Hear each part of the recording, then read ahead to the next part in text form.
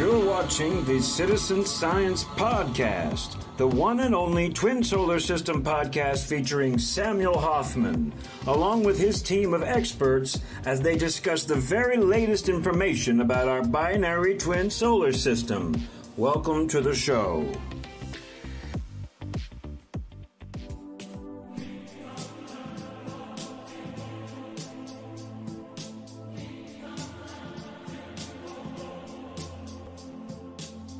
All right. Hey, everybody. Welcome. I'm happy you're here. Welcome to the Citizen Science Podcast. And I'm your host, Rebecca Benningfield. And let me go ahead and pull everybody up.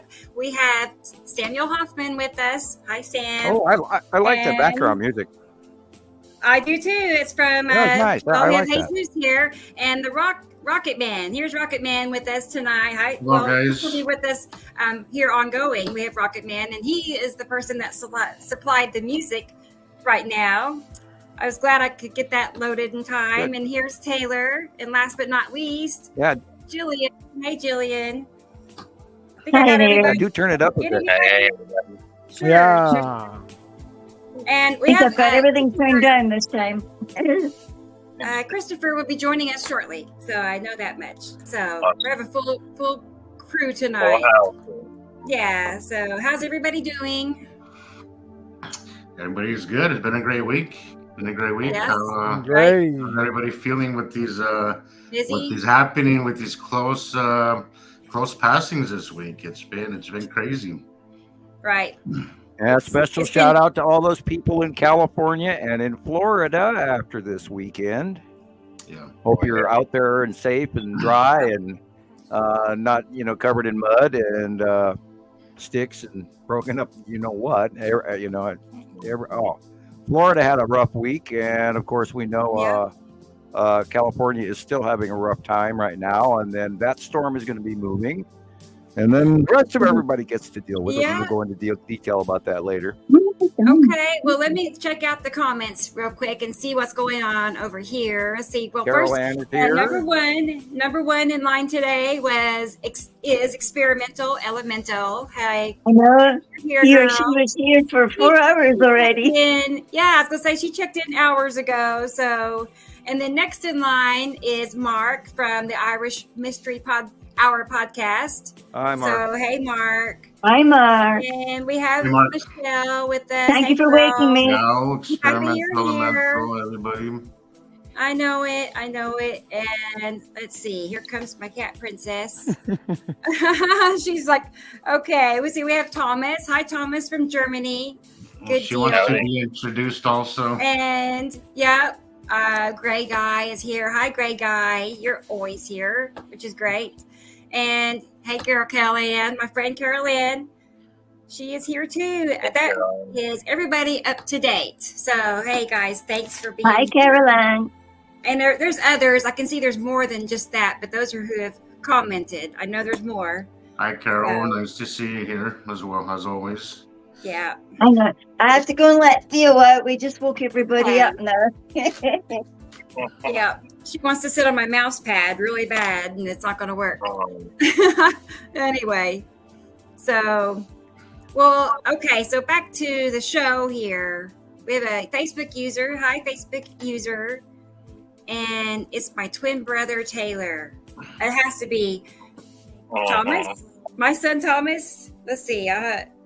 If you want to show who you are, then you go over to StreamYard.com/Facebook and give them the approval to reveal your identity if you want to. So, but good to have you here, bro. Yeah. Are you a twin, Taylor? I didn't know that. Is that No. Okay, all right. It's just okay. I see. He's just being a kind of smart guy. Okay, all right. I see. Yeah. Yeah, Let's see who else we have. Yeah, it's Thomas. He says. I figured. Yeah, they're 2 years apart, like 22 months apart. Well, hello, Thomas. Nice to have you Yeah. here as well. It is nice. It is nice. He lives not too far away from me, thank goodness. So, but I haven't really got a chance to even talk to him since he got back from his trip, and all this is, all the changes we're making with our show. Let's talk about that for just a minute. And as most of you know, Rocket Man is helping us with set up our own platform where we can, have our show, our podcast, all my videos. We're going to have playlists for, Jesus can download his videos too. We're going to put all Sam's videos on there, his older ones for sure. What else, Rocket Man? Help me out. What we have planned here. So, what I've been working on today was, you got to excuse my my voice. I've got bad allergies, sinuses, and all that. So today I've been working on a new template that we're going to be using for our website. Some of you probably already seen it. We've got it. While in development, we've had 13 people already register on our platform. That's so all right. That's perfect. Thank you. And so you're probably going to see the development of, it's an evolution as it comes into what it's supposed to be. But today I've been working on the live stream piece of it. So we'll be live streaming our recordings to a server in North Virginia. It's hosted on Amazon Web Services. We're going to be using a product called Movie, M-U-V-I, Movie One, and also Movie Live, and some other features. So as part of the live stream, we'll have live chat like this. So we'll be able to, send our little hearts and little messages and things like that. We'll also be able to do donations as well. So we're looking at some a live streaming software. Right now we're using StreamYard, but we're going to be moving to a new software that's going to be better than this. So we're not going to see Rebecca have to go in and out all the time. That's going to be a thing of the past. We're going to have some custom development where we're going to have a post, like a community post page, where we'll be able to post and upload images and videos and things like that. We're also going to be giving the members the ability to be able to upload their own videos and content to our platform. So instead of having to send those videos or those images to Rebecca, you'll be able to post them on our platform on your own. And we're going to have a lot more features coming soon. The more we grow, we'll have to grow our platform in terms of resources because we don't want a slow platform.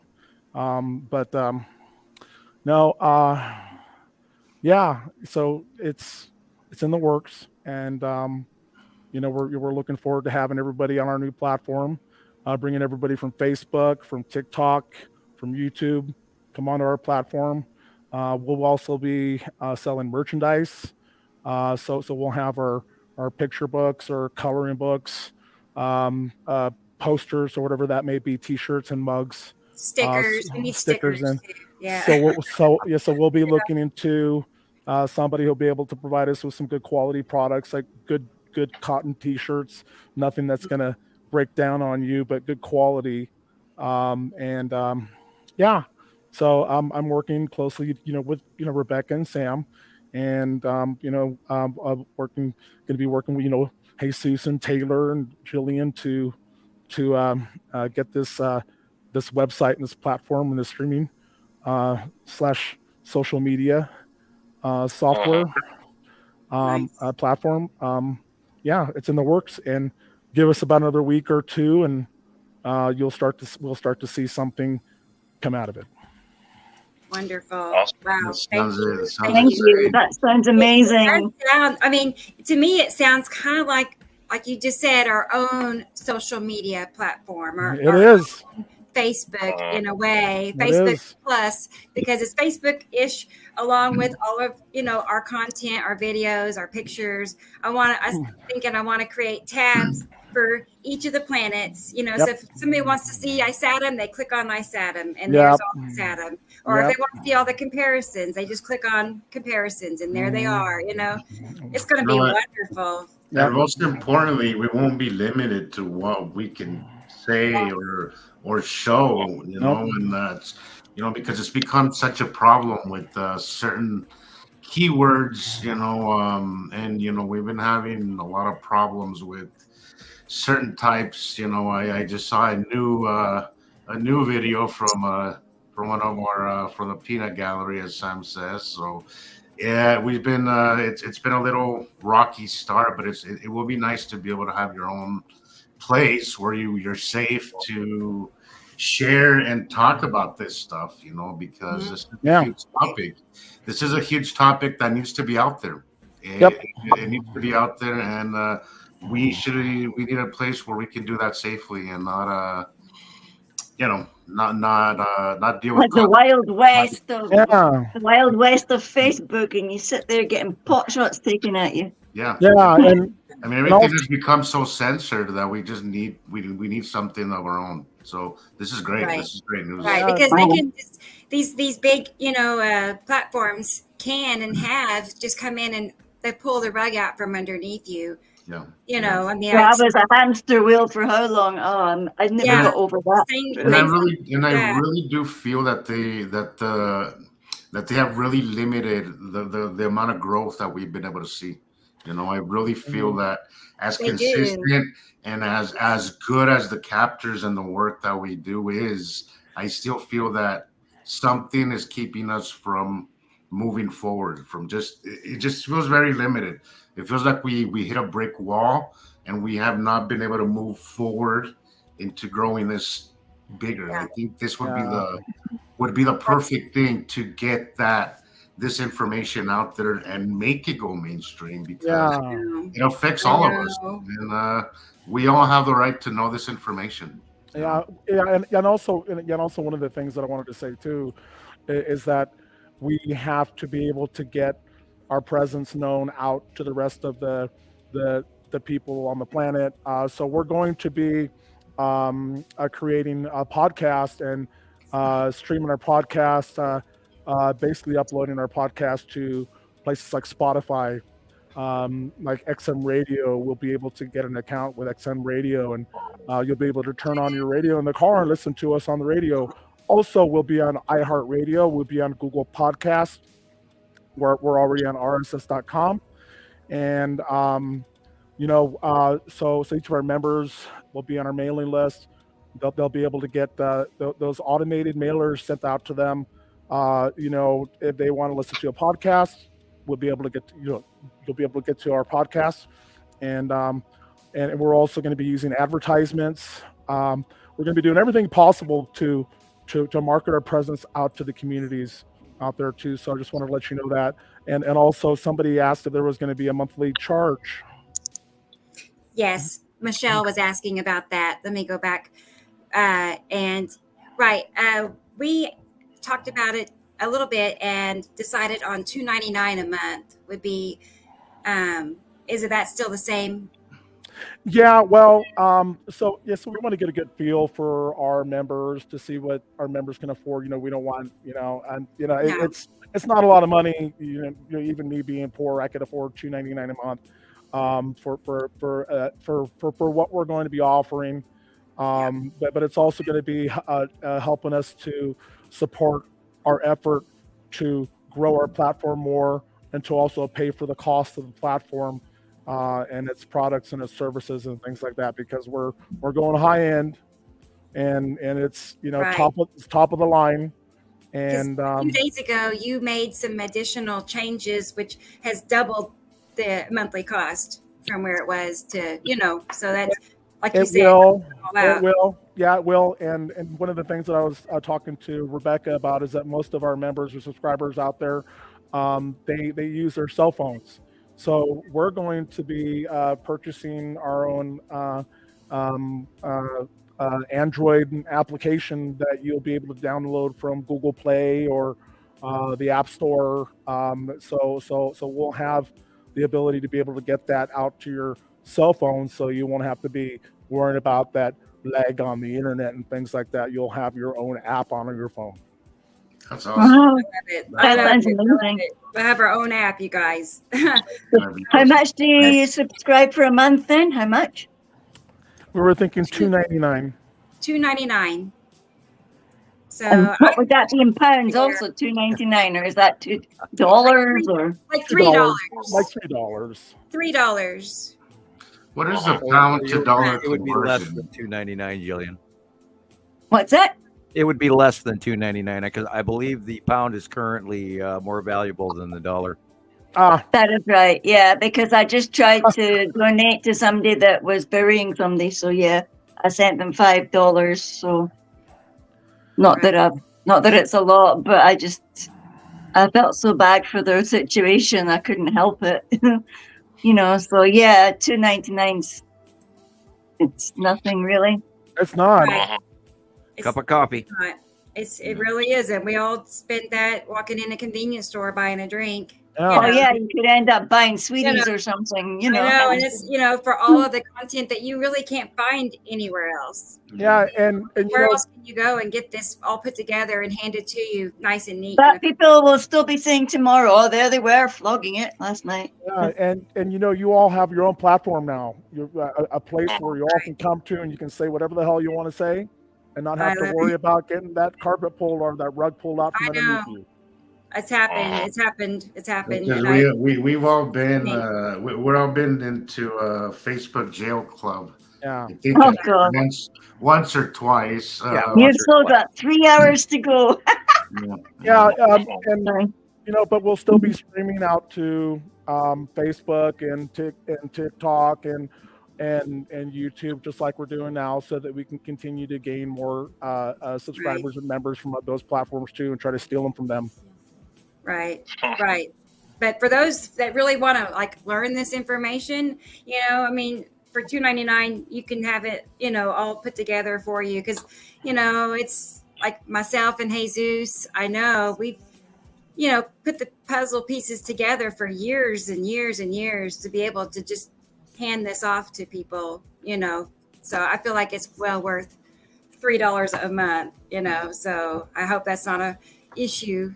Here's the sidebar. It takes up a great deal of time out of our and not that we complain. We love doing it, but it does require a lot. Like it does require it takes a lot of time and work to do this, and we've done. I have a very funny feeling that if actually people pay a few dollars per month for something, that they'll actually pay a little more attention to it, and maybe value it more. Hey, that way. Hey, I got to earn my $2.99's worth by actually paying attention. Right.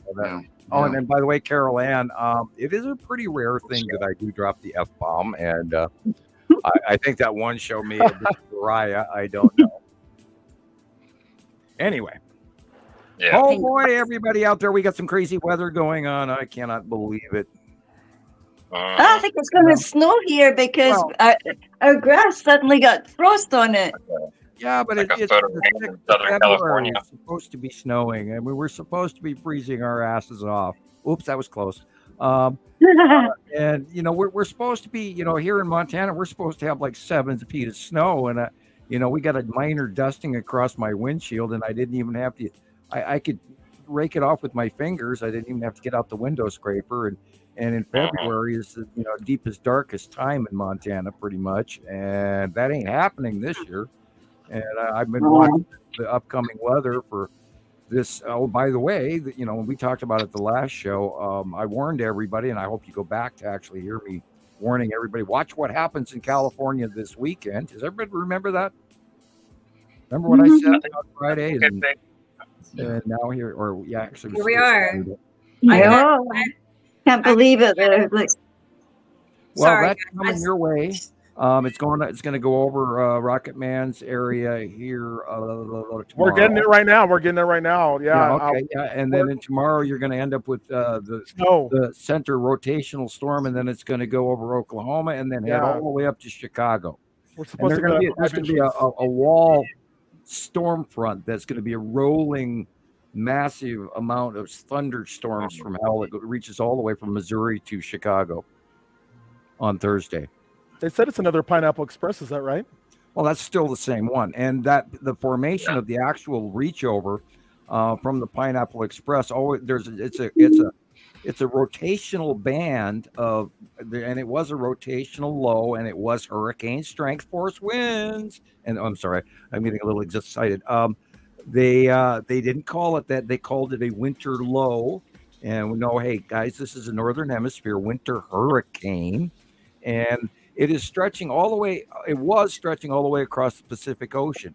Now that rotational low is now right over at the top of you, Rocket Man.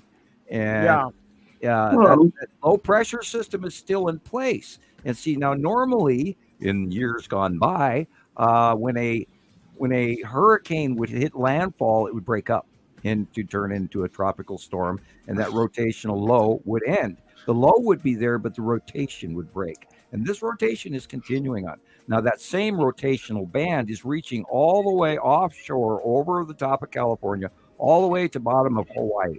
Now, I hadn't checked it today, but I pretty much guarantee you it's still there. This is a big rotational storm. And there's also one going off in off Newfoundland and Maine currently. Then the one that formed over in the Gulf of Mexico and then went over Florida as well this weekend and created a whole bunch of tornadoes and really, really bad, hideous weather for the Floridians, although it didn't make much news compared to California and all the landslides and flooding and people losing their houses and drowning and getting killed by trees. So anyway, we talked about this coming up, and here it is. And, I warned have everybody. some good video I'm going to share in just a few minutes. Okay, that's fine. A little bit. But yeah, exactly like what you're talking. Very, very, very. I'm sorry. This one time I had to say, I told you so. I just had to. There's Chris. You say that a lot. There's Christopher. He made it. Do I say it a lot? Good deal. Do I say I told you so a lot? I say you've been warned. But, hey, Christopher. Hey, how you doing, Sam? You How's made everybody it. doing? Hey, better than I was. Christopher. I'm feeling much. My flu, cough, cold, can't talk thing sort of has gone away. I got it. I know. I told him he sounded better tonight. Everybody around the country, even I see it on television, even newscasters and senators and everything. Everybody's coughing and losing their voice. There's a thing going around, you guys. Yeah, I had that last week. I had it last week. I highly recommend. This helped me some Flonase. It's like a spray. You just spray it through your nose. It cut my sickness in half. Like it was really cleared out your sinuses. And everybody's getting it. So if you're dealing with that, that's what I would recommend. Highly recommend it. Very, very great stuff. My brother had it too. We all had it. My older brother, my younger brother, and then I got it. But it is kind of going around. So you got to get a lot of rest, plenty of fluids, and all of that. Rest is important for that too. Absolutely. I was just going to say, I have a friend who had to go to the hospital a few days ago. I almost did.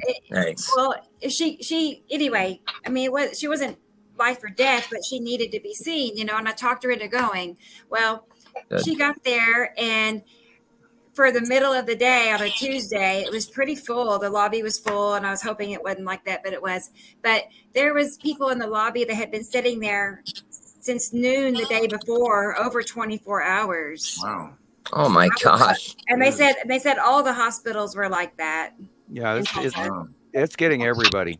So and a lot of people with respiratory issues, they can't breathe. I know, that's what hit me. I couldn't breathe.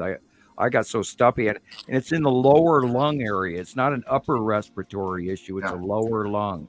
That's exactly how I was feeling. And then it gets you in your lower rib cage and all of that. It was no fun. It was no fun. Is it because somebody coughs on you, or is it because it's in the atmosphere? No, it's airborne. It's airborne. Yikes. Well, there's a really bad respiratory virus going on in China that's been killing a lot of children, and it was considered pediatric, and then it moved into the elderly, and then a few weeks later it's here. So It's terrible. I watch all of that stuff. I try to pay attention to what's going on in China and Russia and Japan and France and Germany and Sweden, etc., England, Scotland, Ireland. I don't watch a lot of Irish politics, but Mystery Mark and everything, he'd probably go, well, here, I'll send you a whole bunch before you know it. Anyway, so what do you got on deck for tonight? Once again, I had that discussion with somebody recently, how the planets would be affecting us, and I'm like, good God, like you really need to get your head out of mainstream news and find alternative information, because if those planets a lot is happening, guys. If those planets were real, we'd be seeing something by now. Yeah, that's a classic. If I had $2.99 for each time I was told that one. Yeah, I can retire early, man. Yeah, there's a lot of people. Well, and my favorite one goes all the way back to when we first started, talking about this in 211 and 212 and 213. Everybody said, "Oh man, if that was true, we'd be dead." And and right about what time we hit 2013, I got to the point where I started answering, "Well, you're still here, aren't you?" And then they go, "Yeah," and then I said, "But so are the planets." Yeah. I've had even friends that I've known for years or come at me recently about this whole thing and really try to discredit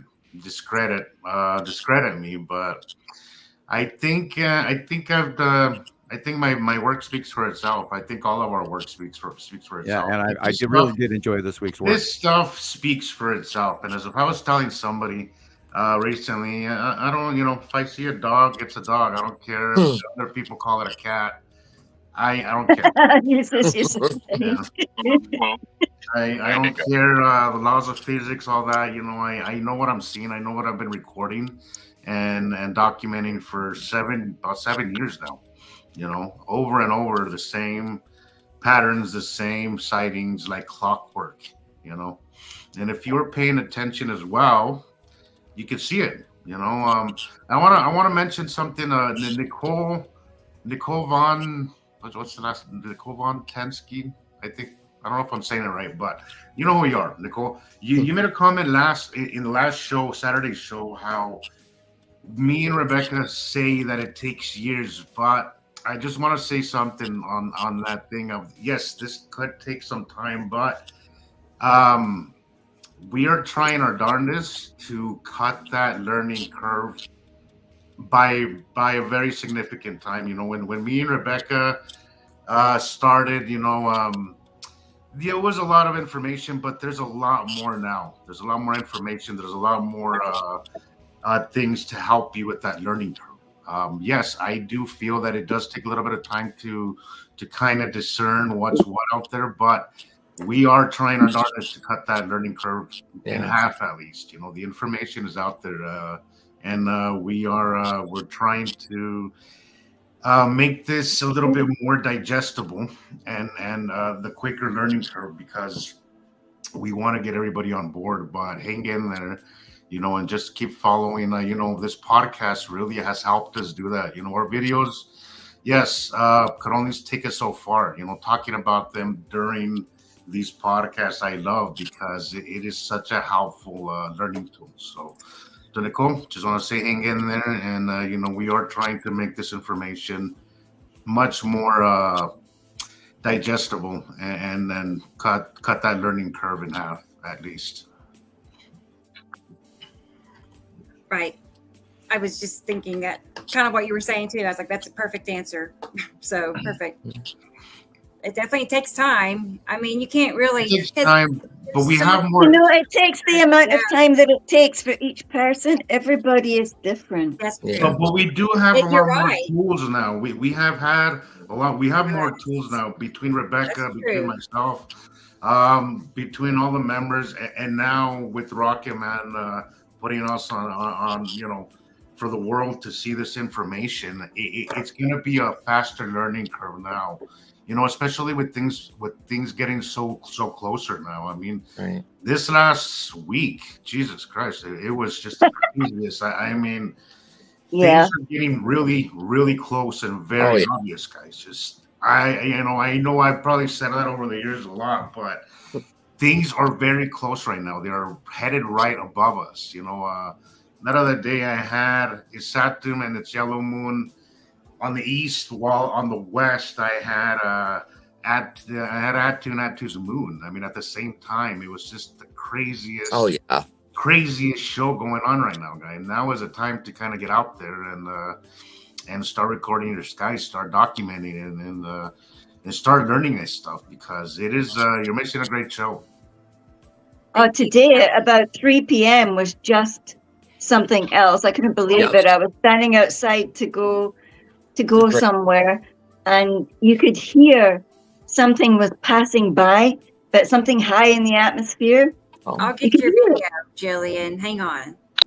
I don't even know if it was clear on the video. The second little clip, you could actually hear more in the first few seconds, but it was so much louder when I first started hearing it. But anyway, look. Shelly, thank you. Thank you.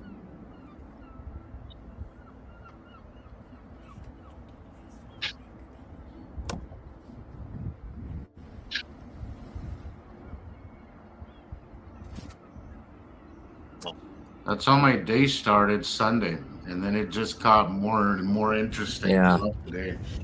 But that's basically how it started, just a little bit around the sun, and you could just see something not quite right with the sun, and just something. The entire right side is dark. Remember, look at the shadow. Look at the angle of the shadow line. You'll see that the entire right side of everything is in the darkness. That's because, and I saw Nibiru today, and Isatum Yellow Moon, and I was looking south at 3 o'clock in the afternoon, and the entire right side of the sky to the west was filled with Nibiru, and then Isatum Yellow Moon were up about a 50 degree or 40 some odd degree angle. Something was over us on just, it went from the right over to the left, that gray lump of stuff. And it was everything on the right in that area where Nibiru was cutting off the light was dark, and then you could see the weird illumination. There was this grayish white band that was really wide around either side of the sun, and it was just weird looking, and the light was all wrong, and it was quite the interesting show today. Yeah, I noticed Isatum and its yellow moon were a little closer down to the horizon. But Attu was pretty up there. Was pretty high up there. Yeah, it was over the top of us today. Yeah. Wow. That's how that was my view. That's to the west when I was much higher, and to the east. Start to the east was Attu and its moon way high, and then to the west, Isatum and its yellow moon much lower to the horizon. Yeah. I saw Uri stripes due east at 3 o'clock, and then east to northeast, and then slightly southeast was just barely above the sun, but sticking out behind Uri, oddly, was of course Nepenthe, smaller with base cloud and everything, and all that moved within an hour. It was like weird. I was going to say, let's look at your drawings a second and just get everybody understanding. I know most people here already know, but these are, this is one of Sam's drawings from December. That's for December, yeah. Yeah, let's see if I can get the current one. Let's see, there it is. Yeah, there's the January. And before you know it, God, it's only... I was going to say, it's almost the 15th. Another week. Yeah. How much is going to change between, then and now. So... And, this is when I get to start watching again and try and figure out how I'm going to draw it, Right. Leading up to it. I'm wondering if the blue asteroid is going to stay in the same spot. It's been in that 1 o'clock. I haven't seen much of the blue other than last week, and it was crossing. Now, of course, this is from different people around the world, and it was crossing just to the right of the sun that part of the week. And when I drew this, it wasn't. But within a week, it was on the right-hand side, and of course, right near the sun. And we, of course, know that because of, even though it has many different colors depending, we know what the facial markings on most of these asteroids and their behavior patterns and their cloud patterns that they leave behind. So we know what's what pretty much, and we've got it down to a science. Right, Hey, right. and that's why this is Citizen Science Project, It is. Yeah, It Sam really draws is. it. Sam draws it, and then we record it, and then we I know. I was match just it up, thinking and this it always afternoon. and it never fails. It never fails, guys. from awesome members from around the world. Yep, That's yep. true. I mean, we're just putting this together, each of us, at home, just making something huge happen. That's the neatest part of it all, is what a big deal this actually is. And we are just everyday people sitting here, making something, wonderful happen. Well, we're a collective of people that aren't going to be told how silly this is or how wrong we are, because we've had enough experience to see that this is actually happening. And we've spent well over a 10-year doctorate doing it. We're working on 14 years April. So, there's no way that you're going to debunk this, because we have hundreds of thousands of comparative pictures, and all of us have gotten together and worked this out. This is not something we're guessing about. It's very You can see the provable. change in the flare colors. Very, very, very provable. Very provable, guys. Repetitive. That's what I told Jesus. I was like, well, the pictures and the comparisons speak for themselves. It doesn't matter really what anyone says. We can turn around and say, well, here it is over and over and over again, and that's impossible, but it's happening. So there, once that gets out, people are going to take notice. I know right now we're, struggling to get views, and, we've been shadow banned across, all the platforms. There's no question about that. I know it's Wow. Me too. I truly believe that. Like, I truly believe it that. doesn't get out there. So it's going to change, because we're just going to push it and push it. We're going to push everybody to that link, where they can just see it all in a few minutes, because a lot of people don't have the time, or they don't want to delve into another, whole new, sorry, I'm losing train of thought, but they don't have the time or the energy to go into another deep rabbit hole. So if we can just make it more easy to access, easy to understand, then they'll catch it right away. And then they're going to tell their friends. They'll be like, check out this site, these people, whatever. I've never heard of such a thing, but they have all these pictures, and it proves that this guy can see these things. See what I'm saying? It's going to go like wildfire. So it's moldering for a while, and it's now taken off. So we live very busy lives. We live and we understand that. Again, getting back to what Nicole was saying, what you were adding to what you were saying, Rebecca. Yeah. We live busy lives. I don't have kids, but a lot of people do, and they don't have the time. As Nicole was saying, we have doctor's appointments, and we have kids to pick up from school and all that. I try. It's the reason why I keep my videos very short and to the point. That way, to keep people engaged, to keep people, to get people's attention quickly, and to get your point across quickly, because time is of the essence these days. So you have to get that. This is why I keep my videos very short and to the point, and I think that helps. Yes, this podcast could be a little lengthy, but it's very you could do what I do. Sit in your car, put your headphones on, or put it in your car and listen to it while you're driving. But it's very helpful, guys. These podcasts are very, very helpful. It's how I learned. From most of what I learned was through Sam's old interviews and Sam's old videos and that stuff. And there was a lot lost over the years that has been redone, so to speak, by Rebecca. A lot of comparisons. So we have been adding a lot to the files, and the information has become a lot more manageable. So much. Right. A lot more manageable. It's but great. These podcasts really do help, guys. They really do help. So try and at least 30 minutes. every other day for 30 minutes a day, 20, 30 minutes, get through a podcast. And there's a lot of helpful information in here. It also helps to stay current. Once Yeah. you start, if you let it go a week or two, I mean, the changes are going to change, and then you're going to be more confused. And I myself have to stay up on top of it all the time. Otherwise, I look up outside again. I go, holy shit, what happened? Boy, that changed. And then I spend twice as much time trying to figure out what I'm staring at. Yeah. Yes, that is very true. Staying current is one of the best ways to actually stay in the know and see and get familiar with your skies. Yeah. Hey, Sam, I got a question for you.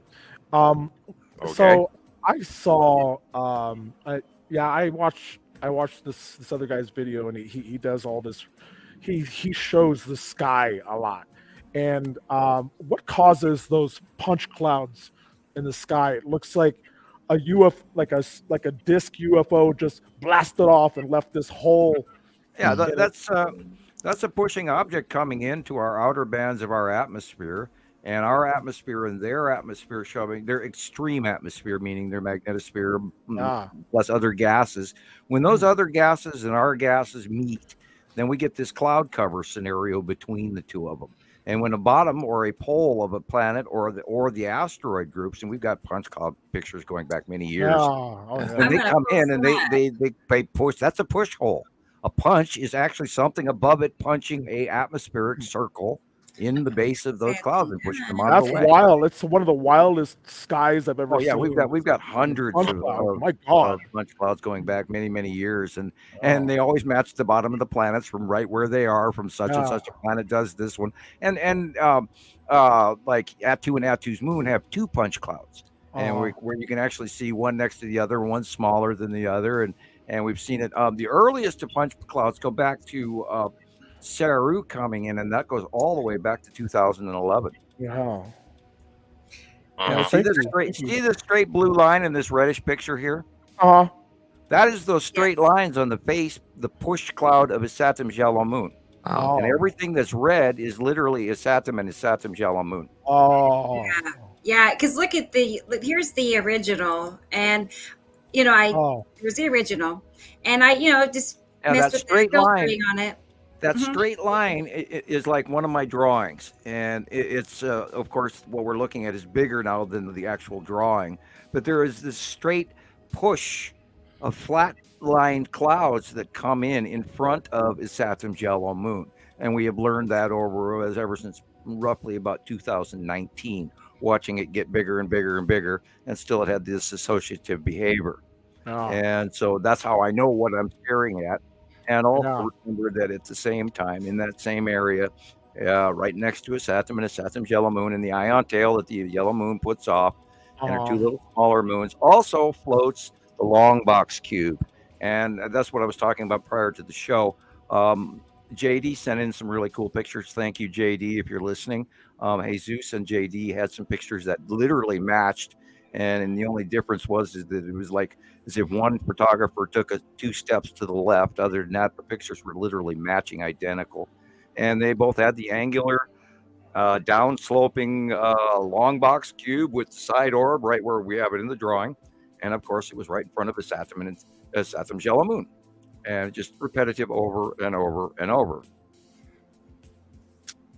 I thought it was pretty cool how, this doesn't happen all the time when you mess with a filter and, the colors, but it just, instantly came up red, right where Isatim is, and Isatim is red. And I'm like, oh my goodness, that's incredible. It totally, revealed it. It's very helpful, guys, to kind of mess with the pictures like that. It helped me tremendously learning. Of course, I'm not a fan of oversaturation. When you're going to post something, I always recommend to keep the editing to a minimum. Yeah. But, at home on your phone, it is a really good, helpful learning tool to kind of discern what's there, because our eyes miss a lot. We miss a hell of a lot. And it's one of the reasons why a lot of people are missing a lot of what's happening, is because our eyes are very limited. Our eyes are very limited. I think the birds and the dogs probably see it better. But yes, our eyes I'm are going to agree regenerated, with you. so play with the pictures. The camera will capture much more than your eyes will pick up. True. You know, That I was love seeing the skies through the camera lens because there's so much that my eyes miss that are very, very clear in through the camera. So again, very good learning tool is to mess around with the colors and all that stuff and see what's really there, guys. it does pull things out that you don't see otherwise. It really does. But I agree with Sam. I don't normally oversaturate. Sometimes I'll just tighten it a little bit and add a little bit of, deeper color, a little bit. Right, and then there's a lot of one- people out there that do oversaturate, and that's why Yeah. I'm mentioning it so that if you do send in your submissions Don't and go everything, crazy. try to keep it to a minimum, Right. and don't send us 48 pictures. Send us the best of 6 or 10. Less is Really more, happy with guys. 10. Right. Thanks, Mark. I like that idea. Smash the like button. I don't know what Yes, your Mark. options are, Oh, but yeah, that's if you Mark. are That's listening and you can And do be that, sure to subscribe do, and because that will the help. announcement settings. Ding ding. Right. It will. It does help, make this visible to more people. I know it's like that on TikTok. The more you tap on the screen, for instance, it sends it out. And then the more people doing that, the more people see it. So the algorithm, two things that help the algorithm is comments and shares, and how long you engage in the video. That is I think it is literally if you watch it to the end, then it actually counts, and if you don't, then it doesn't. And but then I think we're talking about YouTube generally, and I'm not sure what. We're gonna do this different platform. And, I'm kind of I for the record, I'm not thrilled about advertisement or merchandising or any of that.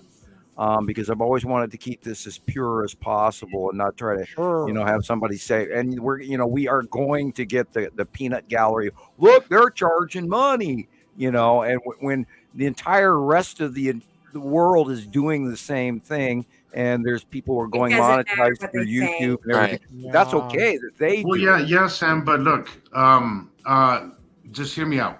Go ahead. Look, we live in a world where the only way this information is going to get out there is if you attach $1 to it. Right, we pay them, and they want to promote us. It's the only thing that's going to get this going. Yeah. Look, Facebook. When I hit 1,000 followers on my Facebook, they offered me to monetize it, and it took me a while to answer. And then I was like, look, if they're willing to, by me accepting monetizing my Facebook page, they're gonna push my videos more. Why not? Because that's the whole point.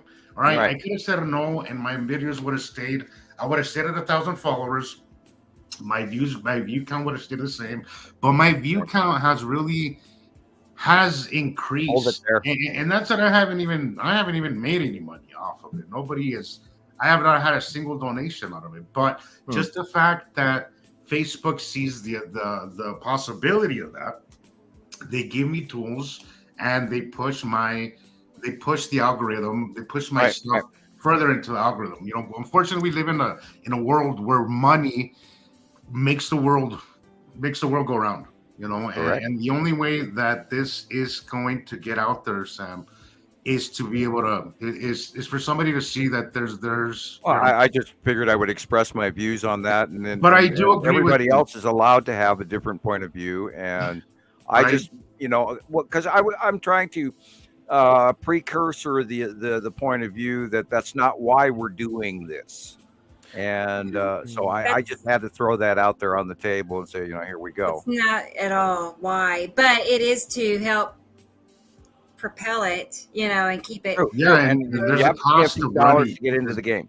And there's a huge cost. I mean, from talking to you, Rebecca, talking to you, Rebecca, the cost of all this seems to be adding up really quickly. Yeah, and also, would have done this a long time ago.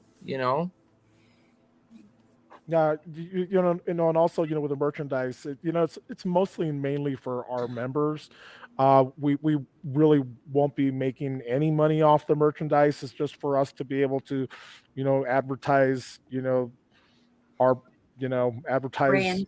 what we're doing. Platform. Yeah, and really, like, the only places where we're gonna make money is off of our membership, and then off of our podcast, where we'll be able to monetize out there and get money from them. And So if we ever go to a syndication contract scenario because yeah, somebody else saw it, whatever, then we can discuss that at the time. yeah, The next Art Bell show. Hey, and I love, by the way, Rebecca, I love that thing where you said move over NASA. Oh That you yeah, posted. you all want to see that? I love that. Yes, I've seen that promo like 100 times now. I love Yeah, it. move I over NASA. absolutely We love are it. the Citizen Science Project, and we have debunked most of the shit you have laid out I know, for what, 8 I years know. now. I showed it so to many my rides. brother, and he said that is bold. That is Yeah. a bold All right. promo. Oh, here it I'm is. like, Here it is. yes, bold. I love it. I love it. yeah. Yeah, well, at least we talk.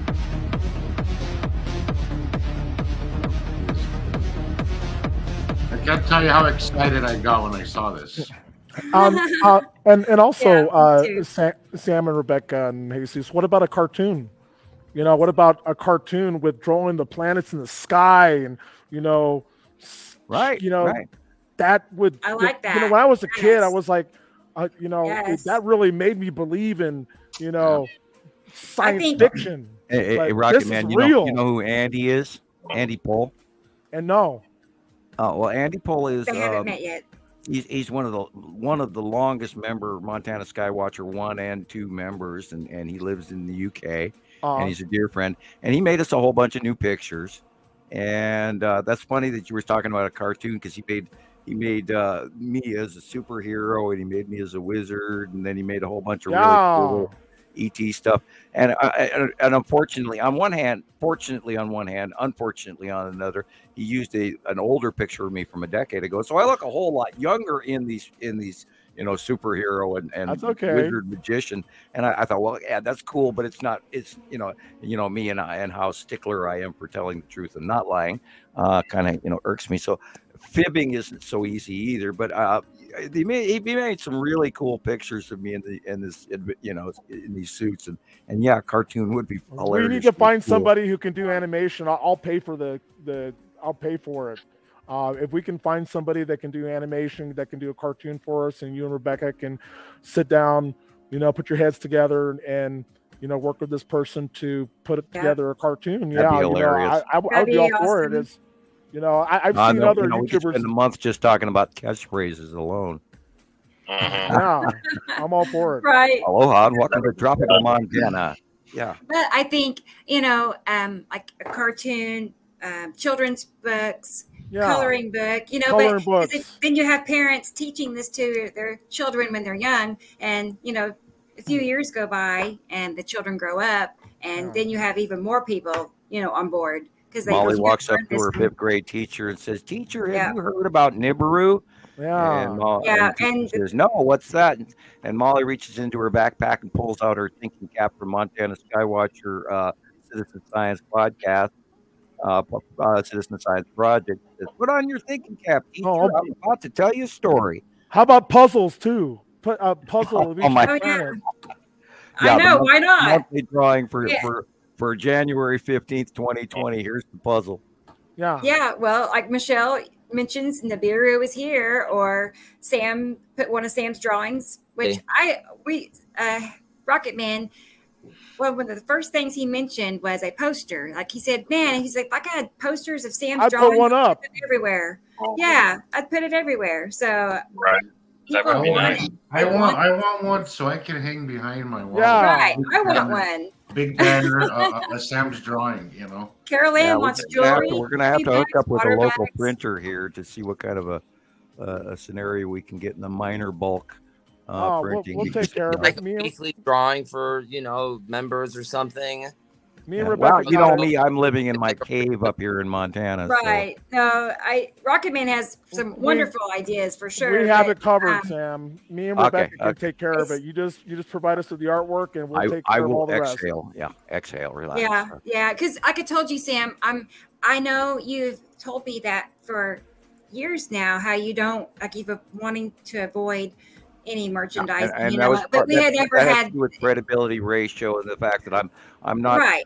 trying to add any fuel to the peanut No. gallery to go see you're only No, doing they this. don't matter. No, it's more Well, for I've had some educational. people say- More- I've had more- some people tell me more that for well, you're going to educational have to purposes. retract all of this because you're Yeah. so full of shit and you're just lying to these people. And No, so, we're and past that's that. part of why. Yeah. It's no, over. we're That's past over. it. And It's you all know, I for- do realize that we do have to monetize because we've got to step up. We all need new equipment all the time. Yeah. You know, and this is costing me a Right. fortune. And Right. so Look, Facebook there's user, no, they want a there's t-shirt. absolutely no shame in any of this. Bring Rebecca t-shirt. I'm willing to acquiesce. You I guys are do right. understand where you're That's coming great. from, Sam, but I do feel that this is the you know the way to the next step forward. It's a big step, but it's the next step. When I have a It is the next step forward, and it has to be done. And you know, this is like a second job. This is the second, or a full-time job to somebody. Rebecca, God, we put that I on know the you planet, yeah. spend hours and hours doing this. I Yeah. spend my days off here, and Sunday. That's what I love about my job is that a lot was happening. So I went offline and I just pulled out my cameras and bam, started shooting. Yeah, I think I started posting at about 4 a.m. today. Yeah. Right. Well, what I just wanted to say was, like I told you last week, Sam, I mean, your credibility has already been proven with the drawings. I mean, with Thank all you. those comparisons. Thank So that is, we don't have to, worry about that anymore. I don't You know, think it's credibility already is. I don't think credibility is an issue. Given no. the mountains of evidence that we have amassed it over the years. Right. It's just it's no contest. I mean, you cannot you cannot debunk this, no matter how hard anybody tries. Well, I still can't relax and be complacent. I still have to work at it. But yeah. Yeah. Right. I just have to say one thing: is there any other group out there that has Samuel Hoffman? Right? No. Woo. No. Yeah. Well, I know. It's Enough said. Well, right. Right. Point of view on that one, sir. Yeah, if we don't do it, who else is going to do it, man? Who in 1978 wrote a term paper which started out as a joke that I'm still paying for 44 years later, 44 whatever plus years later. Yeah. Wee. No, there's no other group out there like us. There honestly there isn't. There's none. This Well, is the and One one. and only. It's On all the planet- born from on the fact planet. that we couldn't get any current information, and I couldn't get any current information and then I see the planets that I had almost mercifully forgotten about in my sky right before my very eyes while I'm up here in Montana raking my yard, and I go, oh shit, they're here, and then and I'd been seeing something coming. On my camera in sky. I mean, you pull your camera away, you don't see anything. You put the camera up, and there it is. And you pull it away, and it's gone. You put the camera up, and there it is. And I saw it coming in, and I knew. And then after that, here we are.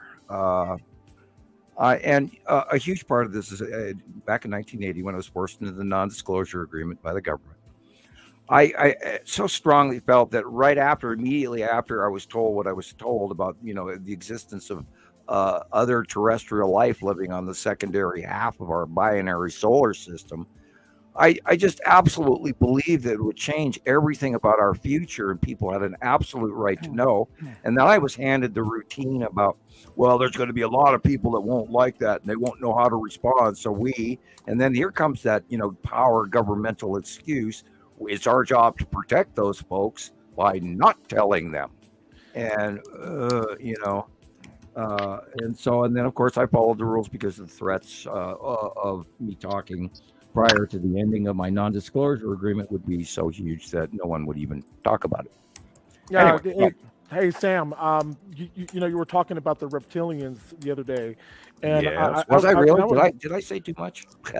No, I was last night. Last night I was watching a show about the reptilians.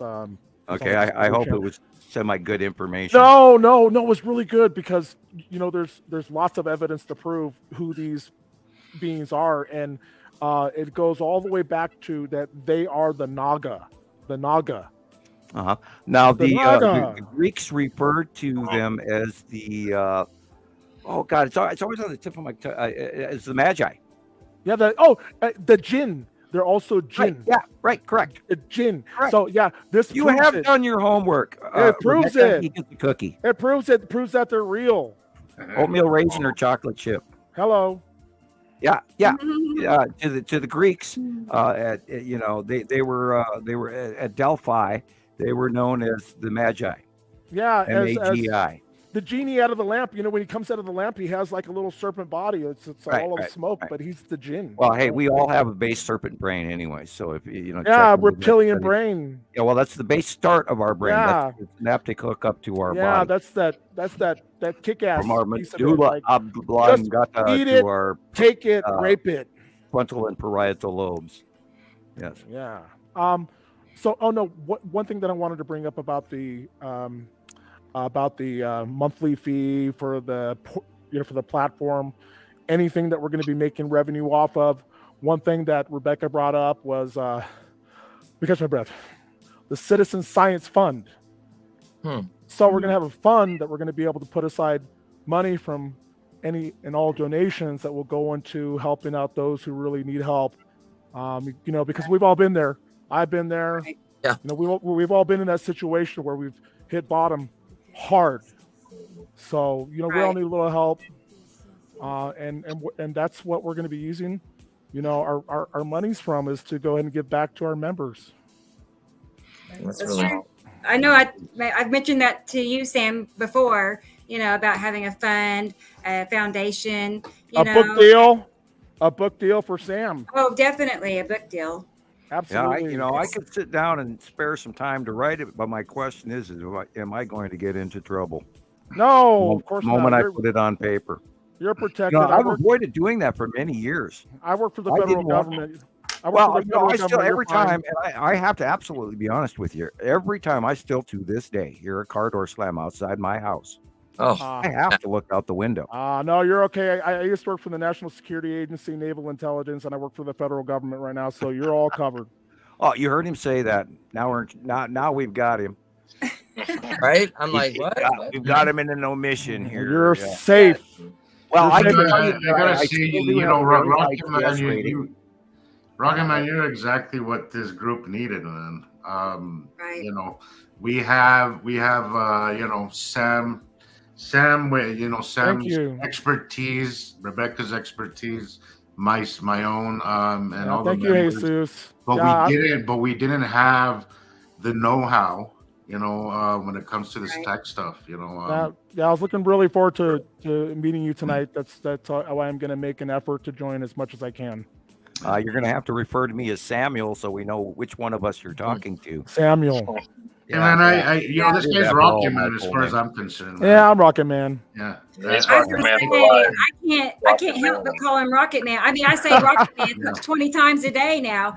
I'll be telling my family, I'm like, okay, I talked to Rocket Man. I mean, so that's your name. I can't help it. Alice. So. That's how we know it. We'll be getting your red leather outfit for Comic-Con when we invite the famous Rocket Man. Oh, yeah, I'm gonna get a T-shirt. No, you gotta have the literal almost Michael Jackson leather coat and red leather pants. Oh yeah, I like that guy. Cowboy boots. That's hilarious. I think the guy had the jetpack. And then Christopher, he'll be down in Hollywood going, hey, have you heard about Nibiru today? Like those Hare Krishners that go, or the Baptists going, have you heard the word of Jesus today? And we'll just send Christopher down to LA and say, hi, I'm Citizen Science Project's man on the street. Have you heard the word of Nibiru today?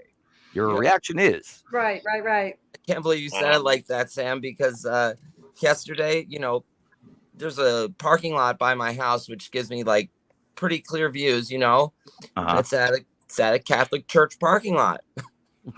So the lady comes out. I can't wait to hear the rest of the story. This woman comes out and she says, "Excuse me, can I ask what you're doing?" And I'm like, "Oh, really?" I said, if I was videotaping it, it would have been pretty funny. Your Honor, she's opened the door for Right? for evidence submission at this point. Therefore, I must. Dun dun dun. Hi, have you heard about Nibiru today? And off you go. Yeah. So I asked her. I said, can I keep coming back and taking pictures of the sky? Tried showing her some pictures, but she just wasn't having it. Yeah, well, a lot of people shut down because they say, "Well, I don't know anything about the sky or science." And that's their favorite number one go-to excuse. Right. So, and I wasn't trying to tell her what was actually happening above her. I'm just teasing you because like Taylor got gals going, "Taylor, are you married?" And Yeah. over time, Next thing you know, you'll be married. I've actually walked. I've actually gone and walked around. Don't do it. Don't do it. Don't do it. Oh my God. Oh my God. I was in the Western Union, believe it or not, and because I was picking up a very nice gift from somebody in the UK. It was a small donation, and I met a couple and go, "You're that Planet guy," and they actually recognized me. And it's happened a couple of times locally because I don't do a lot of local anymore, and I used to do public talks until we had unwanted company. And because we had at one time we had a bunch of people fly in for a seminar, and there were quite a few people that actually had to come into the airport early and all of that. And then we had about a crowd of about 35 or so people on one of the last top public talks I did. And anyway, so I was surprised that people actually, there are some people locally that know about me. And I was just like, because, I do very little local promotion. I don't promote a lot. I actually just try to drop the card on people that says Nibiru is here. And then I give my name and Facebook, YouTube, and some small minor details, but I don't throw the whole thing. And I said, well, go look this up. And then I leave them alone. And I'm sure a lot of people walk in the house, throw their keys in their key bowl at the door, walk and pull tissue and the card out of their pocket from driving around and drop it in the garbage can. But we'll see. Yeah. Hey, Sam, I think we need a T-shirt with a picture of your face on it that says Nibiru is here. I agree. You could even use the one that we're looking at right now. That I think. Yeah, that's the one I was thinking about. That's why including the Citizen Science Works and Montana Skywatch. Yeah, exactly. And just Do above you it, have Yeah, some stuff on the back, some print on the back with picture. Well, on the back, that's where you want to print the site logo. The site logo, and then and computer type in link, or even a scan code. I was gonna say that's more modern, is having the little scannable code that just shoots them right to it. And also a schedule of your appearance at Comic-Con. Well, yeah, but the more you put on, you could do that for the Comic-Con and the year and the date. It's like Led Zeppelin, 1969 concert, LA, whatever. And by the way, I did actually meet Robert Plant. Hello, Robert Plant, if you're out there. I'm the guy we talked in Boise. The 97 concert, man. Yeah, and then Toby Keith, he passed away. Saw That's that. right. I heard that. Condolences I didn't even realize to he his was family. 62. Hey, we're losing our best rockers. It's scary, I mean, Jesus, Right. are we that old already? Wow. Yeah. Yeah. To me, he's still in his 40s or something. He had stomach cancer. Cancer. Right. Cancer. Oh, Well, who is yeah, that? He's 62, I think. He Toby was. Keith. Toby Keith. My gosh. I do have to point out to people that the cancer ratio all around the world has increased drastically ever since Fukushima, and they continue to pour semi-depleted water into our oceans directly, and they should put a stop to that right damn it now.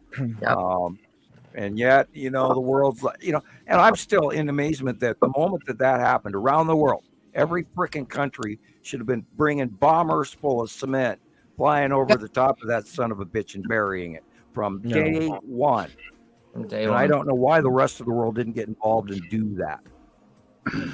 It's all about their plan is to destroy the world. This is the plan, true. Well, the less running around we are, the easier we are to control. Yeah. But I don't want to go there. I'm not going to live and exist in that moment of the negativity, because the things that we need that'll never happen. The things that we need to fight for are the things that we care about, not the things that we hate. Exactly. That's right. We have to fight for what we care about, not what idiot is screwing us over.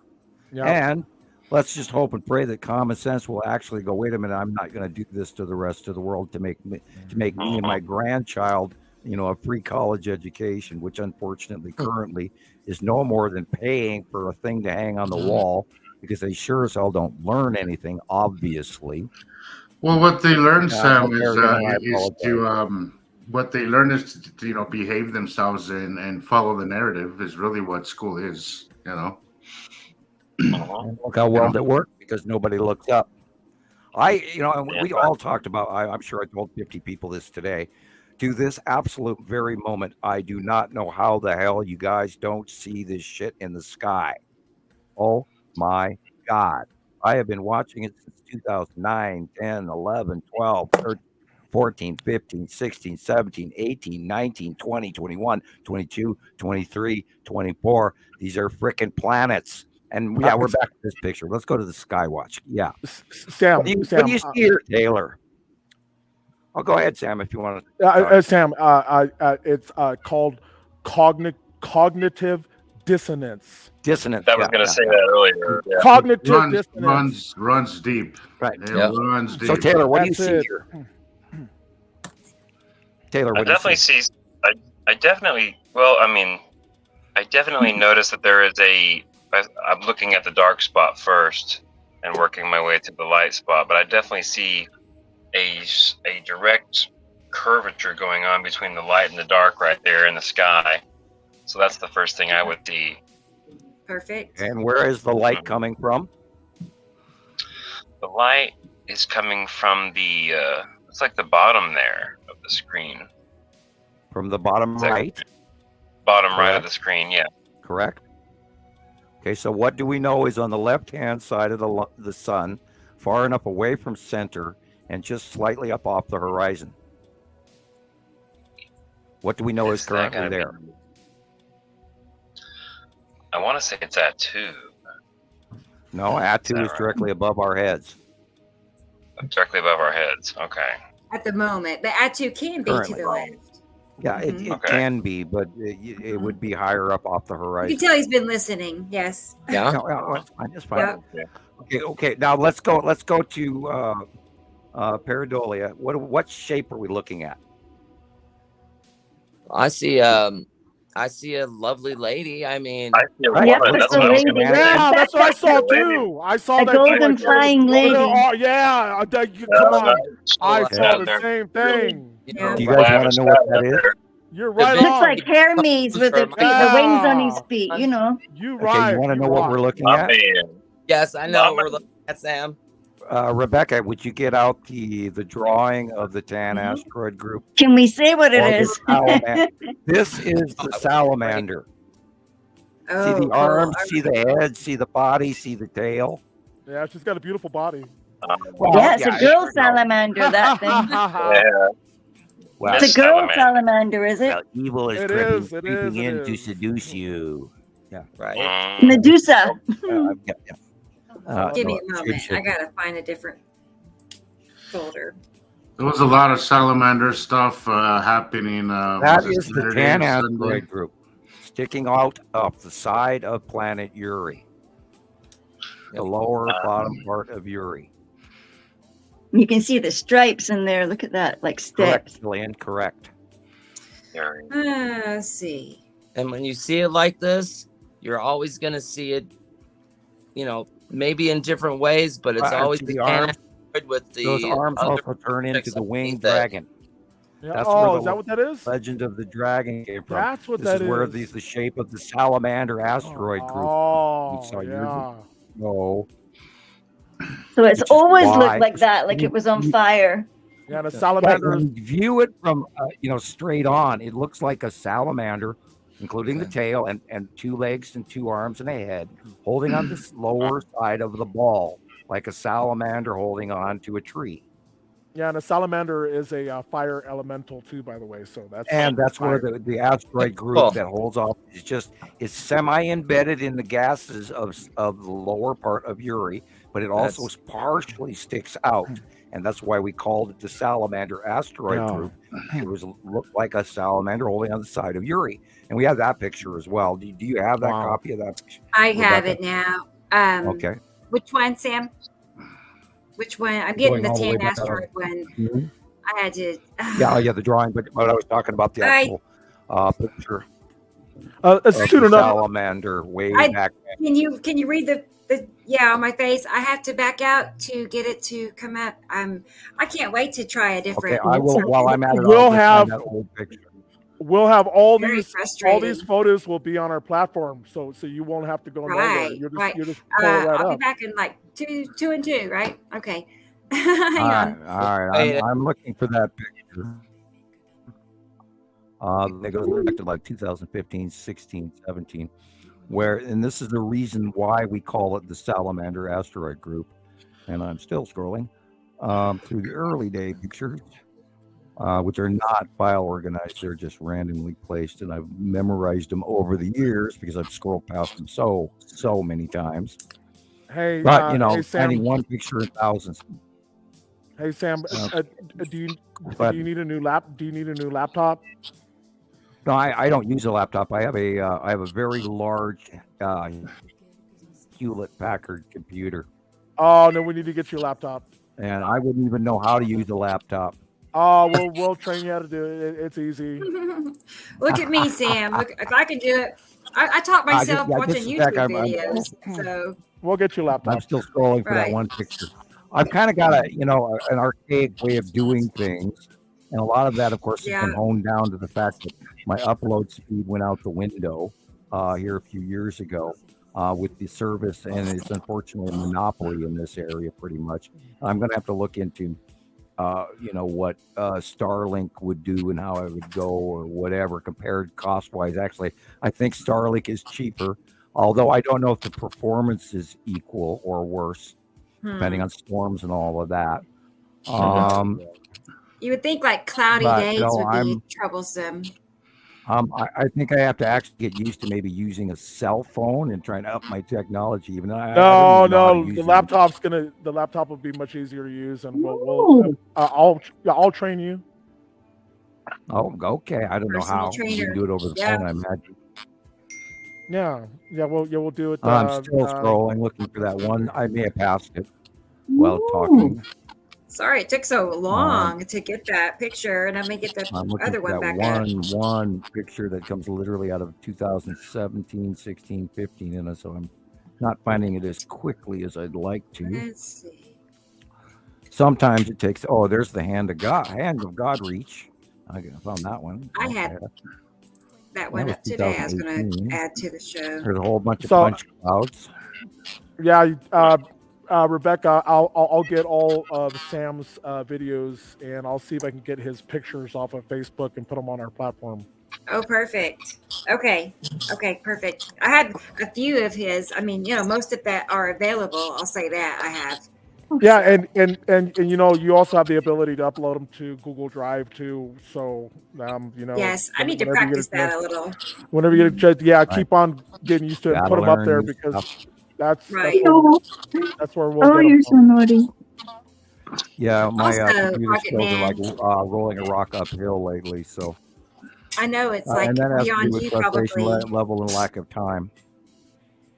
I was just going to say, Still scrolling. I bet I hope with missed these two Streamlabs, I'm able to show pictures side by side. Pull one. I shouldn't have to bounce back and forth like this. Mhm. I should be I'm able to starting make over. two side by side screens. Does that make sense? Because that way I want to show these two pictures side by side, Right. not bounce back and forth. Where? are you tonight? So Why how many- leave me here all alone? I thought you were froze for a second. Yeah, I was no, like, that's you did- that's that dying cat is me. I was singing, believe it or not, an Oh old my hee haw goodness, y'all. song. I searched the world over. Anyway, but I found just think true about that love. every time I want to share two pictures side by side, how it would be nice to do that. And I don't know why it's not a Ew. feature. Neat should- cat. Comment. That's you should not have that problem with our streaming software that we're going to be I using. hope they have it fixed. No. Like I said, if I have to pay for that monthly service wow. for what is it called? Wire something. Okay. I found the picture and sent it to you, Rebecca. Okay. Let me get it. To Michelle, I just want to say, look for the Salamander group. Is just one of the most odd and creepy looking you'll ever see. I I swear. have some good pictures. And I think we've talked about this, Sam. I think there's Right, more going on up there than there's an we electrical really want to know. a whole bunch of those we really think occupants. creepy shapes in the left of the sun, and you're probably looking at the salamander. Yeah, and I Yeah, just I hear sent you. Rebecca It's- one of the earliest pictures of the Salamander asteroid group slightly emerging out of the side of Uri, and which is why it is called the Salamander asteroid group. And you know, we referred to it so often that the name stuck, which is how all of this information, not all of it, a lot of this information has certain names and gestures and tags and associations. And that only becomes, because we've typed it so many. So ask Rebecca how many times we've typed, object cluster group, or Oh yeah. asteroid or moon or, Saturn Magellan moon or Nibiru Right. or, all of these times that we've typed this over and over again to thousands of people over the last 14 years in April. Yeah, Hey, yeah, that's one of the asteroids. yeah. Hey, I just wanted to say something. Michelle Cox is right. I think that if we had some sort of way to be able to point, like a pointer, or maybe to circle or color or draw, on the picture. So it's like having a Zoom classroom. Because you used to be able to do that when I first. My my Understanding the Sky series, I used Show More. Oh, okay. And you can do that. I'll make sure. But then that you have to do a recording. You can't do it live. Right. Do you have that like picture, live. Rebecca? We should be able to do it live. I'll make sure. I I'll make like sure we live. can do it. But I was just gonna say, Check here's the you. funny thing: is on TikTok, they can see my pointer. I mean, they can see my pointer, but they can see my whole screen. Yeah. When I see this live stream on TikTok, it's like your entire screen. Right? Yes, it's like you're doing like a screen. You're doing like a screen share over there. Right. And the apps have changed over the last 5 years, even. But this I is the agree with Texas Rocket Cube. Man. The cube. That Texas Cube, people, Right. it's an intergalactic craft. And These are all you're pictures looking at focused the on asteroid Yuri and the asteroids on the side of and Yuri. It's a we're flying garage. focusing. Right, these pictures we're focusing on the left side of our sun. Yeah. Okay, and how it lines up with this drawing here. Okay, so we got that Yeah, that's the drawing, drawing, right. and Yeah, this next breaking series off of the side. pictures will be that drawing. No, in the comments, like, are you guys seeing are you seeing this between each picture, the difference, between the Salamander group and each picture as she goes along? It's different in almost every picture, but it's there. You guys see what I'm saying? It's different but similar. If that Right, makes it's different sense. but similar, and you'll see this as we go along, as the days progress, and if you see it in the sky, you'll know That's where the to red look. asteroid, and or you'll excuse see me, it day lead after asteroid day, and and red it's asteroid and changing a little spiral bit, but asteroid from top to bottom. Yeah. Okay. that's cool. incredible. Neat. Lead asteroid, red Yes. asteroid, spiral asteroid from top to bottom, Wow. from right to left. Lead And there, red that is spiral. that is just above them. And you're seeing that grayish, mucky stuff. That is the bottom of Uri's onset. Uri has a huge, long, wide-reaching base cloud, and the Salamander There they asteroid are. group is slightly above that. Wow. Yeah, and those are basically rounding the front of and below Attu's moon. But Attu and Uri are connected, and they always stay the same distance apart from each other. And in between them, behind Attu, on the left-hand side, because Attu's on the right, Uri's on the left. In between them is where there's a whole bunch of asteroids and the Skull asteroid in there, hiding in the shadow behind Attu. And when we're seeing the Salamander asteroid group, we're seeing the side face of Uri. And if you think to yourself, well, if I look up and above it into the darkness, you will see the Skull asteroid. It's in there. And we occasionally get glimpses of her. And anytime now, soon, being it's the year of the dragon and all that, we ought to see a pretty big show from the Skull asteroid this year. And Cool. I can't wait. I'd like to see it myself. Well, yeah, wait till you do. I think I've you seen will. it, but I you know. haven't seen it, quite a few Be times. sure to but get it your hasn't adult been it. diapers ready, and a real good maybe take your a hat. Bring an I know, extra a pair hat of with a string shorts. tied around it so your jaw doesn't hat. drop. Keep an extra pair of shorts in the car, man. It's Right. Okay.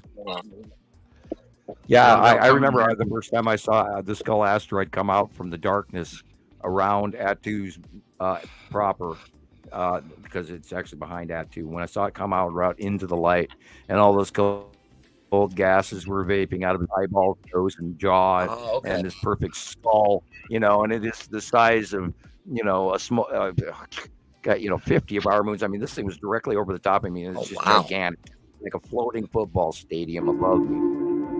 And it's this big, yeah, there it is.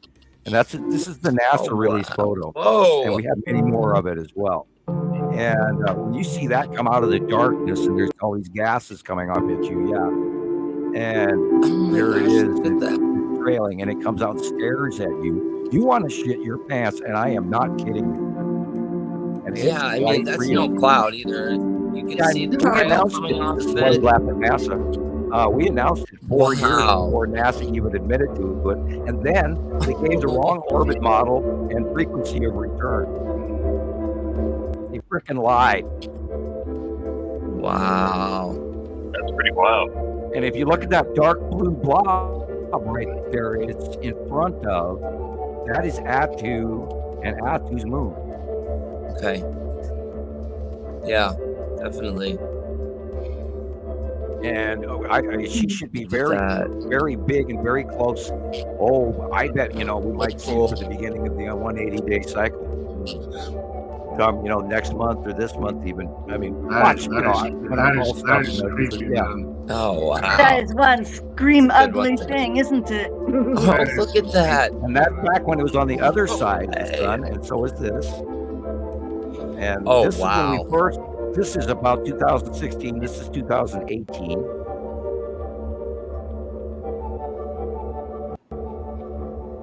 And see, we don't have one size of people out there. We have thousands. Did you catch this one, Otherwise, Rebecca? I mean, and yeah, Yeah, as we spoke earlier, mine. who Wow. else talked about this Really shit? cool. There isn't anybody out there talking about this. And we've proven it. Move over, NASA. Move it over. Citizen Science Move Project it. is better. I Join know the, it. Join I the know it. I movement, cannot wait. guys. Join the movement. This is exciting times. Join us. Join the real, The real NASA. Right. story here, because NASA clearly is not looking out for clearly isn't looking out for everybody. Oh, they This give is us only- half truth, and they want funding for next year, but they're not going to tell us the facts behind it. And I was they just recently released a 24-hour live feed on the ISS and YouTube, and I look at it and I wondered, well, gee, I wonder when this footage was captured, and are they refeeding us old tapes from 5, 10, 15 years ago? And you don't know, they're feeding us. And I don't, although there's been some really interesting sidebar captures, and they're few and far between. Like, for instance, the bee flying and landing on the array. That was a cool one, which we knew made it, that it was in a mock studio, and we were viewing reruns.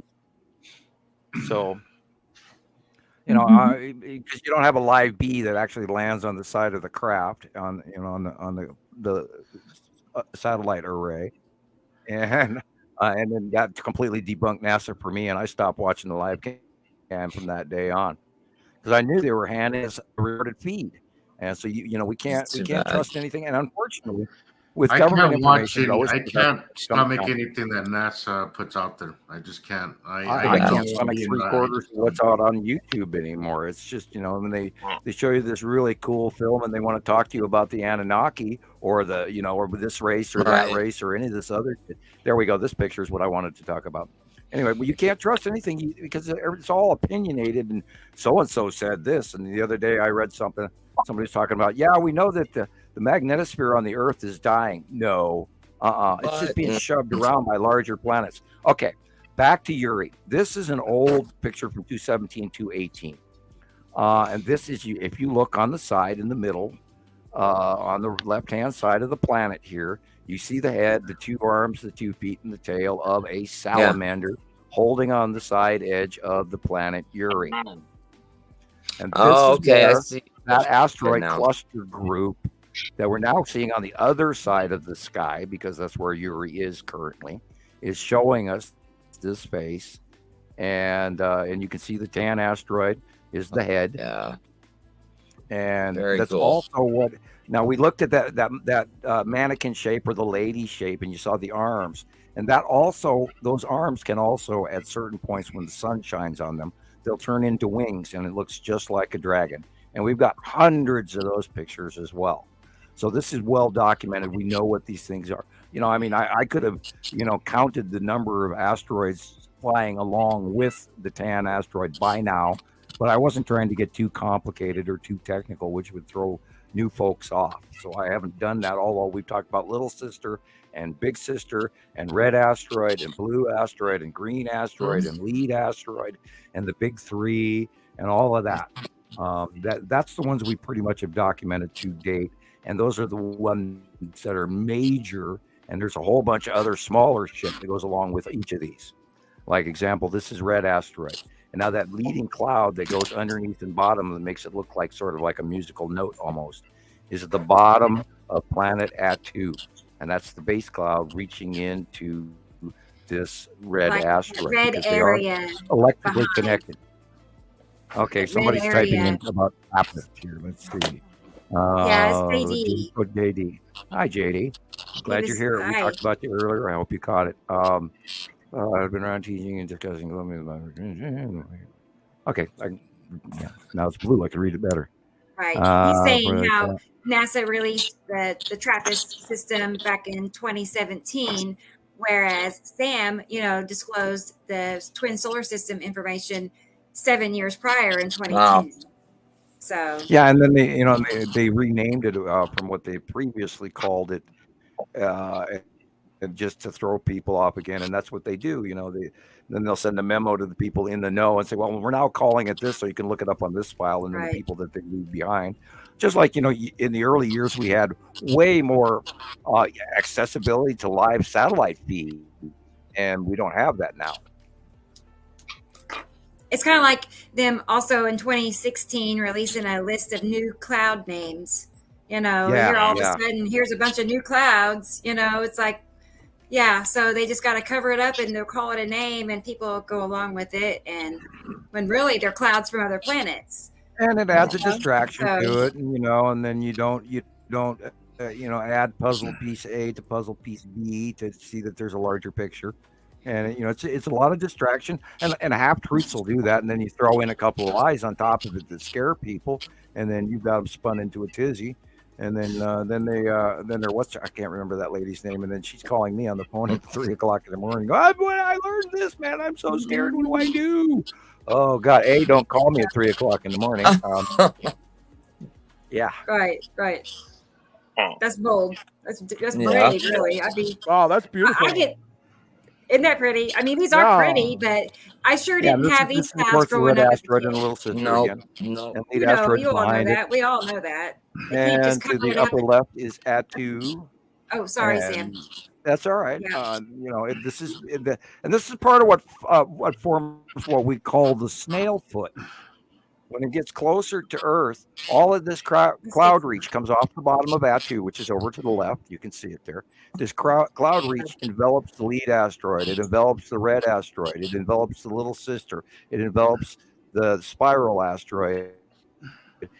And then the snorkel up down to a level above Earth where it mixes in with our ionosphere. And then it flies out into this literal like a snail foot. Whereas Nepacity does a snorkel that actually sucks up our upper atmosphere, including oceanic, aeronautical moisture and stuff like that. And that's why it does the rain bombs when it pulls away and dumps all the stuff that I'm gonna get you all a snail foot leave picture. our atmosphere. It's gathered up at the top, and then when it pulls away, and the effect of the close pass and the rotational, because these planets are spinning. So they cause the rotational vortex eddy in our upper extreme atmosphere, which are creating and formulating these what we could call space clouds. And they reach down and actually come down to a level of above our atmosphere, 50, 60, 70,000 feet, and actually affecting and cause these repetitive cloud patterns that we constantly know and have learned over the last decade what is what. And they always make this pretty much the same patterns, and they all show each other. Yeah, there's the snail foot. Now you got to remember, involved in this is the lead asteroid, the red asteroid, and the spiral asteroid, but it's connectively close, and it creates this drop down when it hits the upper high extreme. Now, granted, in the picture, it doesn't look like it's upper high extreme, but I promise you that is way high off the top of Earth. Way, like 40, 50,000 miles, believe it or not. My eye still argues with this crap. And it isn't possible that some of our lower atmosphere might be mixing up in this equation. There's no way for me to judge you. But the rotation of these planets as they go over us will actually create like a whirlpool eddy in ours. And then they suck in and form these formations of clouds. That right there looks like a big face blowing something out of its mouth. You see the nose way on the top and the two eyes. And there you go, like pareidolia. We just call it a snail foot. Did he say there was a face? Is that what he said? I saw a face. I saw a big face with that. Okay, I thought so. I was like, I got. It's sticking its tongue out at us. It's sticking its tongue out at us. Yeah, I know, right? Here again, the top of this is the rounded light purple circle is Attu's moon, and the dark area to the left is Attu. And then there's a reach up little cloud, and then embedded in here, you can see the dark purple circle, dead center, where in the middle of the picture at the top, there's a lightning bolt coming off the lead asteroid. And then in the middle of the mix at the white area is the red asteroid, and the spiral asteroid is to the left in the middle of the cloud. And this is a reoccurring pattern that happens over and over. And we've watched it ever since 2014-ish, when we first saw our first snail cloud patterns of coming to the moon.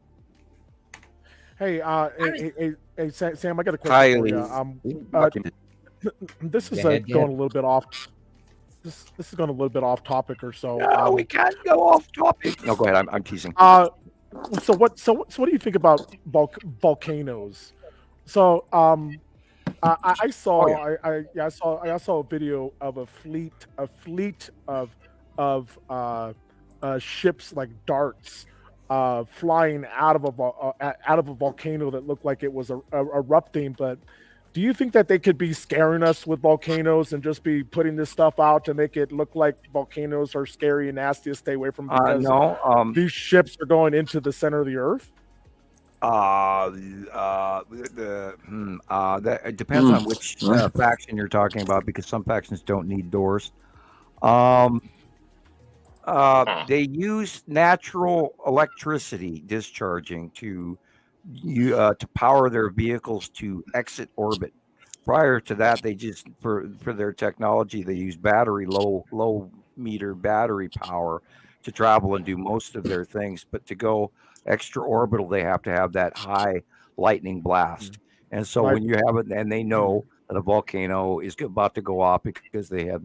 By the way, we're getting a new satellite in space, which will actually tell us the temperature of the ground and the water and the plankton count and all that. It's a new satellite going up. Anyway, sidebar. I'm sorry, but they have technology that can read all of the conditions, the computers, including an AI scenario that's smart to tell them, hey, this is happening or it's coming. According to their technology, is so much more than ours. You can't even fathom it. And so they know this shit's going to happen. So they go there to, it's like, well, I know where the nearest plug-in station for my Tesla is, and I know that I only got a few miles left, so I'm going to go plug in. That's what I was. That's what they do. They don't need to screw with us. Go ahead. Because we've seen we've seen them basically hook up. I've seen videos where you see basically them hooking up to the sun, almost like try to connect to the sun. And then just dart off like they're powering themselves up. Those are weird videos. I think it's an energy charging station. Charging station. Yeah, if you're gonna go home, you need to have full charge in this. A quantum kick across the universe or whatever through the door, and you got enough power to open the door, but then you got to get there and all that. It's all this other technology. But yeah, I've always believed. And we saw examples of that when we saw this really freaky, weird event right after the Longbox Cube got here. And she came in really close in orbit and was really low. And it was orbiting from the North Pole to the South Pole, back to the North Pole, out to the South Pole. And we don't, our human brains go, well, wait a minute, don't they usually orbit the opposite direction, across the latitude, at the equator and all of that. And so they were doing an opposite orbitation, which we spent a few weeks proving. And then they went extra orbital and lifted and changed location. And that's when we saw a whole bunch of our first really excruciatingly weird, like rocket footage of this massive group of not one rocket, not two rockets, but like 4 or 6 rockets. Do you remember that, Rebecca? Do you remember when that happened? Or was that pre-you? That does not sound familiar. No, maybe before me. 17-ish. Right, yeah, that was a little early. Anyway, we watched something. We watched what looked like to me the Longbox Cube lifting higher in orbit using all of these standard almost technology rocket boosters to get it the hell out of there, and at the same time it was being zapped by all this purple lightning. So that's what has furthered my belief that to go extra orbital or to change things, they need a great deal of power, and they get that from lightning. Long story short. We've also been seeing right above lightning storms as well. Here's a picture I thought of when Rocket Man was talking about darting. It popped in my head. It took me 10 minutes to get it, but just really this thing really puts things into perspective, man. Seriously. Oh, by the way, that's that Gina Marie's picture, isn't it? I think so. You're right. Again, as I said before, think bigger, guys. We have to think galactically, and we have to think in a much bigger form. I spent the afternoon watching the last 2 Star Wars. The Last Jedi. I know. Here we are, Jesus and I don't think I've ever seen. Yeah, I hate you guys do it. And I hate to go, but I still haven't. Out there to order it from Amazon while you can. You have to. You know how many movies you have to catch up on now? I mean, I'm working on my 114th viewing. I'm going to do it real soon. I just watched the last 2 again. Hey, and I know you said that the old version was better, but actually, there's that second installment to do in theaters right now. I saw the first one. I'm definitely gonna go see the second one. You gotta literally binge watch the entire whole series, and it's like what 7, 8, 9 movies now. Read the book. Oh yeah, well, don't get me started on that. I read every dang Han Solo book I could get my hands on. No, I was saying for Dune. Oh, Dune, yeah. Yeah, the Frank Herbert books, there was loads of them. They were great big doorstop things. Wasn't Dune a trilogy? Yeah, they were doorstop books. They were huge. Yeah, that's where I read it years and years ago. I don't have a copy of it. My father's book collection was given away rather cheaply. I was really not amused. Anyway. Okay, first, I was going to say, I want to tell Michelle I have not forgotten. I did forget for a second, but I'm back on track. So I'll do that picture. She has a question. I hope everybody got what we meant about the salamander asteroid group and why it looks well, like what let's it go looks back like a second. and why we call it. Yeah, go ahead. Yeah, she has a question about that picture that you sent in, Sam. Let me go back and get that. Okay. And then this picture is Taylor took pictures today. Taylor. So I thought we'd look at his couple of pictures. Nice. Qualified. Yeah. I'm teasing. I know. He's student in training. Okay, here, this one. And she Oh, now we're question. going to get one of those lucky one-band captures we're going to be using for the next decade. Is the salamander the white on the side that looks like an S? Yeah, that's the head. James got lost in the Z part of it.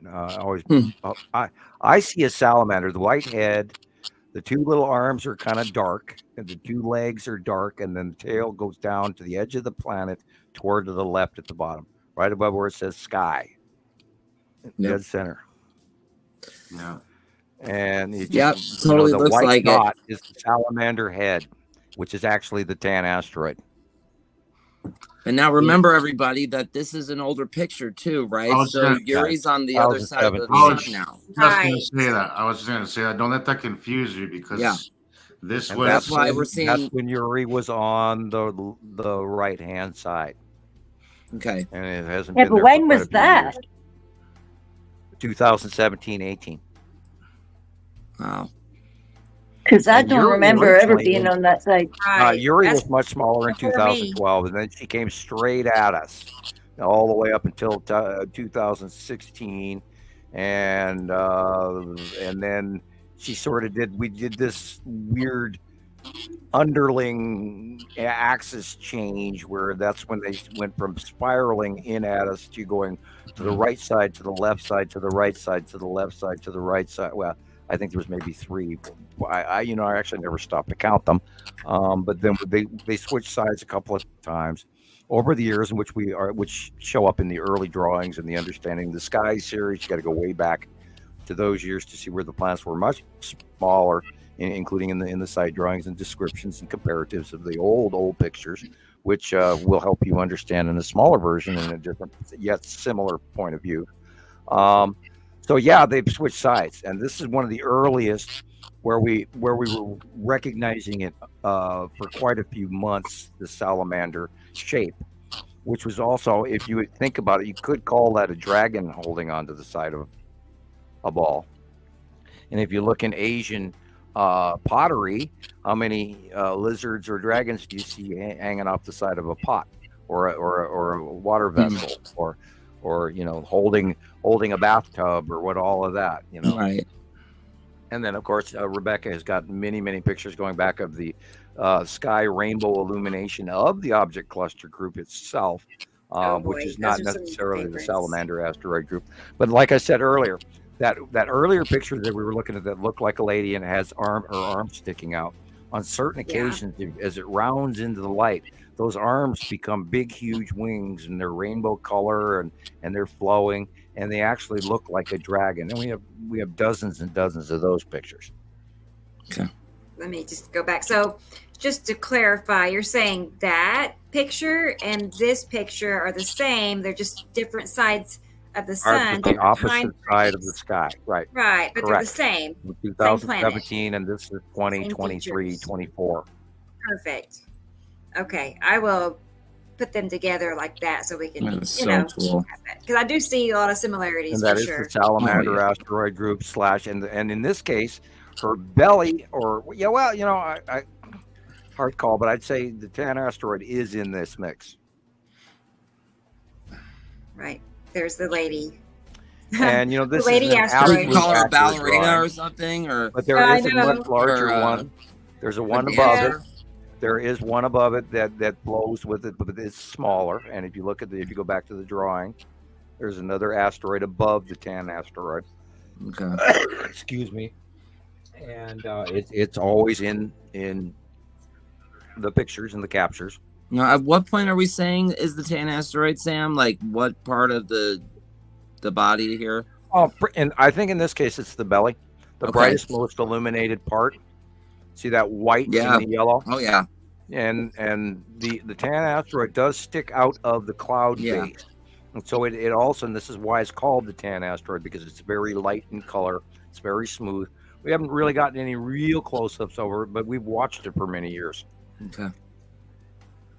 And then there's a whole bunch of smaller ones behind it in this big cluster. And then if we talk about this, if you were to look up sort of to the right, but sort of to the middle, above that is where the skull asteroid is. Okay. And now that Attu and Attu's moon are going over us, if you sit at some point of the transition of day, say 3 o'clock, 4 o'clock in the afternoon, and you look straight up, there may be a very large possibility of seeing the skull asteroid round out from behind Attu as Attu goes beyond you, and you get to see in between Uri and Attu. And at that time, Uri will be in the eastern sky, and then Attu will go over the top of you. And if you look up semi-northeast but straight up at 3 o'clock, 4 o'clock in the afternoon or prior, depending on how long you want to sit there, you may see a very large skull asteroid illuminated come out of the shadowing into the light. And I mean, I have to recommend it. It's an unbelievable thing to occur. And I mean, you literally have to check your shoes after that. You do. Definitely. It jolts you so hard to see that it changes your life. It really does. Now, everybody in the group, I just want you to realize that, Sam is talking about Uri's in the east, right? And I live in a completely part of the country than he does. And I can tell you every time I see it during the day, it's about 2:30 to 3:30 where I'm at. It's always in the east. And Attu is pretty much in the southeast. Yeah. And it's the fact that he's able to say that, and I know where I'm seeing it, is just, that is pretty tangible. And then check for the weird light on the right-hand side of the sun about 3 o'clock, 2 o'clock, noon. And everything to the right of the sun is dark as far as the eye can see. Yeah, and that's because Uri is standing in the light. light. On the same time, Sam, and 3 p.m. was exactly when I was taking my recent sightings was at 3 p.m. Yeah. Oh yeah, everything beside the right, whether Saturn is right there in our faces or not, but behind that is Nibiru, and it's so massive. And everything on the right, and Nibiru's on the right hand side of the sun, and everything on the right is dark. And we talked about, in the footage in the last podcast, where the angled light is literally showing you that it's coming from the left side only. And I don't think people gathered that issue. The light is angled, and you're going, what? It's like light coming in from another room around a door. And, this is, of course, self-evident. I'll leave it at that. Mm-hmm. And what I saw today, I mean, I was looking directly at Nibiru, and the Saturn was kind of high and above, and at the time, her yellow moon ion trail was almost vertical over me, yet distant from me, which surprised me because I was so used to seeing it even a month and a half ago, where that didn't occur until later on in the day's early evening. Okay. And now, of course, the timeline it goes faster than it speeds up in time, because it's not a 24-hour rotation. It's somewhere like 21 or 20-hour rotation. Anyway, our view changed progressively.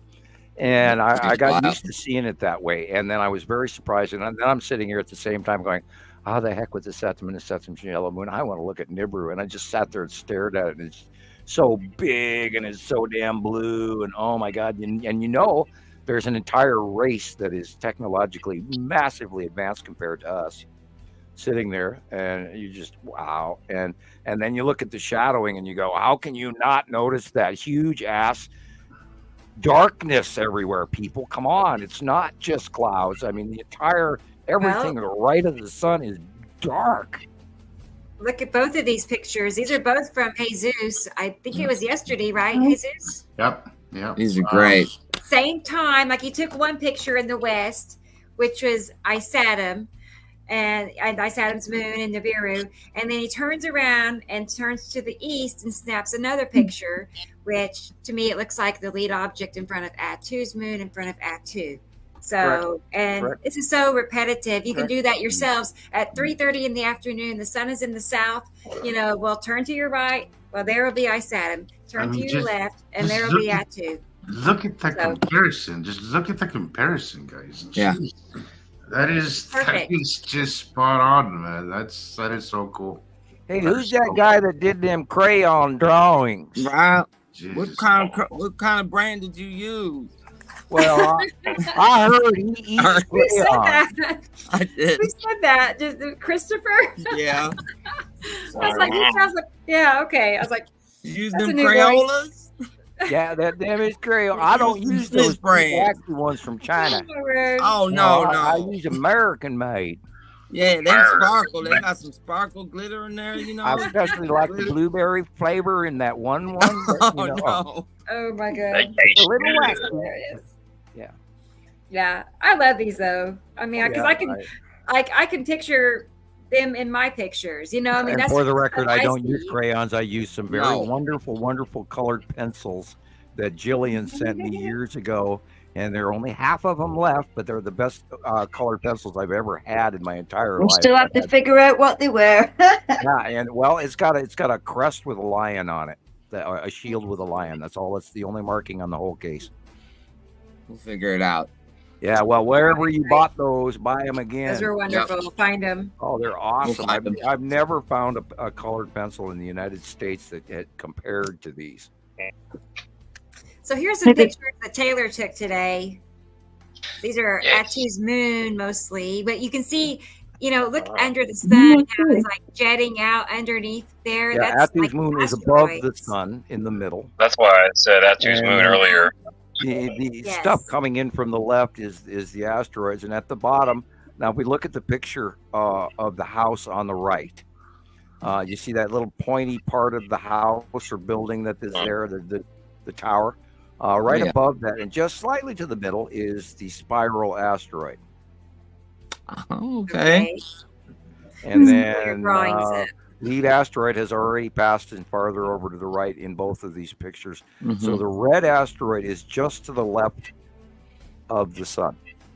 Okay, and it's in that rounded area, and it has a little sister coming in the blue. Yeah, but under the sun, you can see all this activity of asteroids and how it's like that rainbow shade. Not that we're seeing it. Yeah, and they have facial markings that we see all the time.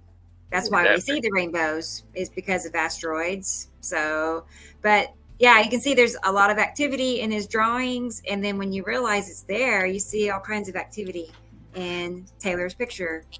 You can see the movement of it too. You know how it's starting. Mm-hmm. So I love it. I think that was it. Yeah. Oh, there's another one. Pointy arrow. Or Ice Adams Yellow Moon activity and debris. Right, Sam? Yeah. It is. Because it's the right of our sun. We know right now Ice Adam and Nibiru are always to the right. They don't move around much. They're the easiest planets to identify. If you're looking to the right, that's what you're seeing is Ice Adam and Nibiru and Ice Adam's moon and long box cube is super common. Yeah, and long box is showing up now every day. We see it every day for many months.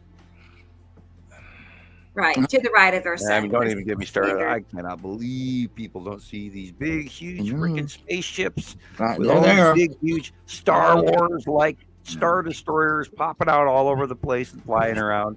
How many? Last week there was so many really excellent lander discs. The discs with one set of windows or two sets of windows is the one I saw. So and they're the round discs of 1940s, 1950s. And those come out of the bigger things, and kind of like a shuttlecraft. And then there's your orbs and all of this crap. And then of course we talk about the Empire orb. So, I was going to see who Facebook user was, but they saw asteroids today too, which I bet they did. I think. Oh, you definitely did. Constant, it's like that's normal now. I keep trying to talk to people like there are maybe some new people out there. If I cover stuff that you already know about, I apologize, but hopefully there's a whole bunch of new folks learning some new information. Yeah. Rebecca says that's what she saw. I'm completely overcast. After these close passings of Isatum and Attu, as they got closer, it just whited out the skies and it seemed like that. We keep being told we're gonna get snow, but we have yet to really get. Yeah, I'm waiting for my snow too. I mean the forecasts have been not as reliable. Well, you did get some snow in the mountains around. We got a little bit of Salt Lake. snow up in the mountains, yeah, Right, but they kept telling us it was going to be much worse than it was. Wait till the next storm. Yeah, it's already coming in right now. They just announced that this storm is going to stick around a little longer to do a little bit more. Oh yeah, well the rotate. Oh, Arizona gets it tonight, and Colorado gets it tonight, and then it'll be over the top of you in Oklahoma tomorrow, Rebecca, and then it's going to go from Missouri to Chicago into a very interesting bow extreme storm, which shows you that it didn't break up on land. And it'll be a directional bow with some really unbelievable and probably high winds again too. It might be what they'll call a derecho-like occurrence, and we know that's a bullshit term. Is that because of the asteroids? No, this has to do with the jet stream and all of the and Earth tip and people across California are because we're not in close paths with the asteroids per se. They're going to drag in those asteroid storms like we will see at the beginning of March again. No, this is we're back to having a really weird North Pole jet stream rotation again, and we're also in climate change superstorms. And so the magnitude of what we saw and what we used to know as normal no longer exists. We're now going to see superstorm after superstorm after superstorm because the jet stream used to go in almost a straight line pattern. And now it's going in north-south, like a radio wave pattern because of the increased intensity of the temperature of the oceans and the increased severity of the multiple jet streams and rotational eddies and what they refer to as a cutoff low. And when you get a low that gets snapped free out of the jet stream, where it has this energy level and it does this deep dip, and then all of a sudden the jet stream changes and lets that whole area below go, that hits a rotation. And that's what creates a hurricane. And a cutoff low, and you have to watch the millibars. Anything like below 950 millibars, and you're looking at a very, very large wind-intensive hurricane rotational storm. And we're going to see more of those now that the ocean temperatures are way warmer than normal. And everybody knows we are not having a normal winter. And now on the other side of the planet, unfortunately, they're having an extremely severe winter because the planet is tipped. I saw those, like I referred to these 100 times. Those magnetosphere pictures that came in last week and the week before were staggeringly weird. And it shows that we're being buffered into by another force. And a lot of people are chalking that up. Oh, well, that's all the M-class flares we've been having. Yes, that's part of it. But it seems to be more of a wake that is just unbelievable that comes in and just transforms our entire shape of our magnetosphere into this snap tail shape pattern bell formation that it never used to be. So there's a lot of shit going on. And we, of course, always say that nothing is separate, everything is connected. So I always look at the space weather, the sun weather, our weather, the planet passes, the asteroids, all of it as connected. So this is happening, and we're going to see superstorm after superstorm. Most definitely. They're already talking about hurricanes becoming, to the next caliber, which would be like a hurricane category 6 and beyond. Right. Well, there never ever used to be a hurricane that survived very long in the northern hemisphere at all. It was excruciating rare. I never heard the word hurricane so much in my life. Yeah, now they're calling it a typhoon, which is the same thing. And they're, this is a winter low. Well, that's what they called it until it hit California, and then they had airspeed of 100 miles an hour, which is like into a stage 2 hurricane, and yet it was a winter storm. So they got away with calling it a winter low, but it's a rotational frickin' Pacific Ocean, Northern Hemisphere winter hurricane. Wow. And even NBC actually slipped and called it that because it had stage 2 hurricane speed winds that were slamming in, and it first struck. Guess somebody nearly didn't get their bonus. It's the Pineapple Express arm, the reach out that reached all the way down below Hawaii, some 3,000, 2,000. I don't know what the distance between California and Hawaii is, but I know it's a long way. It's a long flight. That moisture band is still reaching, and it started at the Northern California, and then that band just worked its way, and then it's moving, and the low went offshore, and then it went onshore, and now that low is over the top of Arizona, and Colorado is being affected by the spinning of the northern band of it, as well as Mexico. Of course, we won't hear their weather, but that whole area, and it's a rotational thing, and it's going to spin the arm into over the top of Rebecca tomorrow morning, etc. And then the arm band spin's going to reach all the way up, and it's going to head north to all the way up to Chicago. You startled me. No, I didn't mean to do that. I don't know how that happened. Even. Okay, it was perfect timing. We needed The north. bar went all the way over. Are you awake My out there? bad. My bad. Okay, it's not bad. So, Of course, wanted you I to have do that. some video of the flooding in California. I thought we could Check that out. Check it out. Okay.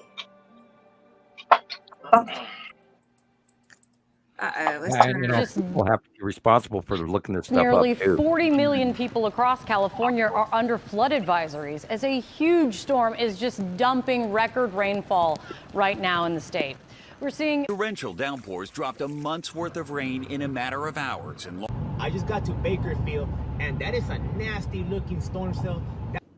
Yeah, is that a storm cell or is that passing overhead necessity?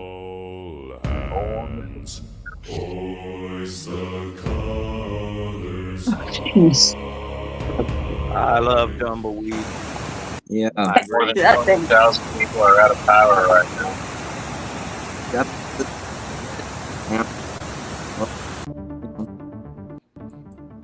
How many? Is that what you said? Kind of looks like this in Inverness as well. There's thousands of people without power. Oh my gosh. This looks like this all around the world. Oh yeah. That's true. Now, to those people who keep saying that if we had planets that close, they would affect us somehow. Here you go. Must be blind as bats, This is man. happening weekly, daily, guys. This is very extreme weather. Mainstream media. To say we're not being effective, that's kind of a stretch. In South America, they're having a series of wildfires that have killed quite a few hundred people. Oh yeah, somebody told me that as well. They're having serious issues with wildfires because it's summer down in South America.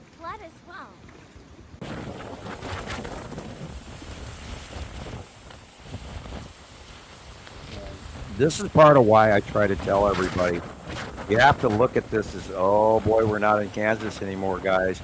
You have to trim your trees. You don't want that tree next to that house. You have to plan, and you have to change how we live. The climate change is here. It's now. Whether the planets are doing this or not, there's already a cycle that has started. And we talked about where the rivers ran dry 2 years ago, and the Mississippi this year, and the Amazon this year, last year, 2023, and how the Panama Canal is too low. And I mean, I'm sure there's more river shortages around the world that I didn't get to as big, but there's a cycle, and we are past the beginning. We're past the point of no return for climate change. Yeah, the planets are responsible for this directly, 100%. I believe it. Well, all the solar system, all the normal planets, also heated up, and you can't blame it to CO2 sequestration in our atmosphere because all the planets are heating up, and so they can't tax the 2-star scenario, but they can tax cow farts. Yeah, I've even seen that, and Planet X Hunter had showed a video of how these planets affect the water. Like they move the water. They're water movers. I call them. If it's a bigger planet, water movers.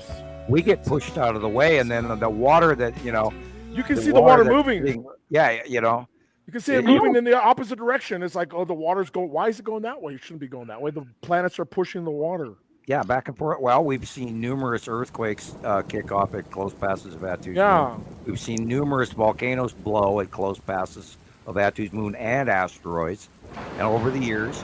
And we've been screaming this to people since 2012, and unbelievable. And there, we were just looking at that Isatum over here on the right up there, and there's the ion tail again. Nowhere to go. We're here this morning in Fryman Canyon, here in Studio City. Guys, this is real.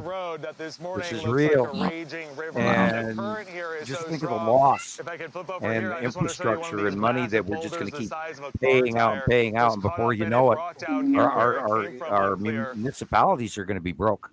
Yeah, well, and California, there's going to be nothing but sinkholes everywhere because not only that, imagine the extra weight placed on either side of the San Andreas Fault. Oh, I know. I know. Oh, and Mount Hood is a little bit active, and Mount Rainier is a little bit active, and Mount St. Helens is a little bit and there's some really interesting clustering earthquakes going on at the southern tip of Vancouver-ish, right across the Sound of Seattle. Yeah, and Idaho. Let's not forget Idaho. I always have a problem with that one volcano in Mexico, Popocatépetl. Yeah, Popocatépetl. Yeah, yeah, that one's always got to break it into about eight syllables. As most Mexicans. That is currently active and actually producing. Yeah, you could probably say it better than us. Yeah, I was just gonna. I was gonna intervene there and say it properly. It's Popocatépetl. Wait, say it again. Say it again. Popocatépetl. Oh, Popocatépetl. Yeah. One more time for us deaf people, Jesus. There's a cat in there for sure. Please, Jesus. Volcán Popocatépetl. Popocatépetl. Yeah. Oh God. Mouthful. Well, we got sky fillers and mouthfuls. You bet you.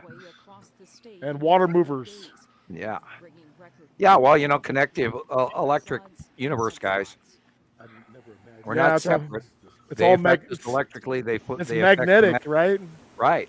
The little Scotty dogs move and flip over. Did you ever have that little game where you have the little dogs that were magnets and they'd meet each other and one would spin away and get repulsed? Yep. And that's what we got going on. And when you add a larger planet compared to our tiny little rock type, then we're just getting shoved out of the way. And that's why our magnetosphere is bending and wake patterning out and going, suppressed and wangle. And having all this weird shit. And this is where all this rogue waves have been coming from for the last 3 months, from South America to Germany to you name it, to the South American coast to small Pacific islands and all these weird frequent and that big one volcano under the ocean that blew. And I mean, wow, did that thing blow? And all of that crap is going on right now. And I think the active lava burping volcano counts like 52 right now. So we're up. And here these people are standing there, telling you their story in their neighborhood, as meanwhile they're watching, half their life streams devastated in a matter of an hour or 2 or 3 days of rain. And this is coming to all of us. I wonder how Iceland is doing, and I'm wondering when that thing's just going to either crack in half. I've been watching it. They're having minute activity, and I think again the magma chamber, not the magma dome, but the upper magma chamber is still refilling. They've had some new quakes off in the distance over to the east of where in Grindavik they had the fracturing. So they've had some new interesting activity, but that whole area. It's all highly volcanic. There's nothing but cones waiting. Yeah, I know. My friend lives there. She said they could see something. It looked like a rise, like a mound had risen. Yeah, it should be mounding again. And now the government has offered to buy all of those people's homes, and they're basically not going to reopen Grindavik. They're just going to move it. Yeah, move it up north. I think they said. I thought they were moving to the west. I don't know. They're going to, it's a fishing village area. They're going to move to the nearest port that they can build.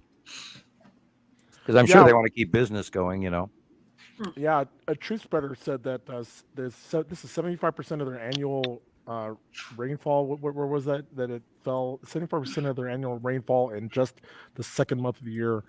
We're going to get like 5 inches of snow tomorrow. Yeah. And then there's another storm off the Pacific coming in just in the Aleutian Islands right now, rounding in. That's going to be interesting, and that will affect us in a different way. And I think we're going to get a bunch of rain in Seattle, if not snow in Oregon, Montana, Idaho, et cetera. We'll see. That one may actually go up farther across the country north and then get pushed down because of the really weird ribbon-like jet stream instead of the straight line that normally would be. In winter, we would have 2 straight line dual jets, and it doesn't look anything like that now, not even close. And I could pop up Null School on a heartbeat and look at it right now and. No. Where are you? You shared that picture with the jet stream of what is it, 2020 compared to, or 2023 compared to 2024? Right. That was pretty right. pretty crazy. That is nothing and at all on one side of the planet. Right. Yeah. That's where the pole moved over to, and that's why they're having that winter on that side of the planet. Folded in half. It's like it's folded in half on this. Yeah, it's like it's got this. Somebody's shoving it in on one side, and that's because we're actually tipped, and so that circle has moved, and yet it's being suppressed by the normal Earth wannabe. Because I'm sure that our Earth is arguing to stay standing up normally, but because of the arm reach filaments of the electromagnetic field, it's trying to hold itself up, and yet it's being affected by other close passing bodies, which keeps shoving it back and forth. So it's like a smaller kid trying to hold on with 4 arms and legs while the big guys are walking by and shoving them in the head with one hand. I heard that it was just going to eventually just flip right the heck over. And it was I don't believe in a full pole shift. Now in 4.6 billion years, supposedly, according to geological records, we've only changed absolute pole shift 14 to 15 times. So that's a long time, and I don't think that's going to come. However, we don't know what's going to happen when the planets do leave, when the second star leaves, because we've tipped. So we don't know what changes have occurred since we've been tipped. Yeah. And so when they leave and their arm shoving quits, where we go, where we stay, I can't, because we move and wobble, and back and forth. And this is, of course, part of the ocean weird tide crap that's gone on for literally about 6-7 years now. Yeah, the poles our moon shadowing also. Yeah, and you got to take into account the mid-ocean bulge from the middle of the equator has deeper water in the middle because it's rotating like a top, and less deep water. And of course, Antarctica has unbelievably deep water around it. But overall, there is a mid-ocean bulge, and that is what we have to worry about if we were to suddenly quickly change or be let go of. You could see a major tsunami from that. I don't know. So it's all within the realm of unknown. So there's a lot of evidence of this. Our moon shadowing also proves that we are majorly tilted. The crescent moon illumination has never looked like this in my entire life, and it completely gets by everybody. And I'm going, what? You don't? I don't know. It's a crescent, man. Yeah, but it doesn't shine on the bottom of the moon. Well, it does now. Yeah. Well, what's that tell you? Because our view in history, recorded history, has never changed of the moon ever. Because we're tidal locked, we always see the same thing. But excuse me, how come the lighting is different? Well, because we are different, not the star. Somebody was going, I read something yesterday or the day before about, and I think Rebecca, you did as well, where the sun is slowly moving away from us or whatever else like this. And I'm going, oh my God, how do you even think that? Because we're electrically thread attached in our shell structure placement of the compound of the binary system that we are. And there's no possible way that could occur. It's just not going to happen. Now, through maybe a radioactive free electron isotope destabilization of the entire binary system over a millennium or billions of years, that might happen. But I can't see. I don't want to jump onto that. Oh my God, any penny crap. And these people they learn this stuff because some guy said it on the internet, and then and then we spend a bunch of time trying to correct that. Well, the problem, Sam, too, is that most people, the gravity thing really, it's something that we all struggle with. Not so much. I catch myself so much doing anymore, but I catch myself doing that all the time. I do too. I say, but gravity wouldn't. I go. Yeah, you got to stop it. You also got to stop yourself when you start thinking our orbitation, the way it works. Right. Compared to it's not two-dimensional; it's three-dimensional. I saw somebody post the other day too that we are on a flat plane. Good Lord. That just doesn't. It doesn't. Yeah. When you really think about that, I mean, really think about that, it makes absolutely no sense that we're on a flat plane. It just doesn't. But when you think about that way, when you think in gravity and you think in a flat plane kind of thing, all this stuff is not going to look plausible because. It's almost like it was designed that way. They really and they think the star stays in the same place. Yeah, and it doesn't. The star travels sideways, and we're following in our solar system in an ovular egg-shaped orbit behind it in a static cling with our first planet, which is Mercury, closest to the sun. Followed by Venus, and then Earth, and then we're spiraling behind in this sort of like, if you were pulling a bunch of quack duck children's toys on string. Again, if it was gravity, we wouldn't have the bigger planets on the outer part of our solar system. Right. They'd be on the inner. It doesn't work that way with gravity. It just doesn't. Right. The bigger stuff would be closer to the star, not farther away. Yeah. And that has to do with atomic value and shell structure, and in chemistry, shell structure, it goes 2, 12, 16, 32. So at the 32 stage, you can have larger mass objects with a higher atomic structure. That's why our gas giants are way out beyond our Kuiper belt, because they're in the 16 and the 32. And then I think it goes back to 2. I haven't looked this up in many, many years. I wasn't allowed to. I actually was forbidden to own chemistry books or even a copy of the periodic table in my home. That's incredible. Yeah, that was pretty much number one on the list because I wasn't even allowed to own a copy of the periodic chart. Is that forever? Forever? Or just for those 30 years? During my non-disclosure agreement. And now they're on a computer. I mean, they've changed. They're not going to stop you. Well, they've changed the periodic chart that they teach in schools now. Right. And they've actually you don't have a memory. The number one part that I got so easily was in order to do these tests that I was being accused of cheating was all I had to do in order to figure out the shell structure of any particular compound that I knew I was laying out was look at that, the base and go, well, the shell structure says 2 of this, 2 of that, and then 12, in that thing, and then you add the 2 together and you do the math, the basic math, 2 and 2 is 4, etc. When you add the 2 atoms together, that they bump neutrons and protons like an abacus into a shell structure, and then you look at that and you do a comparative on the periodic chart and you know what it is. And because the shell structure numbers match.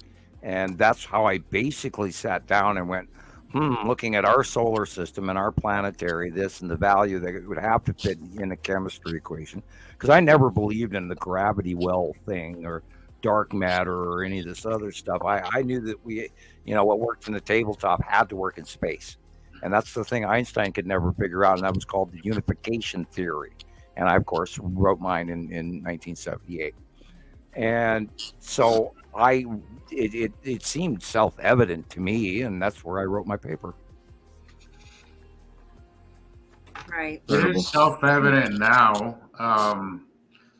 but again, prior to knowing you, Sam, I mean, it's just pretty much stuck in your head. It's been drilled into your head for so long. Gravity well and all this gravity stuff that Yeah, and I got yelled at when I was taken to meet the government folks.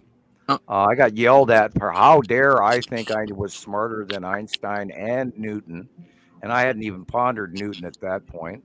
And well, yeah, gravity is what gravity is, but gravity isn't the all. Gravity is something made up of other things. And then I described it to them, and that's when they got yelled. I got yelled at face to face, and people who know my story know the rest of that story. Anyway, go ahead. I'm gonna go grab another Coke. I'll be right back. Okay, Sam. All right. I've been getting videos together from Jesus. I was listening at that echo. It's happening when I talk too, isn't it? Yeah, I've been hearing it for a minute now. Yeah. What is that? Well, I don't know. You have to get over there. Huh. I don't hear it when everybody talks, but I don't know. I want to say hi to Audrey. Audrey's joined us in the last few minutes. So, hey, girl, how are you? Oh, Audrey. It's probably about 5:30 there now or something. I also sent you, Rebecca. I also sent you a picture from a friend sent me that he wanted he wanted Sam to see, what he thought about it. Oh boy, look at that. Okay, sure. Let me get that added. He takes some really interesting things too, William. He's been a friend for a while. I know that. I recognize that name. He's not as active as he used to be, but he has some really, really great stuff. Great pictures and videos. Right. Okay. Shout out to William Laffey. He's a very good friend of mine. We go back for a while, Yeah, he's been around a while. I'm also friends with him. Yeah. I'm very happy to have you here. Yep. Okay, let's see. Here it is. And then I'll show your videos, Jesus. Okay. But we'll do this one first. Yes, you did a really good job this week. The skies talk and I listen. Hey, I love when you start pointing out the planets with your finger. Yeah. Awesome. Yeah. It really makes It's you gonna be like your trademark. My trademark signature. Here it is, your signature. Hey, there's Jesus' Because he just finger. We points know it right well. at it, Now, okie dokie.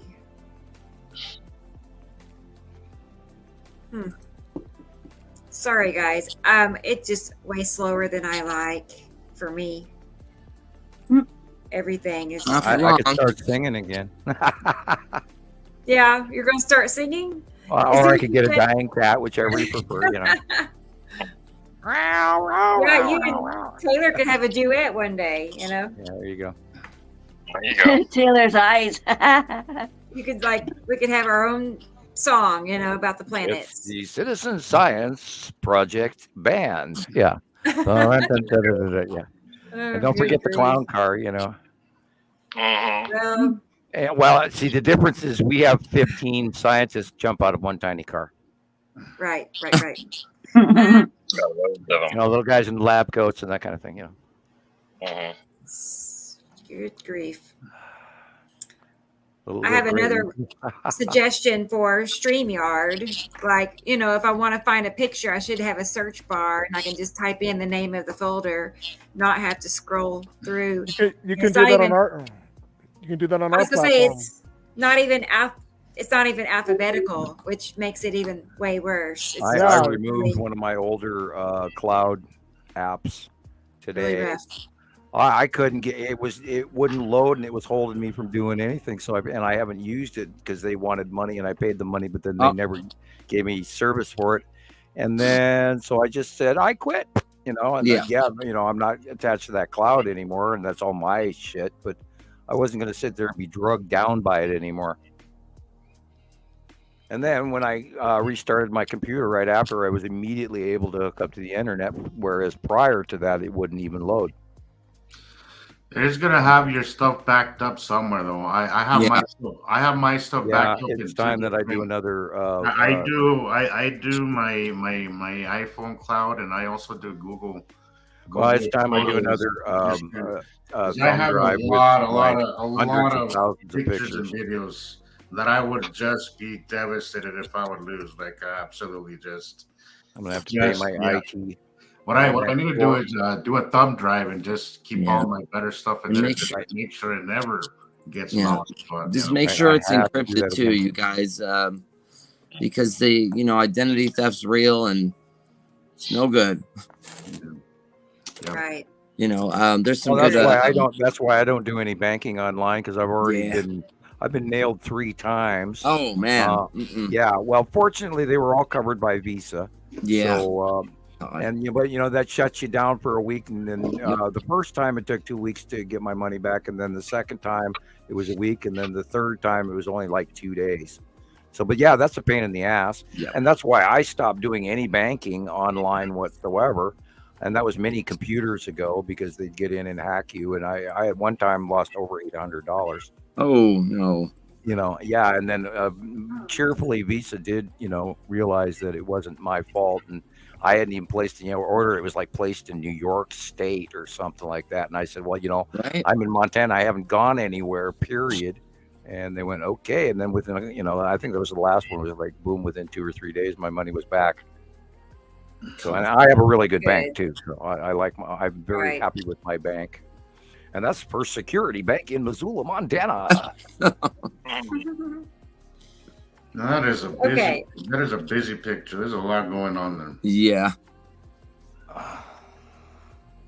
Yeah, I think a little of that is Sea Trail. And don't look, Ethel. Don't look, Ethel. Ray Stevens. Yes.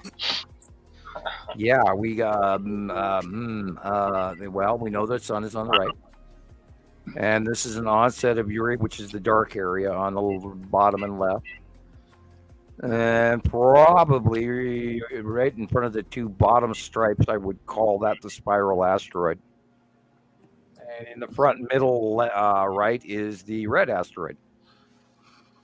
And hey, look! Oh God, the skull is right there in front of my very face. Okay. No way. The skull is in the middle. Oh wow! Upper left just left of center in the upper middle left. Jesus. Yeah, you can see it. Now, That is a cool picture. Is it like the left side of the skull space? Am I seeing that right? It's looking down. It's looking down. Yeah. Oh wow! See, I think I definitely got something like that too. Yeah, facing the other way though. Lately, the skull has been. It was tipped slightly axis-wise, but now when it's not, wow, that is incredible. Looking down, and I just commented. I think to at least I that. believe it was Rebecca about a month ago, how that if it's gonna come over us and in between, and it's looking down on us, it's gonna be even scarier this time. Oh no. Okay. Because before it was looking forward and sort of above you. But if this sucker's looking straight down on us, straight up at you, and it's like dun dun dun, I wonder its skull. Yes. I wonder how big it is. How big it's going to be. The next time it is easily the size of the red asteroid, if not bigger than the red asteroid. Okay. Yeah. Wait till we see it just dead on. Slightly smaller than the lead asteroid, and And we have you noticed that we have not seen the big 3 in a very long time? No, I haven't seen them for ages. Right. That's because they're in front of, we haven't seen that side of Nepesity a lot. Hi, Judy. Only on overpasses when she goes over us and does the weird, rain bomb shit. That's my mom. Is it your mom? I was just noticing the last name. Okay. Yeah. Hi, Mom. Hi, Mom. I was like, is that your Hi, mom? Hi. Nice to have you here. Right. Good deal. I'm too old to call her mom. I'm with my mom too, so it's like, let's do it. I know. We got mom and sons here. That's Let's go. She's learning, you guys. That's so nice. I'm so glad all of you are here. Yeah, I'm happy. I'll call you one of y'all. And then she'll tell your dad about it, and before long, you'll all be grouped around the camera. No. Yeah, we got to get Christopher's dad here and show him some early pictures. Yeah. You should also reshoot that promo that you showed earlier again, because if you guys watch really fast, you will see all of some really seriously good circular, absolute planetary pictures. And I love that you gathered all of those, Rebecca. You did a great job. Those are my favorites. You know what I mean? And I have like go ahead, levels. replay that again for anybody who's Okay, walking let in me late. find Yeah, it. come on, play for us. I want to see him. Maybe I didn't notice. I was looking at I the know phone. it. Bear with me. I Well, gotta get get back to paying it. I was just waking up back then. Yeah. Getting your sea legs. Yeah. Trying to Move stay over upright. there, right? No, that I like the soundtrack too. Prodigy. Watch these. Try planets, running into the guys. lounge when you're watching it.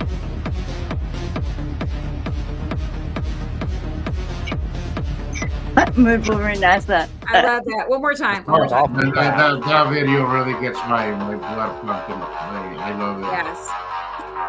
Breathe with me. It does get you kind of like excited, doesn't it? Definitely. Well, this like, is move what I'm over, talking about. NASA. You know, why we should have that for our background music. Speaking of, Yeah, one of them pictures is what I caught today. I'm sure that it was like that, but it was little. It wasn't as big as what you had, that blue one. Okay. I'm still drastically into space techno. I'm sorry, but and speaking of which, I can't hear the soundtrack. I Okay. can, sort of. It's kind of. It's there. No, turn it up. I want to yell I over know, it. but Sam, like at a nightclub or something. What? Dun, What dun, the heck? dun, dun, dun, dun, dun, dun, dun, dun, dun. Oh my god. I need. Yeah, no, you got to I- remember, I'm- I also worked at a hip hop nightclub for quite a Right. few Maybe you years, just can't hear. No. Yeah, and then we did Okay. turn into techno right before the owner decided to shoot himself in the foot. Anyway, I mean that not literally but figuratively. Oh, good. The man could not balance his checkbook. It was not a good thing for him. I was offered a hostile takeover for the entire club, and it would have been a very next to nothing first month deposit to take over the whole liquor license and everything. And because it was a leased liquor license option off a catering license, and I could have taken over the entire nightclub, but I would have had to spend about $30,000 on stereo technical equipment on top of that, and I went no, because when you stumble at a bar takeover, if you don't have it right off the bat, you lose your regulars. Anyway, that's an old bar business thing. You don't want to run off the business. Yeah, right? well, number one is your regulars, and if you change things on them, they go away. Yeah. We don't like change. We really do not like change, do we? We are. This is the biggest reason why people are struggling to accept this information. Right. Is because people just do not like change. I want change, but I don't like it. Right. It's a big part of the No, cognitive. kicking and screaming, but change is good for us. Especially right now in this day and age, we're really at the cusp of a major awakening where people are starting to question everything society has presented presents itself to be. So I think now is the perfect time for this movement to be happening, because I think This is the year of enlightening new knowledge, although it does come at a small cost. It does. It definitely does. And that is the prophecy for the year through tarot card This reading. is from and that sort of thing. Jesus, y'all. Yeah, look at that. There we're looking at, we went sideways. I'm going to get seasick. I'm joking. We're looking at a Satsum Jalamoon coming in. In front of a Satsum and Nibiru. Oh, look at all I that. love when they're upside down and you can actually see you can imagine it being a planet. And that's the other side with Atu and Atu's moon, right, Jesus? Yeah, that's the opposite side. Yeah. And if you look at here, we have a double show here going on. Even the birds are Yeah, I making saw a that. show for us to go. Yeah, All the birds. Let's back up a little bit. they're probably looking at They know. at the show too. Who knows I mean, what they I see? noticed. Who knows what I they see? noticed. Sorry, Jesus. I was gonna say birds and little bugs chirping. Like I hear it out in the field where I video, especially in the summer. But they know. You can I'm tell still going on about that cricket video that we played on Yeah, that was weird. Saturday. Oh the yeah, crickets. Yeah, you want to hear the crickets sing? I never got to hear it. Oh, Yeah, okay. the crickets are really cool. I'll play that Right again. on. Yes. Go for Okay. it. Good. Crickets. Yeah, I wanted to play it when I was at work the other day, and all the upset people were running about. Well, they weren't upset; they were just stressed out.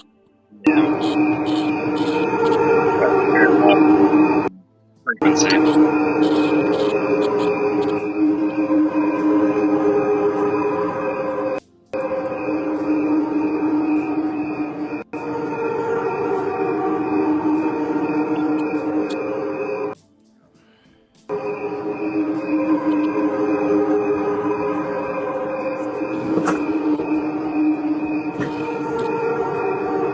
And this is the part where I'm in a level of elation knowing that we are at a new transition stage, and yet we're also at a transition stage with climate change and everything. And we're going to see some nasty. We're also, and I'd like everybody to remember, we're also seeing some ultimate good. Oh yes. I agree. I completely agree. And Thomas and Germany and I were talking about some of that today, and I hope I send a lot of metaphors to people in music because I hope it reaches them in a way that fits for them rather than just my description of things. I love it.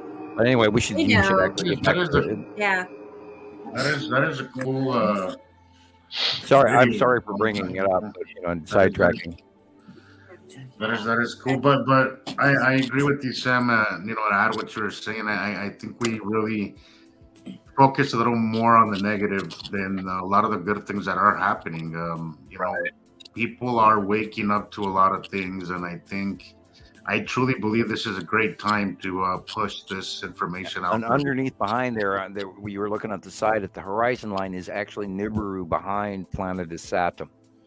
And Isatum is huge in this picture, but the entire area from the right hand side of the sun all the way going way off into the other side of the sky, like an entire, from like west to northwest is Nibiru, massive blue, deep blue Nibiru.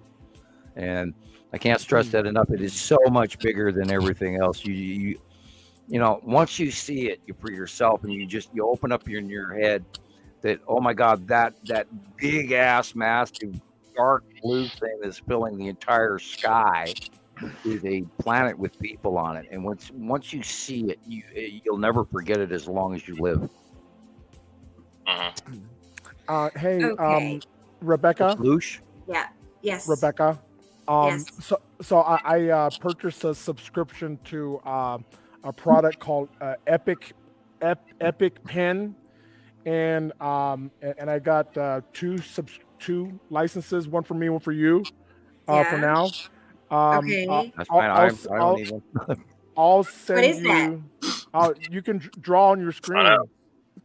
Oh. You can see circle things and point. Really? Yeah. Even wow. Thank you. Oh yeah. While you're live. That's helpful, guys. So, I'm glad to hear it.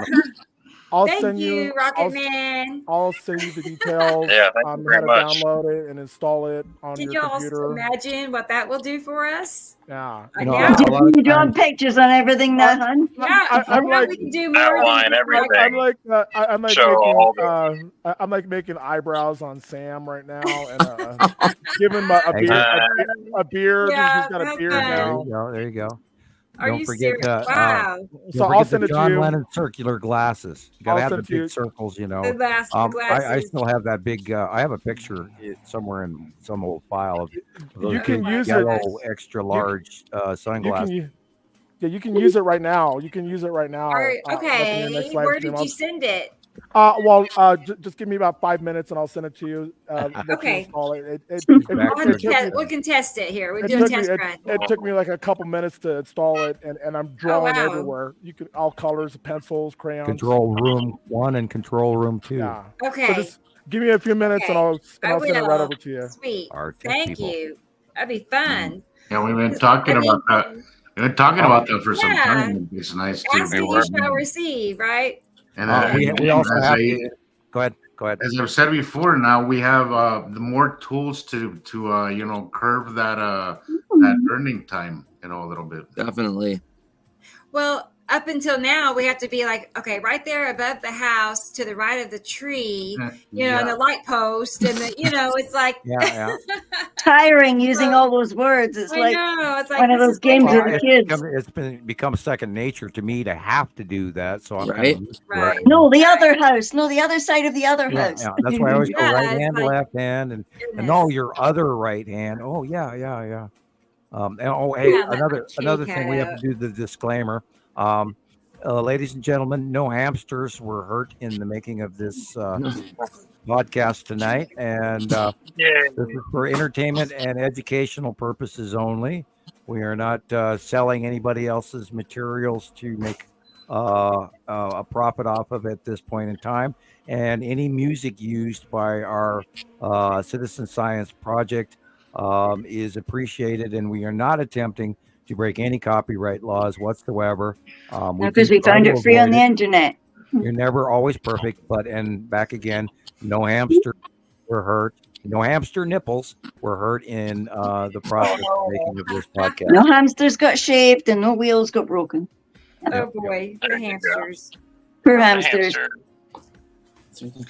Okay, where was I? Oh, I we had have to be another inclusive, video. we have to include hamsters, Yep. Okay. Better find a there's no creepy truth hamster behind that. picture somewhere in a wheel. Yeah, years ago, Jillian posted a hamster picture on Montana Skywatcher. Was it 2 or 1? Probably I think it 2, was- because we Yeah, were I talking think it was 2 also. And Yeah. then she got shut down for like a month or something like that, and they called it nudity. And I got shut down, I think, for like 2 months as the site holder, all because she put a hamster running around on a wheel. Oh my gosh.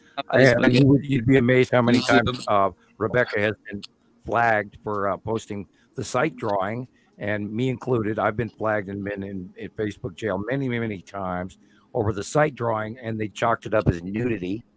So that's why I always tell the hamster joke. It's True. like, and no hamsters were injured in the making. Right. They were willing. Yeah, Sam's drawings, nudity. It's kind of ridiculous. Yeah. Naked Planet.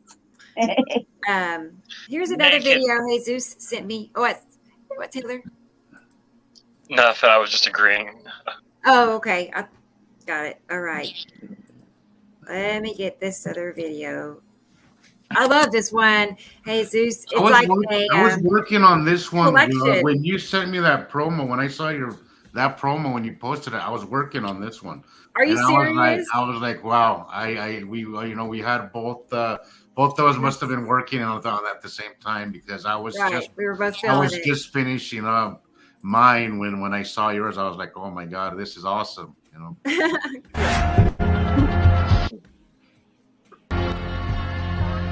Yeah, that's the planet I see next to the sun. That's how I know it's real. Oh, wow. It's like What one is this? a whole collection of pictures. Look at all these. After moon.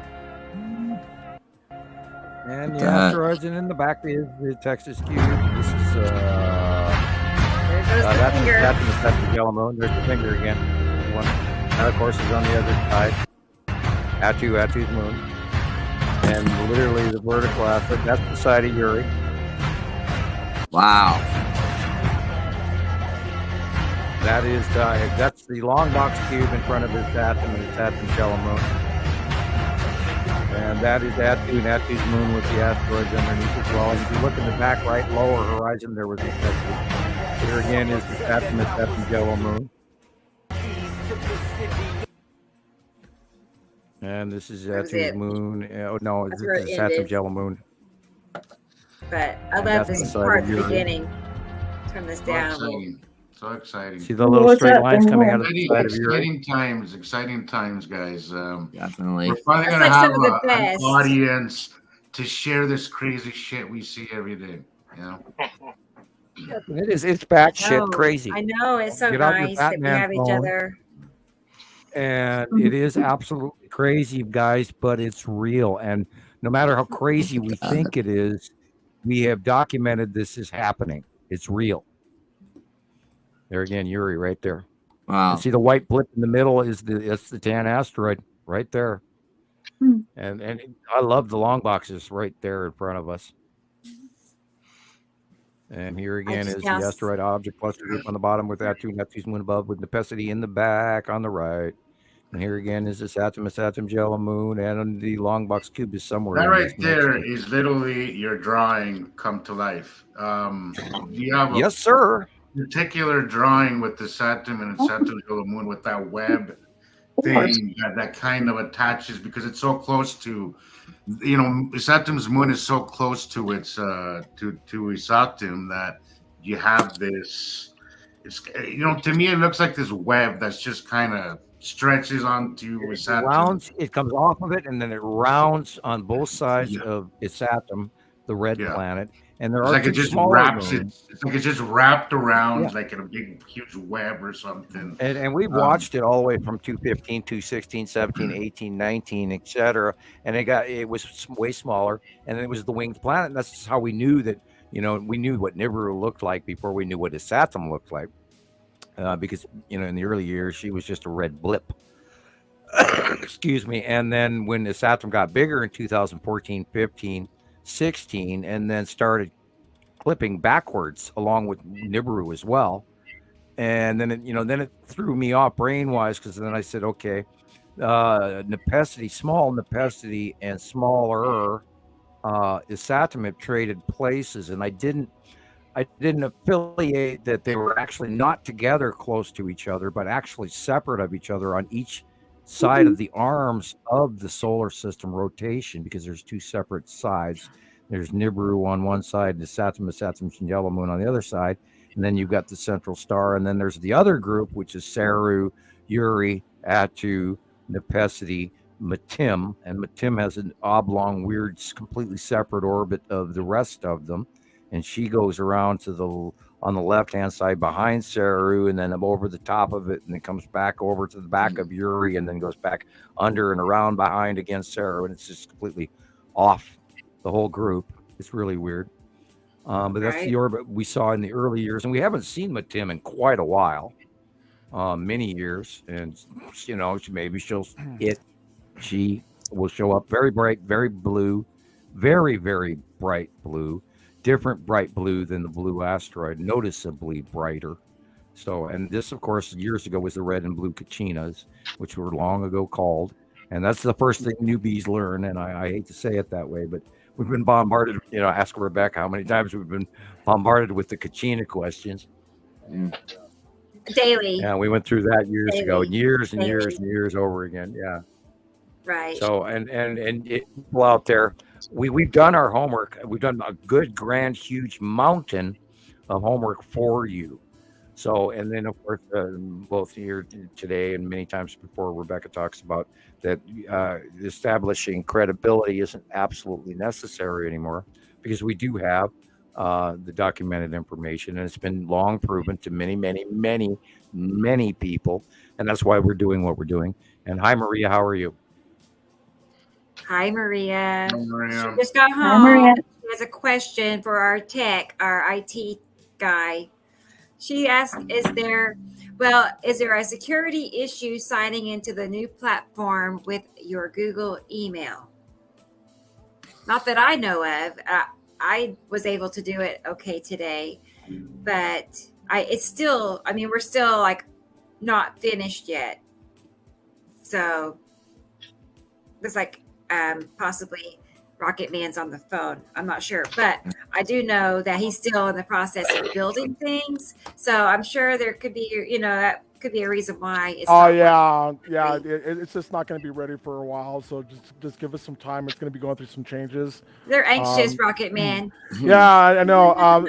Hey, Rebecca, I went ahead and sent you that link to download EpicPen and the activation code, and I put a link in the private chat on how to draw on screen in StreamYard. It's a step-by-step, so you may want to take a minute. Yes. I don't know if you have to back out or come back in between or shows. something like. No. Yeah, I know. but you can draw on your screen. That's what Let's it look says. at it. You don't have to learn it today. Just I'll take share. there's a few Yeah, steps. yeah. So the link is in the private chat in this session. I see it. Thank you. Okay. Uh-huh. Yeah. And also, I saw some nice compliments, to you, Rocket Man, people that Oh. were thanking you. So I just Oh, wanted to thank point you. that out too, And everybody again, is- thank you for your work. Yeah, no, Listen, I know, anytime. but anyway, you know what I'm saying? I mean, it's not just me appreciating all of this, but you have a whole group of people. People on Facebook have been talking about, I share posts about you and what you're doing to keep them on, what's going on and stuff they'd like to know because they're all excited. I'm looking forward to meeting everybody. Everybody's been waiting for this to happen, for Me this too. to kind of go take that next step. And I think you're the guy to make that happen, Rocket Man. Yeah, I am. So everybody's excited about Thank that. you. And I'll tell you, spirits are high right now, and the morale seems to be, because as I was telling you, Rebecca, sometimes positivity in this whole thing has really been, she's been dragging me forward too, because there's been times where I just feel like we've hit a brick wall where we just can't move forward, or we have not been able to take this as far as it needs to go. Well, we've been trying to struggle and scratch for one new member at a time, and we have to do this bigger. Yeah, and Bigger. I think This is now's definitely the time. bigger. And the members, everybody has been waiting for this. Yeah, Been ready yeah. for this. I'm excited too. We've already made we've already made a substantial investment in this already. So there's no stopping now. Yeah, and that also boils back to the people who are out there and who will be out there that are listening to us in your car or on your laptop or on your phone or your computer. You have to also help us share this information. People may be hesitant. They may be, and yes, we will warn you that this can cause family issues and relationship issues and some, I don't recommend you sharing this topic at work. Right. No. They're going to think you're crazy. Unless you have a really close friend and someone that because like I said, 10 minutes ago, this is batshit crazy, but it's actually a fact. And we would have been blown out of the water many, many years ago with all the the troll attacks and the piranha scenario that has been going on around this information. And there's a lot of haters and the people that will actually fight you over this because they don't believe it, and by God, they're going to prove you wrong. And I'm terribly sorry, people, but they can't. They can. And I've known about this for so long. You can't wipe away what I've known about for 44 plus years. You just can't. I set out to record stuff that is beyond a reasonable doubt, and I feel in that regard I have succeeded. And I think a lot of us here have. There is mountains of evidence, mountains and mountains of evidence, okay, that is irrefutable. And part of what I was excruciatingly hesitant talking about in the beginning of when I started doing Skywatcher 1 was explaining to people about the remote viewing aspect of all of this, because that too is batshit crazy hogwash silly shit that people can't actually see as tangible. And then we talk about indigos, and we talk about the metaphysical world, and then we start reaching into some of the crazy conspiracy crap that a lot of people will at one point in their time stumble across on the internet. And the reason that we have gotten a good portion of this information is because, and I'm not trying to brag here, I'm trying to share once again a credibility cross-reference. I do this. I sit down in front of my table. I don't draw any of this stuff off the internet at all. I never have, not once. And I draw these pictures ahead of time. And we have many witnesses: Jesus, Jillian. I believe Christopher's even noticed it as well. Taylor, I hope you come to see it as well. Rocket Man, I hope you. I know you know already. you've been here, but he's been in the silent corner studying, which is okay. Yeah, 10 years. And credibility, guys, I'm not wrong at this. And they don't slap you with a 30-year non-disclosure agreement for being wrong. And I was recruited for the Far-Seeing Project. You can look that up. It is now declassified. Otherwise, I couldn't even have told you that. Wow. And I'll never forget as long as I live. In 2010, and I gave it up a little bit of extra time, past the turn of the year, and that's why we say we're working our 14th year come April, because April 2010, I started trying to communicate with people that I know things and I see things, and I wrote a paper when I was a teenager, and they stopped me for these reasons, and this is why I'm trying to get this information out to you. And I on one hand, I hope you research to check your sources and you can check me whether or not I'm being honest or true. But at the same time, I hope my credibility has been established, that you'll take this as important as it is, because we don't have a lot of time in a lot of ways for a lot of different topics. And I'm trying not to stress it and scream at you, but we are not where we were even a couple of short years ago. And an example is what's going on in California. Go ahead, guys. It's very true. You're good. Right. I mean, there's so much proof. I mean, not just proof, but like you said, the pictures that we have, the comparisons combined with all the weather activity. And, we're seeing record, everything, temperatures and storms and floods. And, I mean, you add all of that together. And if people can't see it, then they still need to be hit upside the head. If you'd like to check, I don't do a lot of I don't do a lot of public predictions, but on Radio Wasteland, you can go back to go to Radio Wasteland, the little black circle on YouTube, and I've got 87 shows on there, and a few of those shows are like update summary for like 2020, update summary for 2021, update / predictions for 2022, I think.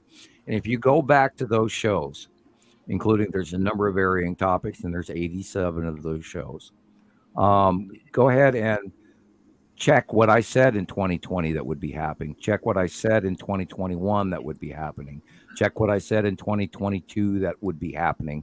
And then go back to our last show and let's talk about what happened in California. And I see this because I pattern watch, and I'm a very good scientist, and I do my homework, and I look at all of this crap, and I understand meteorology, and I understand geology, and I understand chemistry, and I'm not great at astrophysics, but I understand an awful lot. And then if you want to work into religion and you want to talk about metaphysics, I understand a great deal about that because I've studied. I've worked it my whole life, and I would like you people to trust my opinion, please. Right. Give it a chance. As I tell everybody, give it a chance. You don't even have to really take our word for it. Give it a chance, and you will see yourself. Yep. This is something that anybody can follow. Anybody can.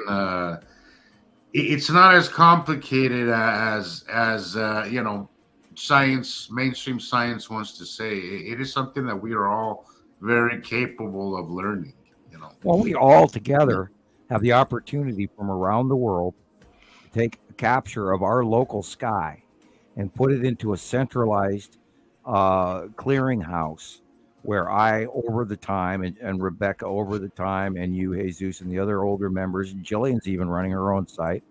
And we've all got these clearinghouses where we're able to do the comparatives over and over again, not just once a day, just my sky, but from many, many, many people over the years. And this is what has correlated the higher level of fact-proved, time-proved information that has allowed us to formulate this summation of information as being correct and factual. Because we did it through a very strict level of science gathering, and we have rules. We have I'm sorry, we can't take this as something, and we can't take that. We don't do the blobs. We don't talk about that little mini white dot on the screen there and call it a UFO. No, we work on the big stuff, and generically, we stay away from the smaller stuff. but there's so many cross-reference sightings of the Longbox Cube, the Empire Orb, the Texas Cube, etc. We have so many cubes and the Star Destroyers and the landing craft going back years that it's encroached upon the planetary sky watching, and we've included the extraterrestrial information, including the Norway Spiral and the Empire Orb coming through it, and back in 2009, which they got here early, and I'm going to throw the Montana Skywatcher gauntlet on the table and have to actually grab a bigger hat and go. Citizen Science Project has got this down, and we've worked it out. We've spent years culminating this information for you. So please get on board. Please share this information. Like, subscribe, hit the notification bell. And if you don't have it on XM Radio, ask them. Say, hey, XM Radio, we want to hear the Citizen Science Project podcast. Why aren't we hearing it? Yeah, I mean, how do you get on XM Radio? What does that take? Well, this is the platform that basically, I believe what Rocket Man has been telling us is that he's making our platform available where these we're being a market where people who are looking for future shows where they can make money off of. Yeah. That they might forward us. Correct? Oh, wow. Absolutely. Okay. Yeah, we're gonna stretch our tentacles out all over the place, and we're gonna touch every platform we can, especially when it comes to for podcasting. example, I knew a radio owner on the Pacific Northwest, and his name was Mike Pappas, and he owned all these radio stations, and they're always looking for something that they can market, and then they'll find some shows or a group of DJs, and the Bob and Doug show, morning drive time show in the morning, whatever, and they're always trying to promote these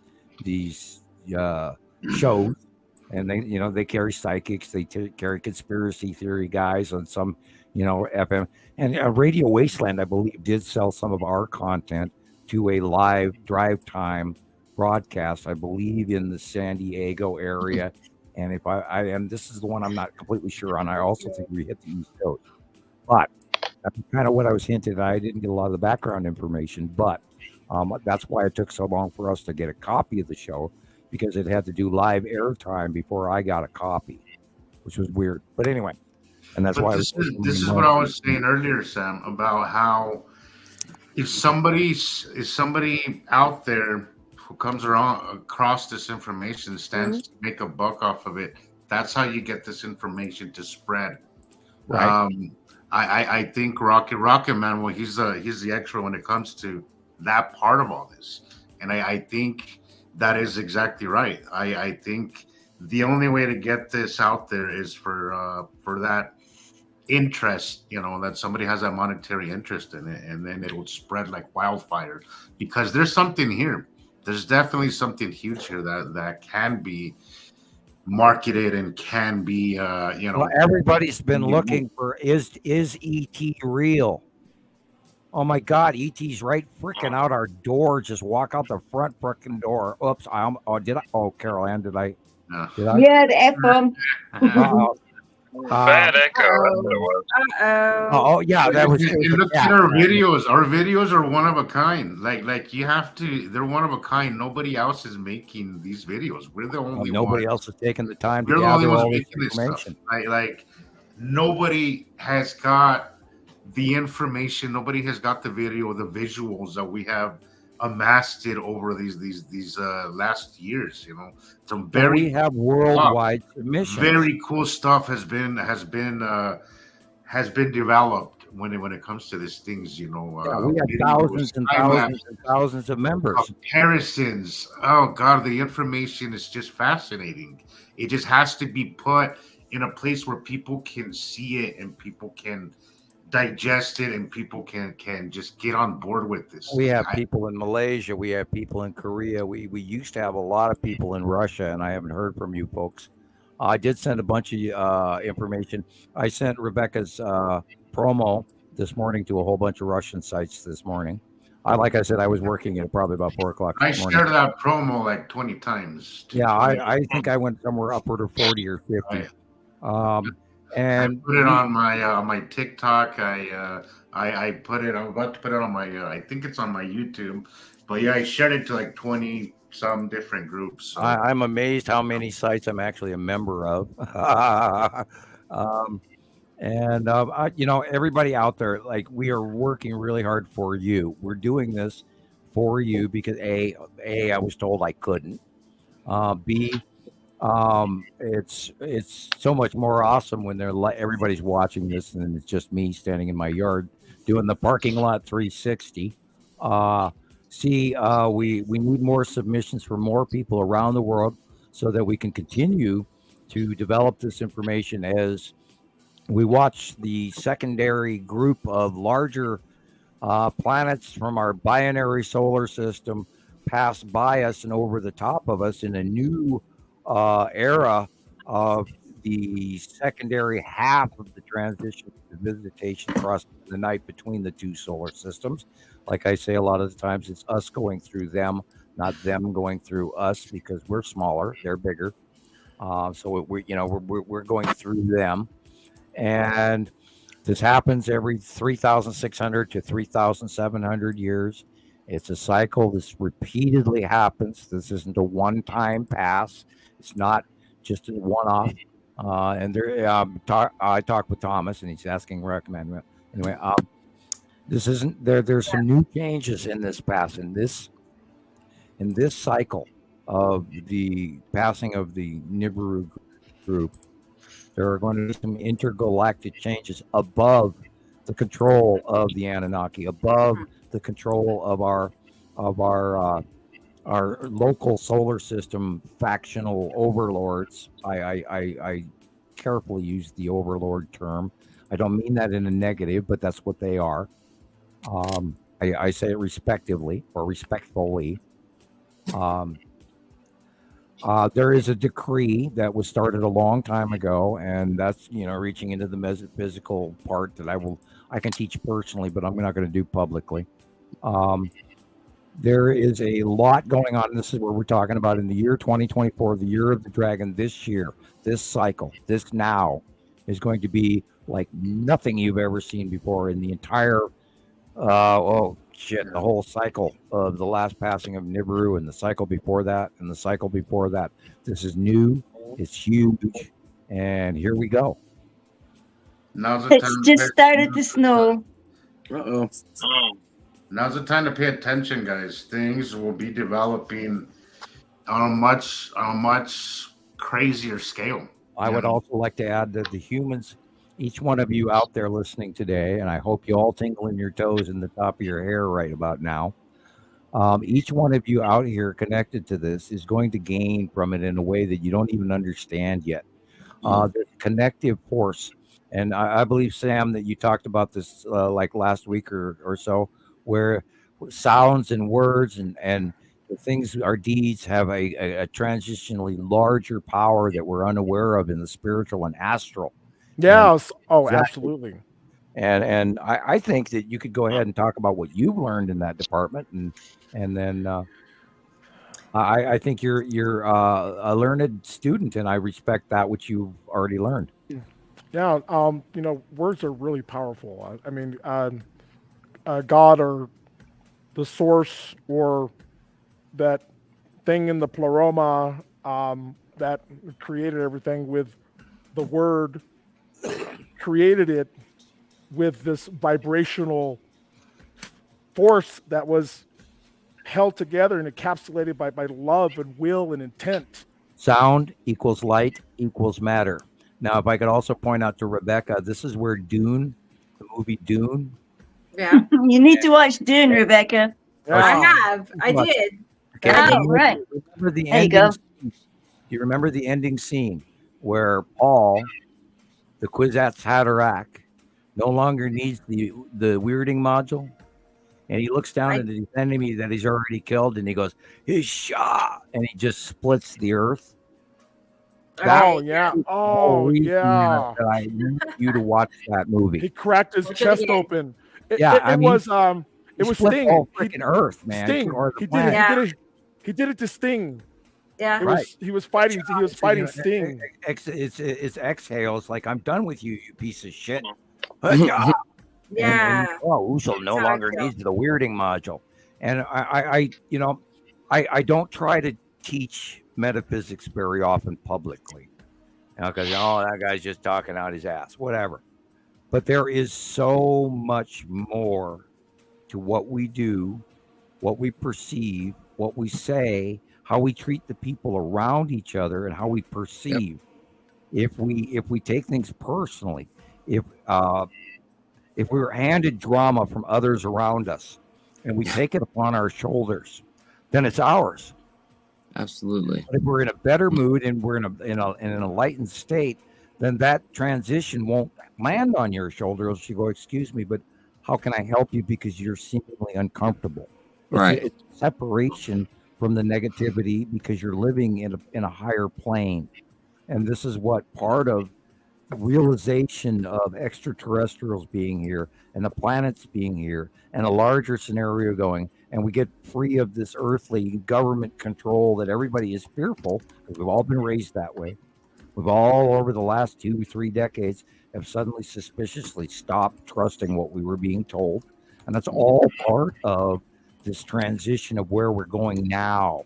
And this is all part of that pre-designed plan that I always talk about to people that was started many thousands of years ago. It's been multiple generations to us, but it's been a very short time to them. The plan is in place. The plan is successful. This is why I was told what I was told. And this is why we go back many shows where I say, well, I know I can do this because I've already done it. The plan is a circle. It's laid out. It's working. And everyone out here, that line, every sound of my voice that ever hears a show is linked to that in one piece or another. And this is all the beginning of a much more wonderful. And here I'm even quoting the Pleiadian going, oh, it's a 2010 kind of crap. Oh, something wonderful is about to happen. And that's what's coming. It's also something terrible is about to happen. And there's always both flip sides of the coin. And this is why I try to, do the Henny Penny scream and warn people. We are not in Kansas anymore. This is going to be tough. But a shitstorm is coming. But also, so it's going to get terrible, then wonderful. Is that what you're saying? Wondrous. Well, we're about to go through growth. And only, as Yoda says, only through mistakes do we grow. Yeah. That's rather paradoxical. We have to endure to grow. Yeah. We have to go through tragedy to appreciate the time off, the bliss. You will not recognize the good times without having suffered the bad times. Absolutely. I've got a thing here that's sitting staring at me. I found it in one of the charity shops, and the lady wasn't going to sell me it, but it's a signboard that says, "Stars can't shine without darkness." Right. And the one thing that I can tell you about source connection, and a lot of people, if you're out there and you're new and you have been studying and you've been trying to achieve, as Sam knows about Bodhisattva, if you're trying to achieve enlightenment in your meditation and your workout and all your grounding technique, and you just haven't got there yet, take into account the circle, relaxing, exhaling, and just let go. Because, believe it or not, inside of each and every one of you out there, you have your grandparents on 2 sides. You have your great-great-grandparents on 4 sides. You have your great-great-great-grandparents on 8 sides. You have your great-great-great-great-great-grandparents on 16 sides.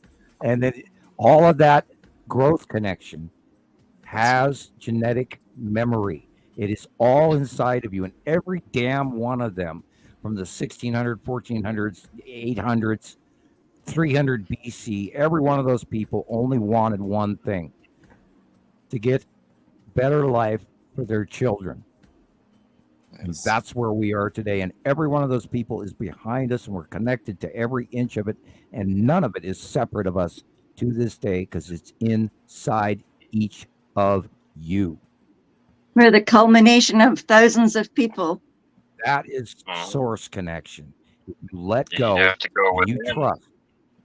When every hair on your body stands up and you've got goosebumps over your entire body, and it feels like there's a squirrel crawling on the top of your head, you have connected to all of your ancestors. Wow. And Love that it. is your power. Yeah, I just felt it now. Nice. Uh-huh. I really is your like key. That is your source. that you bring that up, Sam. You know, because this is much bigger than just. I think this is much bigger than just planets and Oh yeah. and asteroids. This is Well, much bigger than we're that. starting This here is- today. We are starting the change in the Yeah. belief system. We are showing that these planets are here. We're showing there are other races that are here. I mean, both at the same time. And we've documented this for over a decade. Where the hell is everyone? And this is the point. This is the culmination. This is the answer. It's right frickin' in front of us. And why is everybody afraid to take that first step? This is gonna. We just talked about that, didn't we, Rebecca? This is gonna change the world. Right. We truly have believe the it. proof. It's I know. real. It's real. And it's gonna change the way people look at the world around And in us. 1978 through I mean- 1980, they told me I couldn't tell you. You know, the I world know, is not gonna be the same, guys. They didn't expect Rocket Man to show up and blast it out there. I'm serious. I mean, 'cause we're like basically going mainstream, and that's like So something. basically, he's you know. chancellor of the castle. What? Now, but That's it true. adds this level of it's almost like we're not wandering, without any direction. I feel like Rocketman kind of put that into actually gave us that direction that we needed. Well, we were quietly talking at a coffee shop as a group. Now we are moving to a media platform. Now we're hopefully, like we talked about earlier, now maybe we'll actually be invited to Comic-Con. Yeah. Oh, that would be neat. Oh, let's Christopher maybe hope. mentioned Go ahead, speaking Rebecca. Sorry, I can't peel potatoes. I'm going to Comic-Con. Oh. I know I have speaking engagement. Yeah, no, but I mean that's what Christopher also mentioned. There's all these places in Vegas that people do conventions and Well, seminars. that's where it and- used to be regularly. Hell, I just can imagine seeing this, you guys talking about this all in a Well, I've done slideshow events. in We can make person. our own Comic-Con. Hell These- with them. No, 100 they were in New York last year, I believe. maybe 10,000. Who knows? God, I thought they were always in Vegas. But anyway, yeah. Can you they're- imagine they're, filling an arena? Yeah. I mean, it would. Or Yeah. even, small, I think Yeah. they've even No, I canceled know. some of the gamer Really. conventions, so there might be a whole market of people looking for, something new. And we're the passing planets.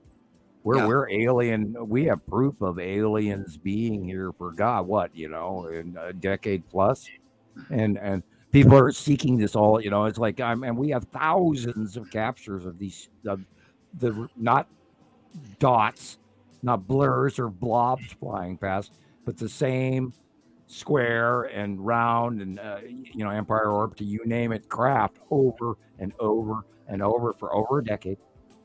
And this is where we have to really hope that anybody out there that is seeking this information actually just latches on and realize is that we are the real open public citizen science project out there. Right. We have no reason to lie to you. And all of this, hey, Jillian, if I lied to you and you knew it, would you point it out to me? What? You need to wake up, young lady. I said, if I lied to you, It's like middle of the if I night. lied to you and you caught it at me, would you point it out to me? Yeah. Rebecca? I would. Jesus? Yes. I wouldn't be here if that was the case. Christopher, if I was full of shit, would you point it out to me? Yes, I would. Thank you very much, Yes. guys. I love you dearly. And I want to thank everybody for being here. And if I do talk out my ass, I would hope to God I would be pointed out and say, Sam, you're full of shit. And hey, I make mistakes, and every once in a while people do. Right. I've been corrected on the show. Great, love it. My point is that there is no reason for us to be leading you guys down the wrong way, and we're not doing this out of bandit hype or gossip or anything. We are doing this because we've been doing it so long that we think everybody out here has an opportunity to and should learn this stuff. This is serious.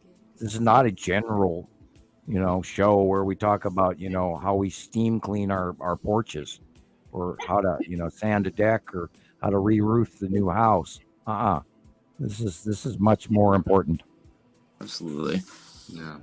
I saw Thomas has a question for Rocket Man about, and this is something I mentioned to him last time also, about translating videos, but he's asking specifically, is there going to be a translation tool? And if we could, that would add to the spread. Definitely. German, Italian, Spanish. Closed captioning service ad. Oh, absolutely. I'll definitely look into it. A way that we can create a transcript. Absolutely. Right, and you transcript the computer. In some cases, will do it automatically, and I know that a lot of YouTube or smart TVs do it automatically, and it does give you, in some cases, the option of many different languages. Mm-hmm. And that's why I recommend people, if you're having that issue, you can wait until this gets put to YouTube, and then I think that option is more available to you if you have a smart TV to watch it on. I don't know what the cell phone apps would or would not do. So, and I have to step away to the little scientist room. Excuse me. Okay, Sam, go ahead. Coca-Colas want to leave. Perfect. Yeah, and the pin is working great, Sam. Or not? Well, yeah, Sam too. Oh, it's confusing, Sam. Yeah, but I've been playing around with it, and let me put it back up here. Yeah. Let me give you all a demo. Let's see. Oh yeah, come on, show us. You can't say that and then not show us. Look at that. Look at that. Come on, show us. I am. See it? Oh, we can't see I it think yet. you might have to. Can't see nothing yet. Where's it? You have to share your screen. Oh. You have to mirror your screen, or You have to share your screen. So many fun things for you to learn, Rebecca. Okay, I see it. Okay. TikTok could probably see it. I see. Okay. So, Rocket Man, you said you sent me something about using it in StreamYard, right? Yeah, it's in the private chat. There's a link that tells you how to. I didn't get that far along. Yeah, I had to set it up with StreamYard. Yeah, you have to share your screen, I think. Can you go live? Not go live just to practice. You know what I'm saying? Like, can I go not go live? Like, can we show up like we are now, but not go live to the public so you can practice and stuff? We can. That'd be cool. We can just meet together and talk. Yeah. Okay. Yeah. That way you can figure all this stuff out and kind of, Yeah. Exactly. Oh, yeah. Okay, I got it now, Rocket Man. Okay, perfect. I thought it was working for everybody, so perfect. All right, I'll get that. And I'm back. So Lillian, how you doing there? You look like you're about ready to go sleep on us. Me, I'm here. Yeah, I'm here. Okay, just checking. I was trying to save your chin from your meeting your desk there. I think I'm gonna hit the hay, guys. But it's been a pleasure. I appreciate it as always. Hey, before you Thank leave, you for being here, Taylor.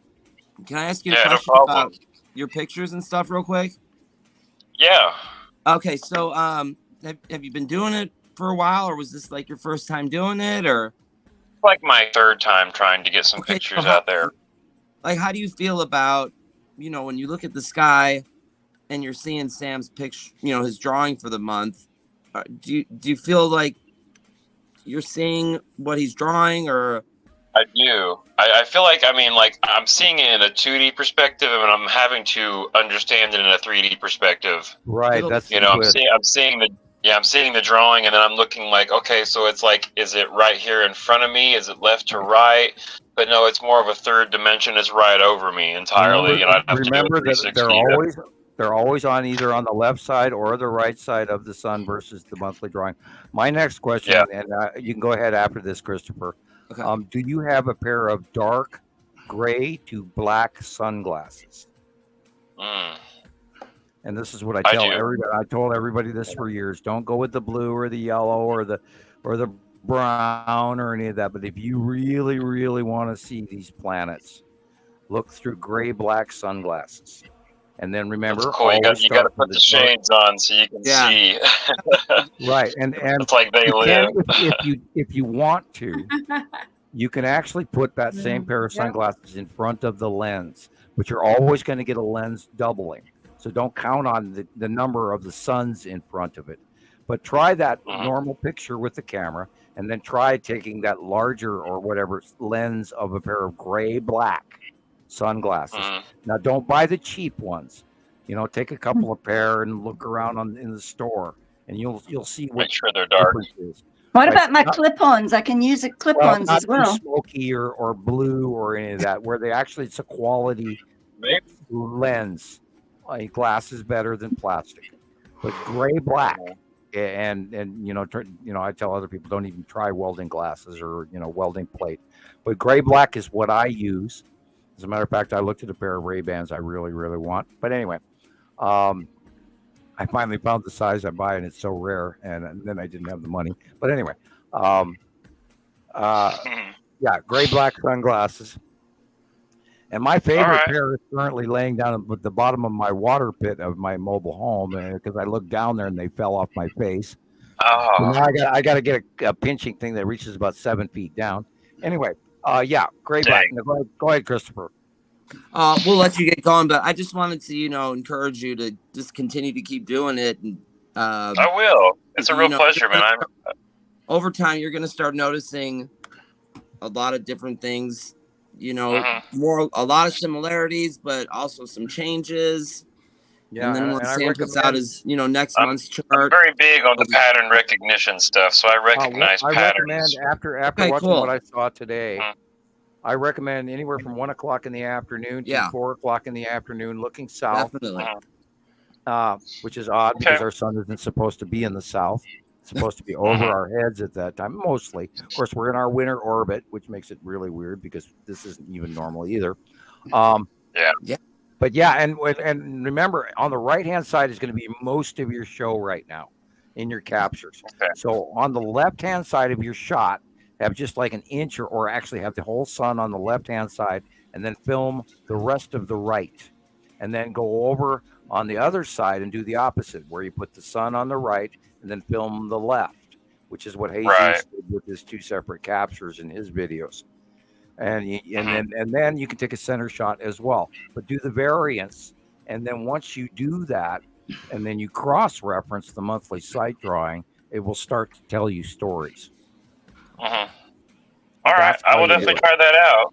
I appreciate that. If you're good with the pattern recognition, you'll pick it up in no time. Yeah, there's already things to see that are up there that are undeniable once you start to do these, these simple ways of looking at the lighting and the different sides of the sun, like you guys are describing, and you start to actually see a pattern to this stuff. A real, and look beyond the first layer of clouds. Look beyond the sea trails. Don't pay attention to those. Look what's up there. And if you see this barely visible misty stuff that yet has that, wow, there's that, oh. And then it speaks. And then you go, crap, I know what that is. Right. And then be careful for them to just slap you right in the face, too. And then you get somebody coming out of the church to ask you what you're doing. Yeah, I'll never forget when me and my mom saw the cube in the sky one day. She described that to me. That was cool. It was very obvious. It was straight up cube in the sky. Like, what are the odds that the sky has perfect shapes? Not a very high odd. Got here in 2015. Perfect shapes up there. And we know that it got over Texas because of the Texas Collider. And someday soon I'm going to reveal to everybody why that is. That's after our podcast takes off and I get a little bit more public awareness and a little. I'll actually receive a little more anonymity because I'll have protection because people will go, well, if he vanishes, we know it's a conspiracy and they killed him. We know what happened. And once they're, Yeah, by the way, there's for the record- safety. There's safety in being more in numbers, being public. by the way, for the record, I am not suicidal. I have no adult porn on my computer whatsoever. Don't believe the suicide note. Don't believe the rumors. Yeah. I'm not currently taking any foreign medication whatsoever. I have very limited medication intake. All the disclaimers. Yeah. Well, but, that's if all of a sudden I was to disappear. Because the more popular we get, just because my non-disclosure agreement is ended does not mean I'm safe. And that goes for all of us. We're all, Right. Now we all are good sticking here. our nards on the chopping block here. All right, guys. Well, much love to you all. I'm going to skedaddle. You'll have a wonderful night and continue on. All right. See you later. Bye. See y'all later. Bye, hen. All right. So what other batshit crazy things do you want to talk about? I'm joking. Yeah, I was going to say, Susie made a comment, and she also has, she's wanting subtitles at least. So yeah, Petty's been asking for that too. And Petty in Hungary. There's been a few people because there's so many people that are not English based regions. So there's a lot of people that can't engage in this podcast. And that would open There's so many people that can't express what they see, but they're trying really hard to. Some of my earlier videos were translated into other languages. I believe there's a few in Swedish, and I know there's a few in Italian, and I know there's a bunch that are in French. And people contact me over the last 10, 12 years, and it's hard to keep all of that in your head. And we had a great following, especially in Norway and Sweden, for many, many years, and they've sort of gotten quiet. But in the early years, a lot of European countries actually discussed Nibiru with their people. It was announced, in Russia included, and then it was briefly talked about, and then of course has fallen to the wayside where they don't continue to bring that information up. And then they say, "Well, we told you," but then who knows how many people actually got the information or just blew it off as being crazy conjecture. Conspiracy theory crap way back in 2010, 11, and 12.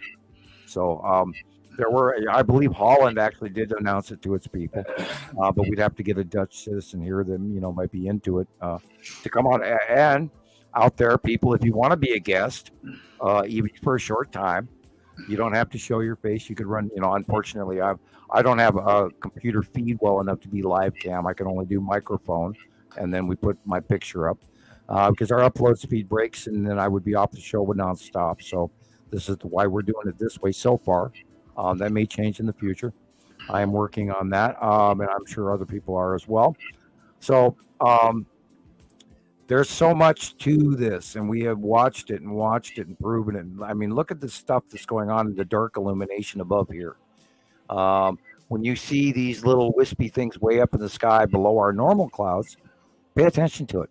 And before you know it, you're going to start to see a repeated pattern. This is Attu and Attu's moon and the vertical asteroids right in front of our faces on the left-hand side of the sun, just like this month's monthly sight drawing. And this is how this works. We've seen it for so long. We know what's where. And what do you know? We lost Rebecca, and Rocket Man is busy. I'm here. Okay. And there's Christopher coming back. And everybody's left the business. And Jillian seems. What time is it in your neck of the woods, Jillian? It's 4:40 a.m. What are you doing up that late, Rupert? Talking I don't to have you to guys. work today. Talking to you guys. Shut up. Well, I'm just hanging out to see how long I can stand it. Attu's moon right in front of our faces. Repetitive. And it's gotten so much bigger. It's just unbelievable. Now, I actually kind of still miss the 2021-22 thing where Attu's moon was so unbelievably over the top. Now, we did see some here recently. There've been a few shots from the southern hemisphere and the middle, the equatorial regions, where Attu's moon has been bubbly, so close. And this, okay, everything in the blue area, not the clouds, the blue area in the upper right to all the way to the left is Nibiru. Wow. Everything that's dark blue in this is Nibiru. You can see just the way it's lit up, brighter and darker as it goes away from the. And this is Attu and Attu's moon coming in from over the top of it. It's changing and transitioning the light and the illumination above us. And I don't know why, but it's very warm in here. My room is not usually warm. All of a sudden, just got kind of warm. No, it's probably me. Mm-hmm. Yeah, I still, we talked about this earlier. Ever since 2010, I start talking about stuff and I start sweating bullets. It's a little bit, it's scary to talk about stuff publicly. I have so many, post-traumatic stress disorder scenarios from the government. And it is difficult for me to do this. And Thomas and I have talked about this, where I have a level of understanding and seeing and connection where I'm not actually let go of a lot of this information, including the sounds of the planets. I hear them nonstop. Today I heard them. Well, yeah, I hear them, and they dry. This morning was insane. And it was about 3 o'clock today when I heard a really weird.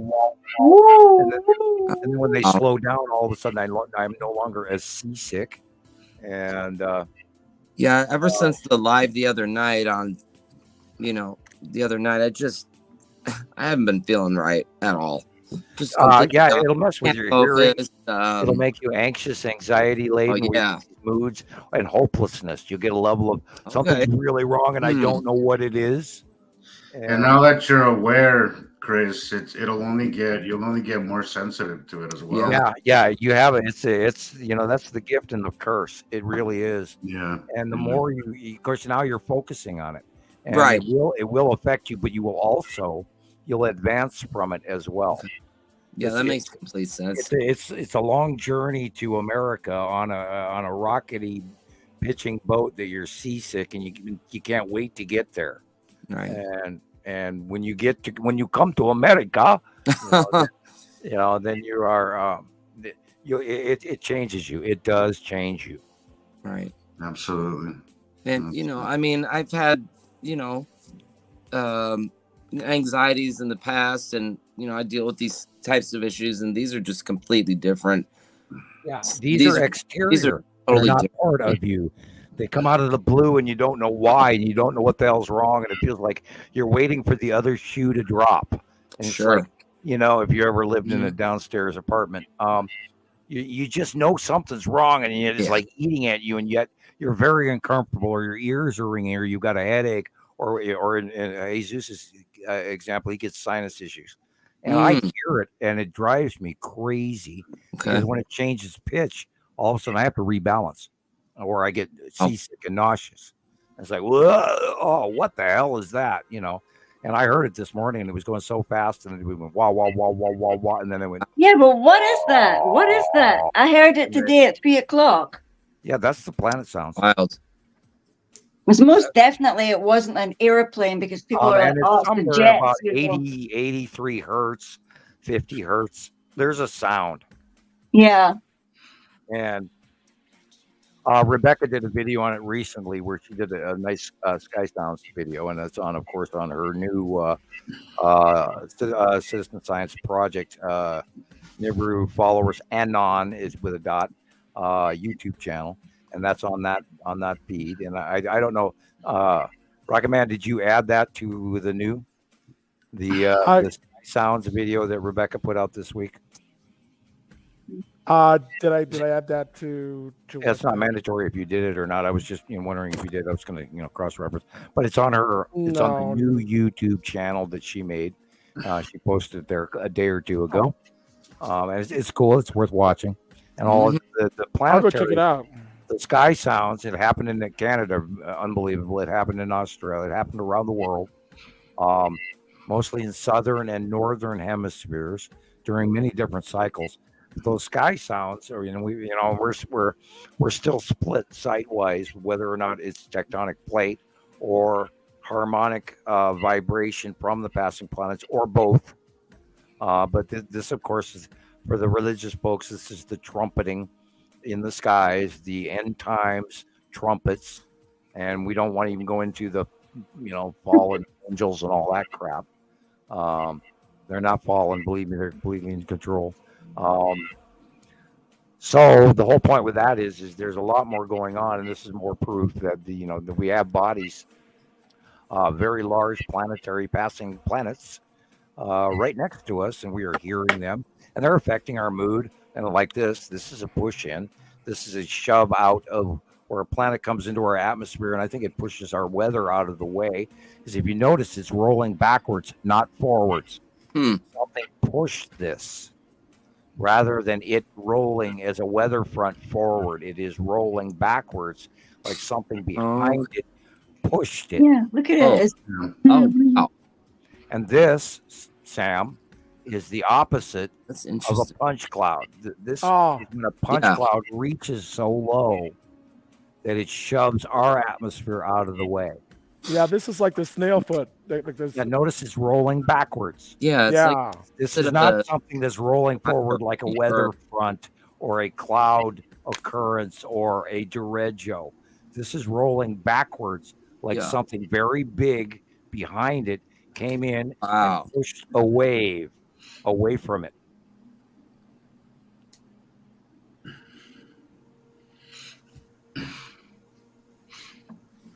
Okay. And look at the lighting on the water. There's a big black I was object on just the gonna say right-hand that. side of the water. I was just gonna say that. In the comments, someone says they see these most days. N2 King, where are you from? Yeah. Now, where's N2 King from?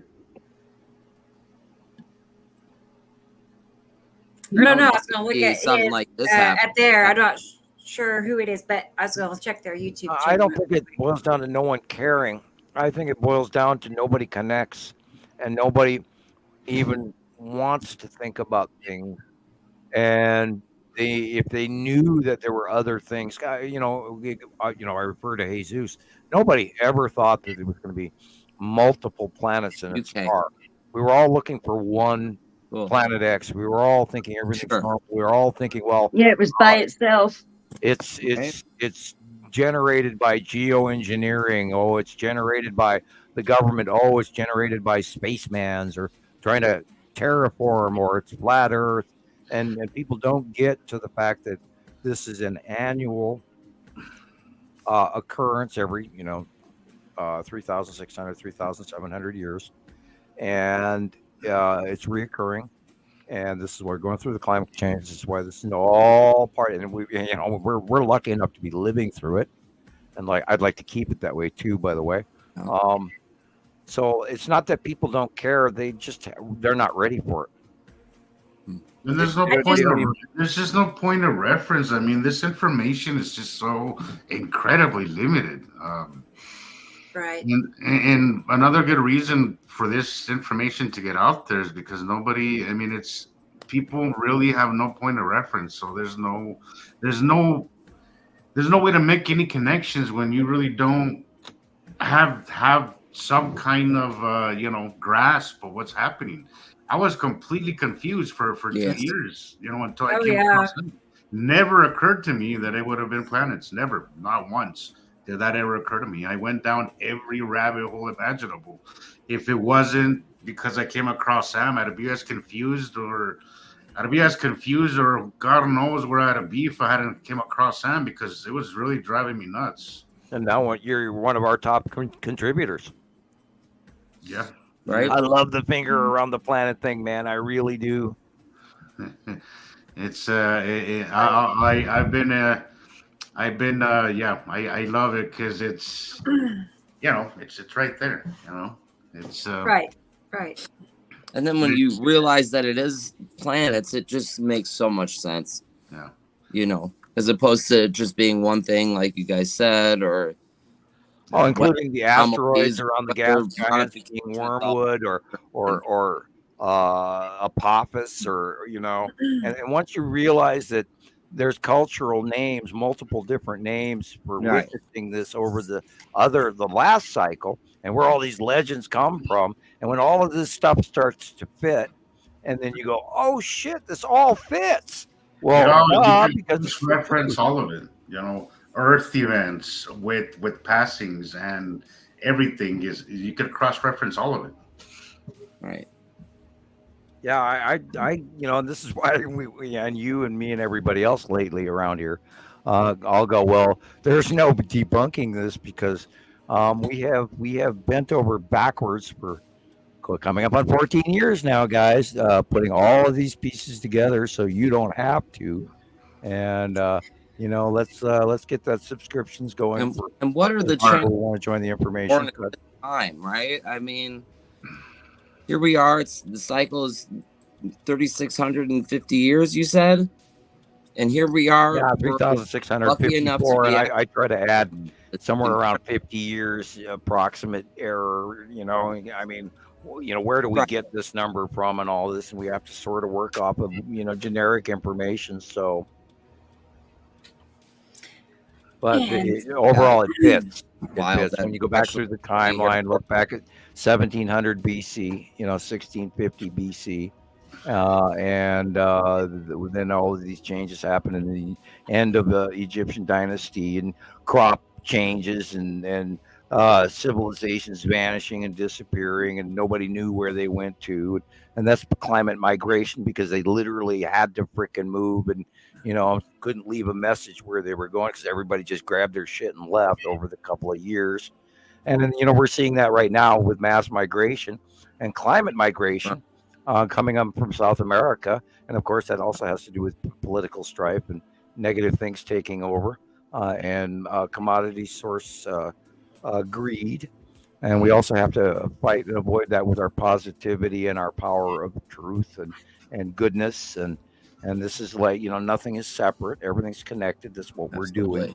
We're changing how everybody views things. So, we're trying to wake everybody up to there's a huge reality going on right before you. And I don't know how, but somehow everybody's missed it for well over a decade now, guys. This is going on. It's quite real. And, I'm going to miss Halley's Comet and what? I've already seen Halley's Comet a couple of times in my lifetime. Yeah, I'm not worried about it. I'm going to miss Halley's Comet. Well, I think we can miss it. We got something else to look at. Well, now. You know what happens a little bit time better. Halley's Comet goes by? Right? Well, do you know when Halley's Comet goes by, where the Green Man will come and visit? Oh, no. And Oh, my gosh, when the again. Green Man comes and visits, he's going to pick up a whole batch of spirits that have been wandering the earth in what we refer to as a limbo. And then they will ascend, either be recycled or be upward moved. And that's what they have to look forward to. And for those of you who ever studied the Church of Light, I don't recommend any of you volunteer for any of that crazy shit. Take me with you. Well, that's not the way to do it. That's not the way to do it. No. Because that happened the last time Halley's Comet was here. A lot of people did some silly, stupid things because they believed in a bunch of shit that somebody taught them. Hail Bob. Yeah, all of that. So be careful. And that is not Jesus standing there. No. I think I can tell. No, that's a light pinch between the two suns and an asteroid going over the top of it. Yeah. And it happens to be the blue asteroid. Look at that pinch, man. That is the light shining between two very large, massive planets on the left, on the right. And there's a planet actually above it as well, and that would be Etu's moon. But the blue asteroid is directly above the sun. Fact. Time proven. Fact. Wow. Kind of looks like Jesus standing there, though, if you ask me. And that is a punch cloud from the Texas. Yeah. Jesus. Okay. Wow. Look at that. That dark blue just tells you everything. Yeah, that's the bottom of the Texas cube. Jeez. And it's unlike any other blue, And that we it's see. It's right? like, it's its own blue in that one spot. That makes no sense. Yep. And that is the bottom of Attu with the ion. You see the shaved face and then the ion drop tail. And if you look above it at the dark areas in the picture first, you will see planet Attu standing there. Although this is not at a great, this is one of those, closer to sea level pictures where you don't see a lot. But I know what this is, so I know what this is. So, like, is that straight line? that is the side edge? face of the bottom. Well, that's the ion drop tail that reaches into the asteroids, and they're farther over to the left. They're there. We can't see them. But this is at lower altitude, somewhere probably close to sea level. And this is as Attu, the bottom of Attu and the side of Attu round into the light. And that whole side edge that becomes illuminated puts off this gaseous, heated occurrence. And then that's where the ion drop tail comes from. Okay. That's tricky. Yeah. I think that's why this is where people struggle a lot, and this is why people don't. And honestly, I struggled with it a lot, and I still do sometimes. Yeah. There will be some times where you won't see it. Yeah. And But only because I've seen it for so long do I understand. Yes. And a lot of times that a lot of my captures is I know what to look for. It's not necessarily that my eyes see it clearly. But then when you and I know what to discuss look. it, then we work it out between the two of us, and then you understand it better. Yes, exactly. Because you have your suppositions, and they're usually very accurate. But then when I agree with you, then you go, yeah, and then that's how it works. Exactly. So, yeah, there's somebody said, and I've mentioned this before, planets don't just disappear. They kind of do. They disappear. They disappear. I mean, not in the literal sense, but they do disappear in the fact that lighting, if the lighting is not right, you won't see it. If you're down at 2,000 feet or sea level, you're gonna have a little harder of a time seeing it. So there's a lot of factors in what you're gonna see, but planets literally basically disappear. Just disappear out of your view. Not in the literal sense, but they do disappear out of your view. The base clouds and the freaky shit that we report over and over again that people learn and went, oh, I know that, and then they see other representations that compare closely, captured the same day or the same week, and then they start to learn. And like what we're looking at here is the Texas Cube again. Hang on, Sam. I was going to try to pull up this video. Go ahead. I hope it's not the wrong one. We'll see in this. Oh, it wouldn't work. Okay. Well, we were talking about planets, being here and gone in a minute. I have a good video, so I was going to try to share. Go ahead. Yeah. Yeah, but go ahead. This is a good picture. Look at that. It's crazy. I'm going to double check and see what I need to and look behind it. Look behind it. In the upper area there, you got Attu's moon and Attu. I know on the left-hand side of the sun again. Yep. Right where you can sort of kind of like see the moon in the upper part in the middle left. That's the moon face. You're actually looking at land masses. Wow. And craters and right. And once you learn to look deeper, look past the normal clouds and start to realize the shape behind it. Again. You can see Attu's moon look at the texture. Okay. Yeah. Right above the square. Right. And you look at that particular texture and you'll see that over and over and you're like, okay, that's Attu's moon. That's what it looks like. It's so weird too when you realize that. It's a weird looking texture. That texture is so weird when you see it and realize. And that's how we knew it was a moon because you wow. enough close passes of it where in some cases it wasn't even wrapped in clouds. And we've actually seen, the asteroid craters. And that's why it's a moon, and rather than Attu. You can even see the curve if you look really close. We know Attu's a gas giant because it's got angled purple stripes, purple and lighter purple stripes, and it also has one ring, one really thin, wispy ring in the southern hemisphere between Attu and Attu's moon, and the ring actually goes beyond Attu's moon. It's enveloped inside that overall ring. And it's probably micro debris. Hey, Zeus, did you post a picture like that the other day with something with the ring at the bottom? Jeez, I posted this is another example. I'll have to text you later and see. This is another example of Saturn's yellow moon cutting over the top of the sun that we've been seeing for a couple of weeks now. And his Saturn is behind it in that big purple above, from literally half over to the right. But this has been cutting, and notice the size of the sun at sunset on the horizon. That little tiny dot. And that's what's been happening to a good portion of our light. Now, behind it on the left, at the horizon line, everything to the left of the sun, that orangey area is Saru. Oh, okay. I've had a hard time seeing it. Yeah, the bottom sliver. I always miss Saru, like, cause it's barely, a slit. Yeah, we won't see a small sliver all the time. Yeah, and most of the time, Saru is behind Uri. Okay. And that's why we haven't seen her. Oh God, I think since like 2016, 17 was where Saru backed away, following where Nibiru had gone during that same period. Whoops. Wow, that is incredible. And only through watching it all the years that I did would anyone even know this. I imagine there's hello, look, Jesus is looking at it again. Oh, look at this one caught a lot of attention. Yeah, that got a lot of attention. That one, just look at it. I mean, geez, is that? That is the blue asteroid and the Texas, or it could be a side orb and then the Texas. Okay. Cube. Oh, cool. That's what I was. Crossing the sun. JD and I were guessing, but oh my goodness. We thought, well, maybe it's one of those side orb. Perfect.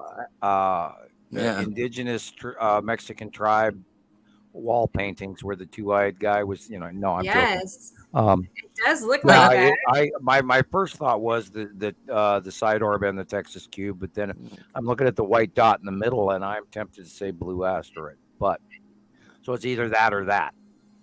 Right, but then it's like a puzzle piece to me. Right, it looks like a guy looking out of the clouds at us, and he's coming to get us. This must have been taken right overhead too. Right. It does look, and I think that's why it's so far away. It looks so far away is because whoever took this photo took it right over their head. And if it's recent, like line of sight with their eyes, If it's recent, look at the blue area. That's that dark area I was talking about earlier. That everything on the right-hand side of the sun is dark. I was gonna say probably Nibiru. Oh, I was thinking this was at night. That was the moon. I don't know what it is, but I mean, I was saying by the shape of it. Yeah. If I were to do pattern recognition, that dot looks like the blue asteroid, but we also see a square, so it has to be the Texas cube because there's no such thing as a square in the clouds. Yeah. It's a men's restroom sign. A man in space has gotta go when you gotta go. And you can see more of this, you can see more of the square in the clouds. The more you look at this, the more you really zoom into it and look at it, you could see. I'm tempted to say this is a sun picture and it's actually cut off. And this I is was thinking where the right hand side has been our sunlight has been so unbelievably affected for a couple of months now. And it's freaking weird. Okay, you guys gone outside and seen how bright it is, but then you look at your photos and they're dark. The photos are really dark. It's so weird. I mean, it's so bright I can't see 5 feet in front of me, but yet when I look at my photos 30 or 40 minutes later, they're dark. It's just wild. And I love the angles of light on the ground when you're doing a center sun shot and the trees. And we were talking about that with the webcam. Rebecca's favorite Bismarck webcam, and the trees. The angle of light is leaning to the right, which shows you that everything on the right is in darkness and the light is coming from the left. That's why it's going to the right. And every time I see that, I just go, see? The whole freaking everything on the right is dark, which is Nibiru standing there. And I'm in That's awe. beautiful. Look at that. Well, that's I Nepesi. took one like that as well. That's Nepesi. Yeah. Zigzag crown. I'm gonna pull Yeah, Bismarck I up real took a quick. time lapse very similar to that Nepesi one you just saw, and if you didn't know, and going back to what we were saying, how sometimes they're not as obvious because the lighting just isn't there. Look at the shadowing. You could literally see it rotating. You could see the clouds around it just rotating Jesus. in that time lapse. Absolutely. I mean, that's all the time. Also, is you can see planets rotating by. Usually, it's mostly Nepicity, but not only Nepicity. I love Nepesi. most I love catching Yeah. Nepesi's rotation because It does. It just spins on by. Yeah. So, yeah, I have a good video of that. I'll share in a minute. But is this moving or stuck? Oh, here it comes. Here's Yeah, the this is the moving. Bismarck cam. That Sam was talking about, the lighting. Watch the trees, angle of light on the ground off the trees. Look where the light is coming from. It's not coming from the right where it would be normally semi towards us. The angle of light is going over to the right. And that's because the light is coming from the left. That whole area that we're looking at is blue, and that is all Nibiru. Okay. Wow. And if you look at the horizon line just to the left at the bottom, you can see the bottom edge of the planet, and because the normal sky is the bottom white area. Watch the line of the tree light on the ground. It shows you where the light is coming from and where it's going to. But none of the right-hand side has illumination. Right. That's because Nibiru is standing right there. Wow. That was crazy. And it's That's a massive. It spot goes just way rolled off- straight past. It goes from the sun to way well off the picture to the right. That is how big Nibiru is. I just realized this one was like the original speed. See the angle of light on the trees on the snow again? Yeah. I That's do. where the light is coming from. It's coming from over off to the left side. See the cut in on the sun itself? Why it's doing that weird little jostled flare? Because the planet Nibiru is cutting into our out view. And you can see that whole blue area is Nibiru. Our real sky is the light stuff. Yeah. That is Nibiru standing right there. I mean, you could just compare the blue on the right to everything on the left. It's just Look where the sun is now. Look at the angle of light. Still, the light is coming from the left. I forgot this is the slower version, but I got a better one in a second. You can watch it progressively, very slow. Watch And it. see, as Yeah, the sun this moves is- over, and then you check the time of the, okay, it's 3:28. Ta-da! We're looking at the 3 o'clock hour that we've been talking about. And where you can see Nibiru, everything on the right-hand side of the sky, all the way to literally the northwest sky, because we're looking mostly south right now, I believe. At 3 p.m., yeah, this would be in the southern sky. And which is, by the way, supposed to be over the top of us, not that far south. But that's crazy because it's north. When I see everything here, it's going from supposed to be where it rises and comes back. But where it rises and where it sets is almost next to each other here. Strange. You are probably, you might be about the same latitude as me, or longitude. Okay, latitude. I don't remember which goes which direction. Wow. It's so long since I went to school. I need to do all my own homework. Now look at this pinch. Definitely. See where that flaring, where it enlarged and became bell-shaped? That's because there's a body on the left as well. Yeah, now we Yeah, start. squashy. Now you're seeing Look this. at the That wider shadows. area is I was at going the to say, you moon. can see the darkness now a lot easier. Both sides of the The light sun area come in from the like upper left. And scooping then out. Matthew's behind it. And we know Yuri's farther over to the left. But that orange, odd illumination right there, that's the side of Matthew's moon. Wow. And N2 King caught it too before. I know, right before you said it, Sam, Yeah. N2 said it. So y'all are. Good job on that.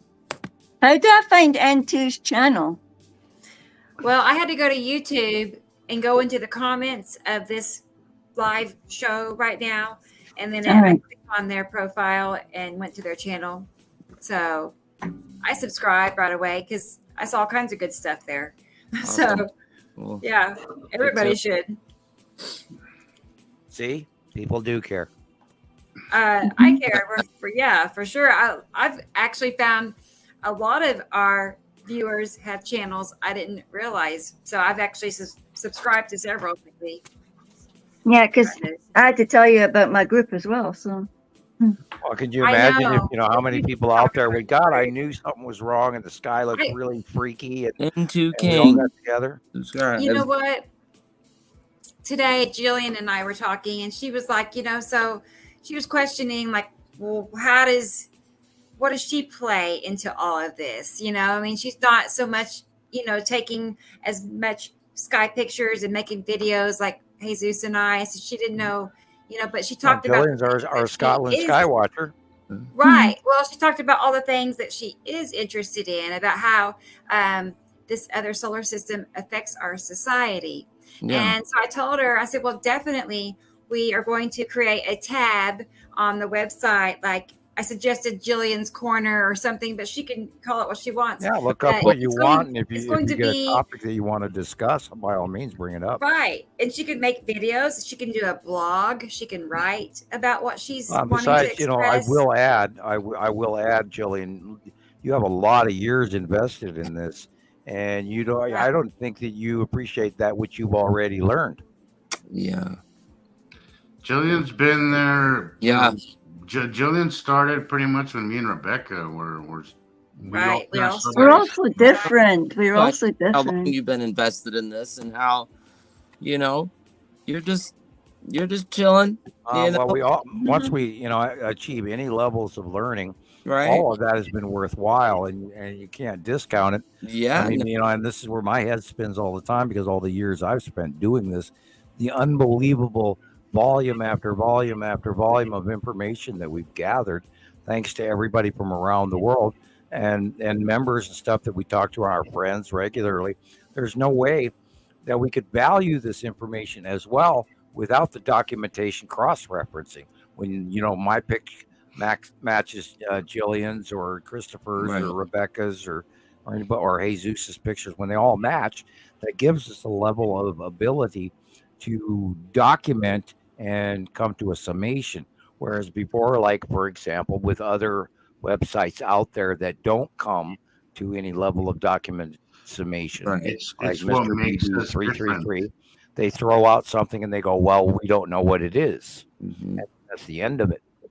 But with us, we've been running this now for coming up on 14 years, and we have culminated the citizen science project information to a factual, comparative, documented scenario. And the drawings don't help.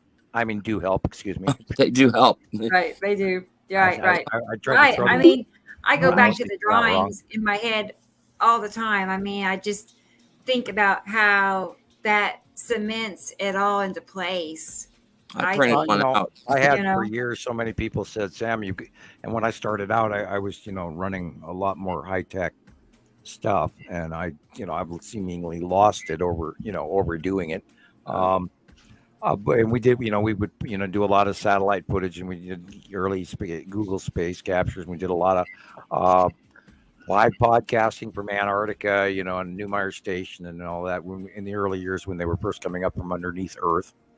And then a lot of people say to me, well, Sam, you got to dumb this down. A lot of people didn't even know what coronal mass ejections were, or X class versus M class, or solar flares, or what a Carrington event was, or solar filament, and all of this. And so they, and a lot of people said, well, you got to dumb it down.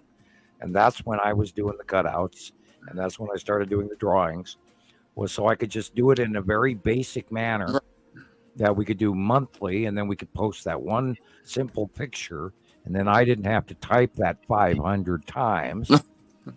And believe me, in the early days, that was what we were doing. Right. It's changed a lot. But even for me, that was the same for me. I mean, I can't tell you how many times I explained it out, typing it out, actually texting it on my phone, it's even longer. But the same thing about you, Sam, about your drawings. I mean, I told it over and over. And then I started making videos where I could just now, we have the videos, and it's so nice to send it. Yeah, I have it all, everybody knows what I'm talking about. I just watched the you describing the planet scenario on your YouTube again today. Yes. Okay. And part 1 and 2. I love that one. Yeah, but you should post part 1 and 2 regularly. Oh, 1 and 2. Oh, that one too. Okay, there's a couple of them I like. Uh-huh. Yeah, I like those, and you did a very good job of it. And it comes from a generic ground level explanation of it, and you do a very good job of it in a way I couldn't do it. Yeah. Nice. Thanks, Sam. No, there's one up the street that I filmed. I was outside, and that one has, I forgot. Let me double check. I don't want to say it wrong, but it has so many shares over on TikTok. It's like one of my better played videos. But anyway, I want to say 1,000 shares at least. No. Yellow moon and a satum. That dark blue area is a satum. 3,600 shares. Hey, Rebecca. Wow. 3,600. Wow. Yeah, that's pretty good. What's Rocket Man? Yeah, I sent you a link. We have a subscription to Streamlabs. It's going to be way better than StreamYard. Oh boy, I can't wait. You could possibly use it to stream with YouTube and Facebook and all that stuff too, of course. But I'm thinking that we should use this with our platform. Okay, something new to tackle, but yeah, I'll work on it. As long as I can link in, I'm okay with it. Right. I mean, it's just a YouTube video away from learning how to use it. I know that much. Yeah. Right. And somebody easy for you to say. Just another thing to add to your resume, Rebecca. Right. Guy watching resume. Self-taught in Streamlabs, self-taught in StreamYard. I know. Yep. Okay, let's see. Thank you, Rocket Man, because I was, I don't complain about it much on StreamYard, but like I was saying earlier, it has some issues that, I could see how things would be better on other services. Probably try out Streamlabs. I will. Maybe even by the next show we can have it up and going. Knowing how stuff. You should get used to it. Practice. Carol Ann's talking about how far back she goes, and she says somewhere around 2013. Yeah, Carol Ann, you've been around a long time. Carol Ann has been, our old faithful. She's been here for us. Back in the early days. We should, drag her. Hi, Carol Ann. Up here on as a guest and Caroline, you should come on as a guest. I've been around for a very long time. I asked her. The offer is out there forever, so anytime she wants to, she can. Definitely welcome, but so she knows that she wants to help moderate. Apparently, she's been saving a whole lot of our pictures, and I was very surprised the other day when she beat me to pulling out some pictures, and I'm like, that's the one I was looking for. She's really awesome. She's right on the ball with it, and thinking what I'm thinking, which is really cool. This is Dawn. Hi, Dawn. Happy you're here. I know I've seen you on here a little earlier, but. Good to see you. And she said, Carol Ann said eventually she will. Right. Whenever you're ready. So no pressure. Okay, this picture is from Gray Guy. And he sent me another pic. So I'm going to grab that one real quick. But this is the first one that he sent me. And I mean, to me, it's something to do with what? Atu and Yuri and close. Okay. We're looking dead center in the middle of the 10 asteroid. Okay. Yeah, left of our sun. That's left of our sun. That's on the bottom area. This is literally the tan asteroid with the salamander asteroid group, real close, and you can see most of the tan asteroid dead center. Yeah, that's what I saw. Now, Sam, I showed you guys a picture I got like this, that gray guy got with this one. Is there going to be structure on the tan asteroid too, or if it comes in close enough, or? So far, everything we've seen about it is very, very smooth. I'm going to reach in here, Rebecca, and go to Facebook again, and I'm going to pull out an early one or two of the tan asteroid group. And cool, there's because the picture I got, it just looked like clouds, but it just looked like this thing was right there. You can definitely tell. Okay, there are like 3 or 3, 4, 5. My brain immediately starts counting even more. There are 3 major ones. Okay. Hey, Grey Guy, it's not here. The purple. I'll send them to you one at a time, Rebecca. Here's the purple one. This is the asteroid group in 2018.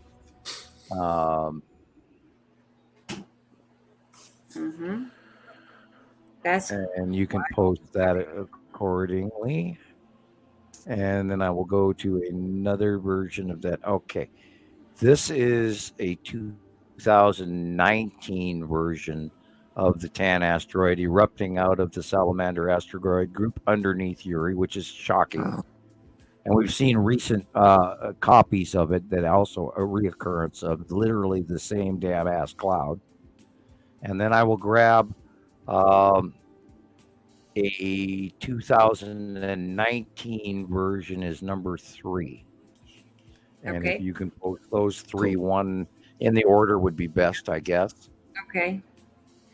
Yeah. One is, of course, a different proximity. The center one, the second one, is during the 180-day cycle, where the other 2 are not. Okay. The first one, or which one was it? Yeah, the second one is when they're close past. The first one is a 2018 shot. That is the side view of some really close that's the tan asteroid and all of that, bottom of Uri. And that's when it was still far enough away in 2018-ish after it crossed over to the left-hand side. Okay, got it.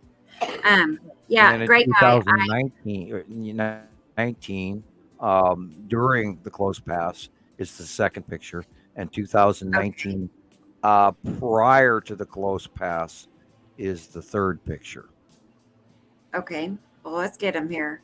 And I was going to tell Grey Guy, he said he sent me another picture, and I have the email, but it's nothing there. So maybe try sending it again. I tried to send stuff by email once, and it didn't work out either. I don't think I showed the older asteroid groups enough that will explain to you how it sits and looks like compared to this drawing. And once you see these live shots from 2018, 2019, it will make more sense to you. Okay, let's see if this is going to work, hopefully. And that's why the tan asteroid has been sort of singled out to popping its face out of the salamander asteroid group, because it's all part of the base cloud, side cloud pattern of the planet Uri, which you're going to see the example of. There you go. Let's go back. Just 1 second. He wanted me to point out the car. He keeps saying my car, my car, my car. Look at my car. Look at the car. Nice car. Looks like the back part of it is missing. Oh yeah, man. What happened? Oh my word! It got hit. It must have been part of the salamander group up there for a while. It looks like it's been through hell. What happened to the dude's car? Yeah. Oh, he called it a glitch in the matrix. Oh, okay. Well, maybe floating up there with it. Like, was it a panoramic? It was not a panoramic. That is weird. I'm going to have to look at it closer up on my phone. I can see it even better. But yeah, great guy. That's. Oh yeah, look at I thought we were looking at clouds. Once We're I've had looking about 10 hours sleep, maybe it'll make sense to me. Yeah, I'll get it. I'm going to zoom in on it and we'll look at it closer. Yeah, zoom in on it because it's blurry if I look at it. My tablet's making it blurry. This If you look in the tablet center, needs to get a new tablet or something. just left of center is the Tan asteroid. Definitely. All the other asteroids around it coming out from the bottom area of the side of Uri, even though it's purple. Right. Wow. Okay, and then we go to the next picture if you're ready. Yep. Oh wow. This is enduring the 180-day cycle where it's really close, and that of course, that thing protruding in the dead center middle down to the lower is the Tan asteroid, and above it is all the asteroids inside the base cloud of Uri. That is a crazy picture. Oh, that's always been one of my We've seen this- favorites, that one. We saw this pattern in 2023 around December, if I believe correct, which also matches the Boxing Day event, which is also during this period of time that this picture was captured. Was the original Boxing Day event that occurred in the UK. That was an unbelievable storm, which we showed an even close pass of the asteroids than this. Okay. It was intense. And then the 2019 prior to close pass, I believe January, February-ish of 2019. 2018 was a crazy couple of years. Oh, I was just sitting there waiting for us to get pasted.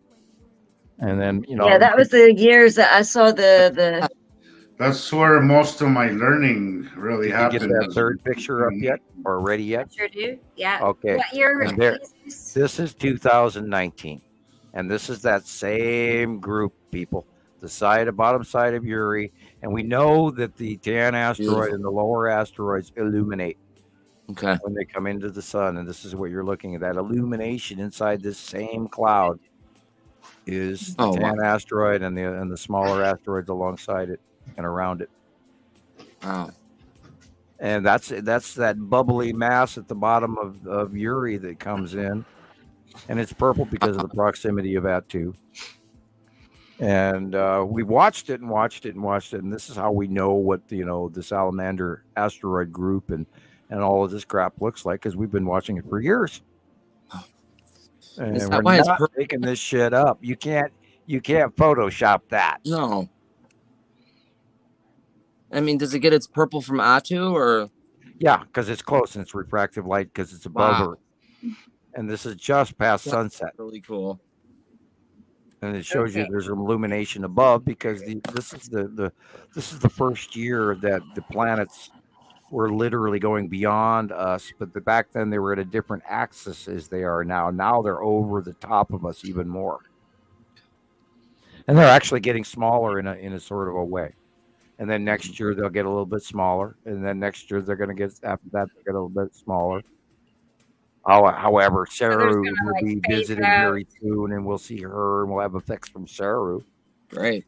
As That the soul reminds leaves. me. Somebody And in the comments asked earlier how much longer we'll continue to see them, and I wanted to say, didn't you say like Anywhere range from 7 to years? 10 years. 7 or to 10. 6 Okay. 6 to 10 years. We believe we went past the halfway point. Now, there's no real way to judge that, other than I got 2 hints at it. It has to do with outview and what we've seen and how the spiral rotation and the changing of what's behind whom of the planets has shown me sort of. And yet we also believe that the new solar activity, because there was a period of the time where the sun, most of the energy was somehow not doing what the sun was believed to normally do. And I don't think anyone took into account that I believe most of the energy was being drawn back to the larger star. And I don't think maybe they're in close proximity as they used to be, but I still think they're co-orbiting in one spot. We haven't been able to prove anything different.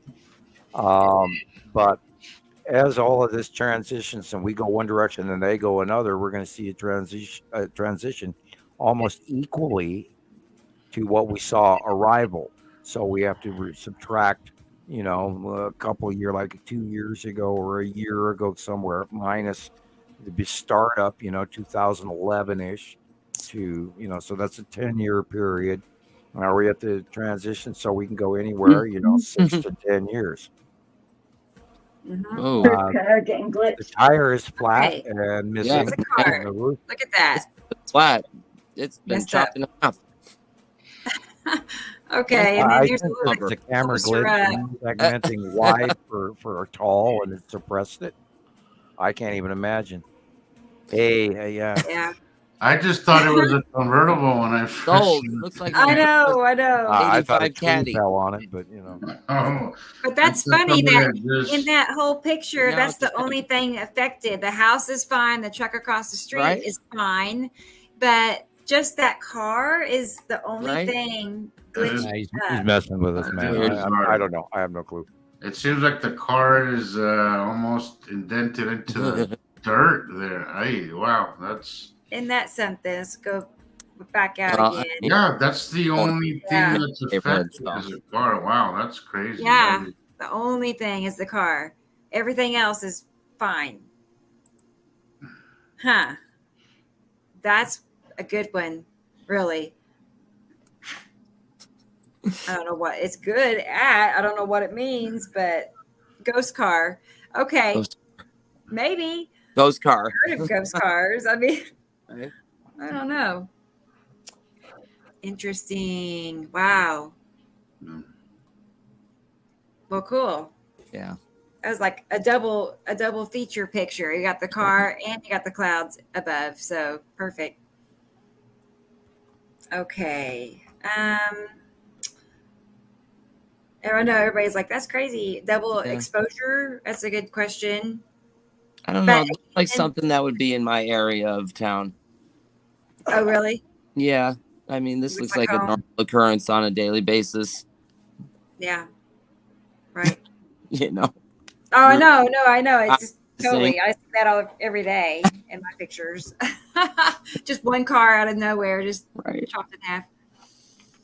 Oh boy. Well, let's see what else I had here. I try not to Oh, deal with stuff I Maria. can't prove.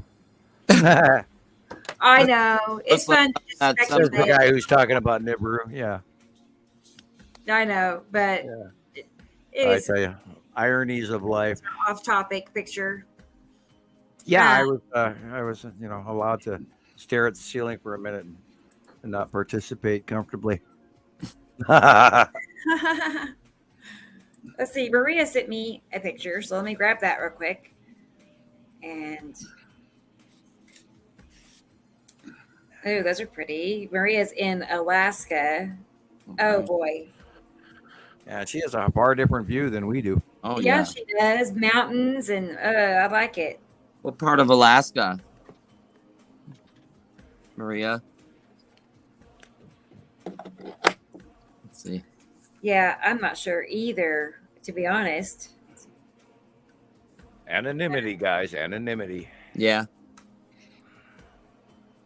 That's what you say, north, south, east, west. I've never been there. Or if you're I'd brave like to enough see that to part of the down. country. I imagine there's a lot of people out there that are, kind of almost spooked about even getting involved and being public about this, and it can have minor ramifications for doing so. I'll warn you in ahead of time. But says me, the guy that's crackers. So yeah, and then we were talking about this earlier, where friends and family and stuff like this, and it's going to be hard for a lot of people to reach out and go there, and it's bonkers. It's really bonkers, but here we are, watching it all these years, and I'm still in awe. I not one day goes by that I don't look outside and go, wow,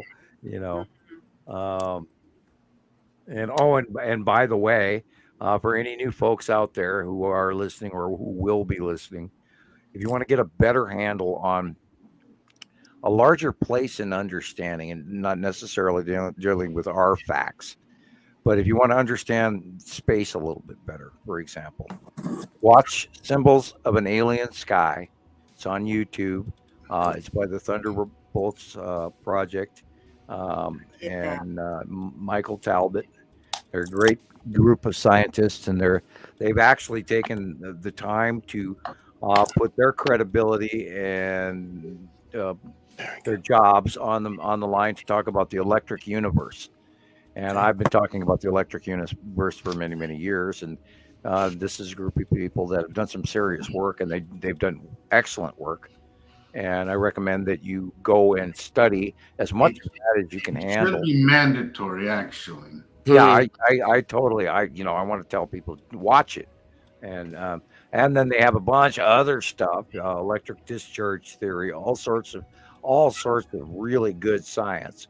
And if you eat up what your brain will allow, but if you want a better understanding of legends and history and lore and how all of this can be happening in the skies right before our very eyes, go watch that video, Symbols of an Alien Sky, and you type it in on YouTube and watch. You really have to watch it more than once. Yeah. Oh yeah, God, I've watched it an easy 100 times. Every time you see it, you learn more.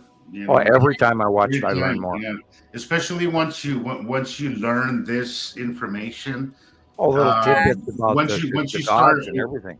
Once you start learning this information, and then you go and start seeing stuff like that, everything just makes sense. Yeah, and it all falls into place, and you go, yeah, they saw it before. It has been recorded in history. And this is part of, a huge part of what Montana Skywatcher 1 did for the longest time after 2 got up and running, is I spent a great deal of time looking into less topic, generic conversations for the new learners, which is what Montana Skywatcher 2 ended up, where we put the new people in there. And then the older people who had learned and spent many years and were, kind of quieting down and not really participating as much, as well as sending their stuff in, but didn't want to have the banter arguments or the trolling that went on in 2. And they sat and got quiet. So I spent a bunch of time doing a lot more of the lore and depositing that on Skywatcher 1 than I do on 2. But anyway, generic reference. And it's absolutely almost impossible, people, to join Montana Skywatcher 1 right now. I've got so many requests I have to go through. This morning I tried to go through Skywatcher 2 for new membership, and I got well over. I'm coming up on like 500 requests. Wow. So and I had it down to 0 a couple of weeks ago, and so now I'm going to have to spend a day doing that. And as I have an eye twitch just thinking about it. Oh my God. Yeah. I actually developed an eye twitch talking about it. It's like, and, that's intense. Okay, I have Maria's pictures. Let's see. There's the first one. We spent a lot more time dealing with this too, so it has kind of pulled us away from one thing or the other. From what, Sam? Sorry. Our sites from dealing with member requests and spam. Oh yes. And I'm still trying to post, and I'm still trying to answer as many people as I can, and I'm still trying to run my personal page, and I've been a little bit cosmic lately. And for those of you who are tired of my information, good. And don't get discouraged if your stuff isn't being commented on. They'll eventually get to it. Oh yeah, well, I stopped being momentarily discouraged by that, because I've seen that my newsfeed can be anywhere from 5 days to a week old before anybody gets it. Oh yeah, from the stuff I've been getting in, and I look at it and I go, yeah, you're sending me a notice about an X-class flare off the sun, and that was 5 days ago. Right. Well, great, that does me no good now. And I got some weather alert from local, and I got it a week late, and it's like, oh gosh, thank you. Good job, Facebook newsfeed. Yeah. That's supposed to be today. I agree with Gray Guy. This is the biggest news in hundreds, if not thousands, of years. Oh really. Yeah. Really, we're on it. I often think, well, what do the ancients must have thought when they saw this shit? Jeez. I could just imagine what they must have been thinking. I'm thinking they didn't have skyscrapers or anything, tall. Now you know why they called them gods. Some Now of these you know things why must there have was been. all these early polytheistic religions. Instead of Maria one just God. Anchorage. I mean, Now you just know look why how there tall was that is going in the, there was a upper period where they were atmospheres. revering the sun, Ra, and the one, and Yeah.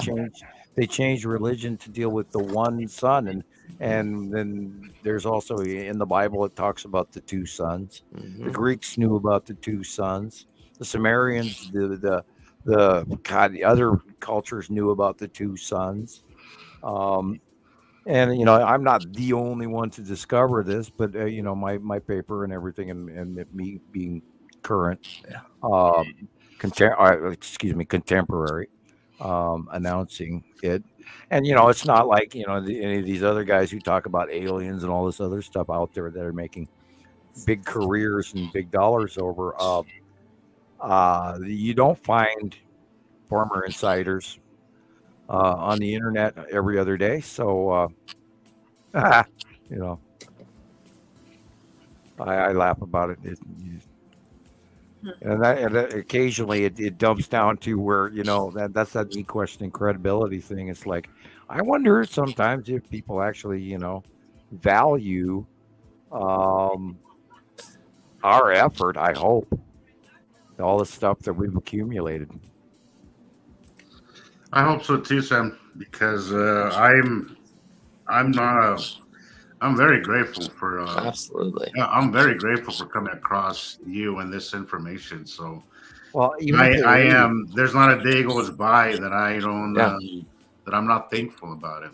Even when they leave, we have to hope that this information doesn't fall to the wayside and go, oh yeah, it was a thing, it was a cult, it was whatever. It's why I decided. It's why I decided into actually doing and going public with this, because it was a long time where I just wanted to be on the sideline. I didn't want to go public with this, because we all here know and have experienced the ugly side of all these. People with the ridicule and all that. It doesn't matter anymore. But I do feel part of the reason why I decided to go public is because it's just a shame. It's a shame that all this information we're amassing, and it needs to be seen by the world. Yeah. And had we not had a decade plus proven time matching repetitive, we couldn't so strongly and unequivocally walk out here and say this and be the citizen science project without having spent all of this time doing this. This isn't something we do lightly. This is something we finally have to do. We have to. We have so much information. We have to do this. I absolutely agree.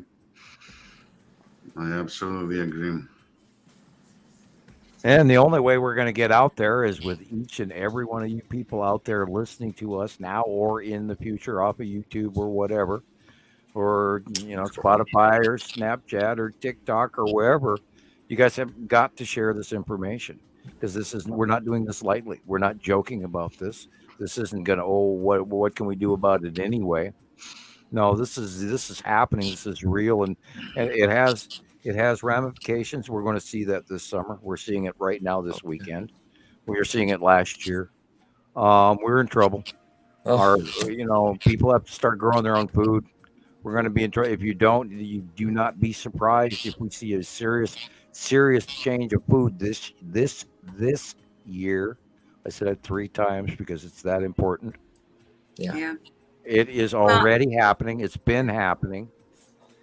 Yeah. I just think grocery prices getting higher and higher and higher and higher.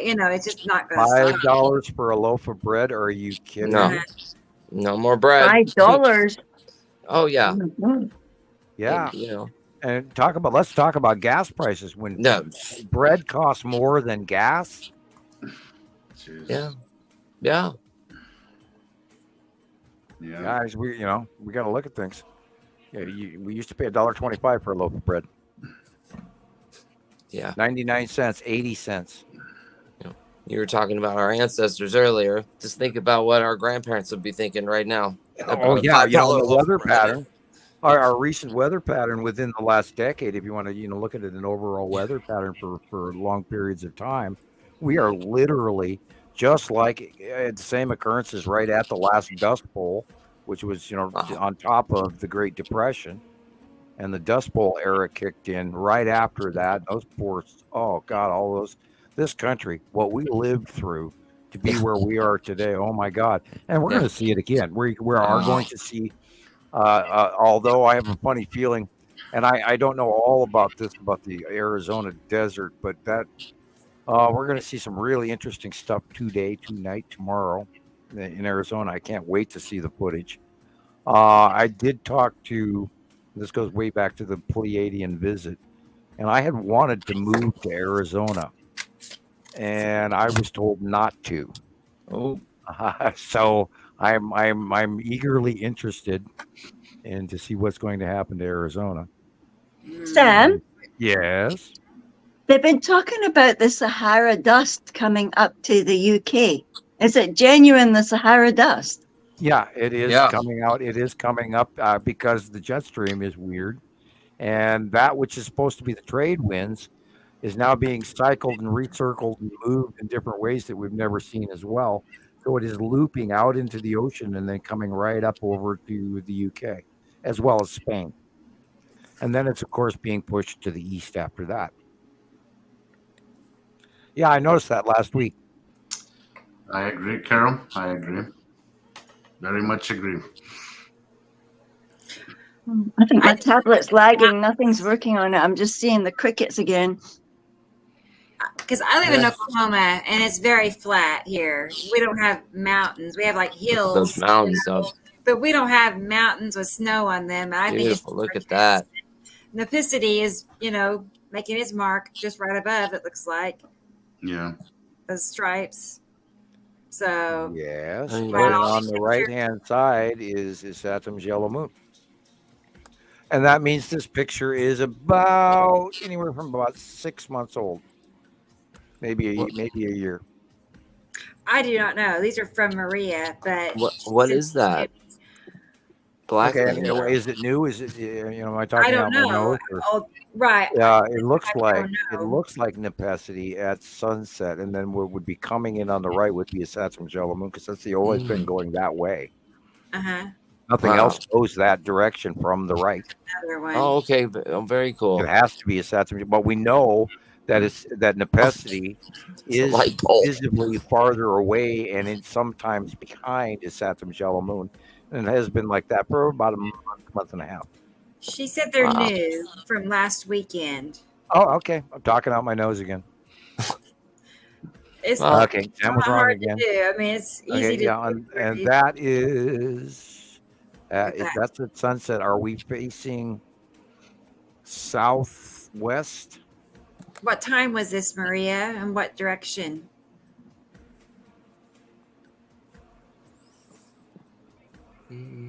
Curious. What? Yeah. Well, notice how gray and unilluminated it is during that kind of time of day as well. Still, it's been. She says that's north. North. That's looking north. Looking north. Oh, it's okay. If we're looking north, that means it's early in the day. Okay. What time? 1:30 p.m. 1:30 p.m. Oh, okay. Well, cool. That's north. At 1:30. Weird. Yeah, that's where Nepacity is. It's. I know the light is. She said Alaska, right? It couldn't be that wouldn't be Nepacity then. If this is it. Woo. That looks like one of those things that looks like a giant stick got thrown across the sky. It's just thrown down. That would most likely, if that's looking north, that would have to be Uri. Wow. If that's looking north. Right. Yeah. Wow. And you can see the light blue area is the real sky, and the blue area. I was just thinking that. I was just thinking how you blue can tell area is planet big, huge from one end to the other. Wow. Okay. There's that darker blue on the upper part of the They're screen. here too. The light blue in the left hand is the real sky, and everything from, you can see the little line all the way to the right hand corner and the left hand corner. That's all planet. Wow. And Sunday was an interesting day. Very cool. Very interesting day. And those are probably the stripes of Uri. Wow, look at it. Wow. And that as well. Looks cold there too. Yeah. No, well, you know, we know. That's we what it know looks that like there's an outside odd now. shadow. And fog. Don't forget the fog we've been having for a month. The fog or more. Where I'm at was just wild yesterday. And fog, never heard of such a thing here. Let alone consecutive days after days. This is probably the spiral asteroid going across. I was curious what my weather is doing. I haven't even looked at it in days, but it looks like Thursday is going to be 71 degrees. So, I mean, it's going to be in the upper 60s. I wouldn't count on that. Well, there's just been 2 inches of snow outside while we were doing the show. And then it's going to drop into the 50s after that. Oh, man. So, Snow leaves spreading water in the mountain. You even had a winter, Rebecca? no, except for that, you know, what, a week or 10 days, you know, it was freezing, Hey, we had 0, 5 37 degrees. below. It's terrible. Yeah. Barely any snow though, and unfortunately, everybody south of us downstream is going to suffer because Montana is not going to be handing you the water we usually do. And I have a cat. What do you know? Where'd you go? Oh, okay. She just visited, so I get to sneeze. Or she's telling me, "Dave, feed me." I'll be right back. Okay, Sid. That's what happens to me. If I walk out this room, I'm, you know, met with cats, you know, waiting for me. They wait by the door for me, so they would be all over me if they were in here. But I just had to clean up what one of them did. see, I have cats. Oh. Sam, Jillian. What about you, Uh-oh. Chris? Do you have cats? You have a Well, cat. we just got the cat was it last week? We just got Something like that. we weren't conned into it. We were supposed to babysit and then we ended up adopting the cat. Oh, How So old she is the finally kitty? came out last night, you know, for her first pet. It's been like yes. 7 or 8 days. I'm like, I can't find the cat anywhere. So we had to put a bell around her neck just to make sure she's in the house. Yeah, They I don't told let us, my you cats know, out. it takes like, 3 weeks. What is it? 3 days, 3 weeks, and 3 months for an adjustment period, I guess. Yeah, mine didn't want to come out much either at first, but then they'd had to go to foster care while I waited for the house. So Yeah. when I'm they a dog finally came out, they person, were. Yeah, this cat thing goes. I mean, I've had cats before in the past, but the last cat we have, he used to walk with us when I walked the dog, so that was cool. Yeah, Stella came to the allotment with me. She wasn't meant to, but she walked all the way behind me. I was on the bike, and then I would look behind and meow, and you could hear like a cat howling as it ran. Oh man, yeah. We also have, there must be about 50 neighborhood cats around here. They're just, yeah. So they're like, I think they know there's a cat here in the house because they were all, grouped No, up. rock up outside on the your front porch door, and go, like, row, row. Is that a girl you've got in there? Yeah, Row, they have a row. sense of smell that we don't even have an understanding Right. of. So I got a picture of them. There must be like, 20 eyeballs 20 in the cats. darkness. It's kind of creepy, actually. Shame, how old's your baby? How old is your kitty cat? Oh, a 5. I thought you said Oh, Sam. is she translating? Am I too Scottish? No. No, I thought you said Sam first. Oh. No, I guess she cat's 5. It's a black cat. So that's the other problem too. I can't see very good, I guess, anymore. And I keep stepping on. Well, I don't keep stepping on the cat. Let's not say that. But yeah, I almost stepped on the cat. So See, Right. what I is that first stripy planet, please? On this What- video. What video? There's a video playing, it's Jesus's one. With his finger, and he's showing you the curve of the planet. oh, I don't remember which one was first. The one, well, where's the light? On the right or the left? What video? We can't see it, so we don't know. Yeah, I think my tablet's acting retarded. You must have played it while I was away. Oh, okay. You're watching the rerun. Yeah, I'm having a tablet crisis. I'm just going to go mad because the thing's just. I just want to tell. Also, I forgot to tell Maria thank you for sharing her pictures with us. Yes, thank you, Maria. Cool. Yeah, I wonder if she's near that one, this one, that one where it's a striped planet with the thing through it, and it said the start of TikTok. That's Jesus's video. Oh, okay, that's the opening video with the stripes. Yeah, that one. Who's that? I think we had agreed that it was a lead object. Because it had the stripes, it was like 3 steps or something. Yeah, there's a 3. Right. There's a 3 bands. There's a few stripes about. It's what tells us it's the lead object because it has the stripes that we often see with the lead object. So it's even so enormous you can't imagine it as the lead object. But because there were a couple of different yearly passings it was so damn big I couldn't believe it. Wow. And this is also what leads me to. We waded through whether or not it was actually an asteroid or whether it was a moon because it was so damn big. Yeah. And then we boiled that back down between Attu and Attu's moon because Attu's moon had the craters and the lead asteroid doesn't have craters. It has stripes, and the stripes come from shadowing and some depressions and shape of the asteroid per se itself. And we've got close-ups of it going back many years. So we've seen the face of lead asteroid in many different sizes over many different cycles.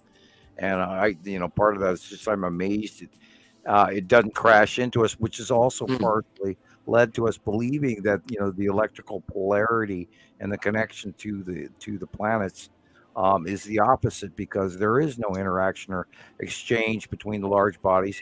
They don't steal our planets from our solar system, and we don't steal theirs in a paradoxical chemistry equation. It's kind of a wild, it's amazing. Mm-hmm.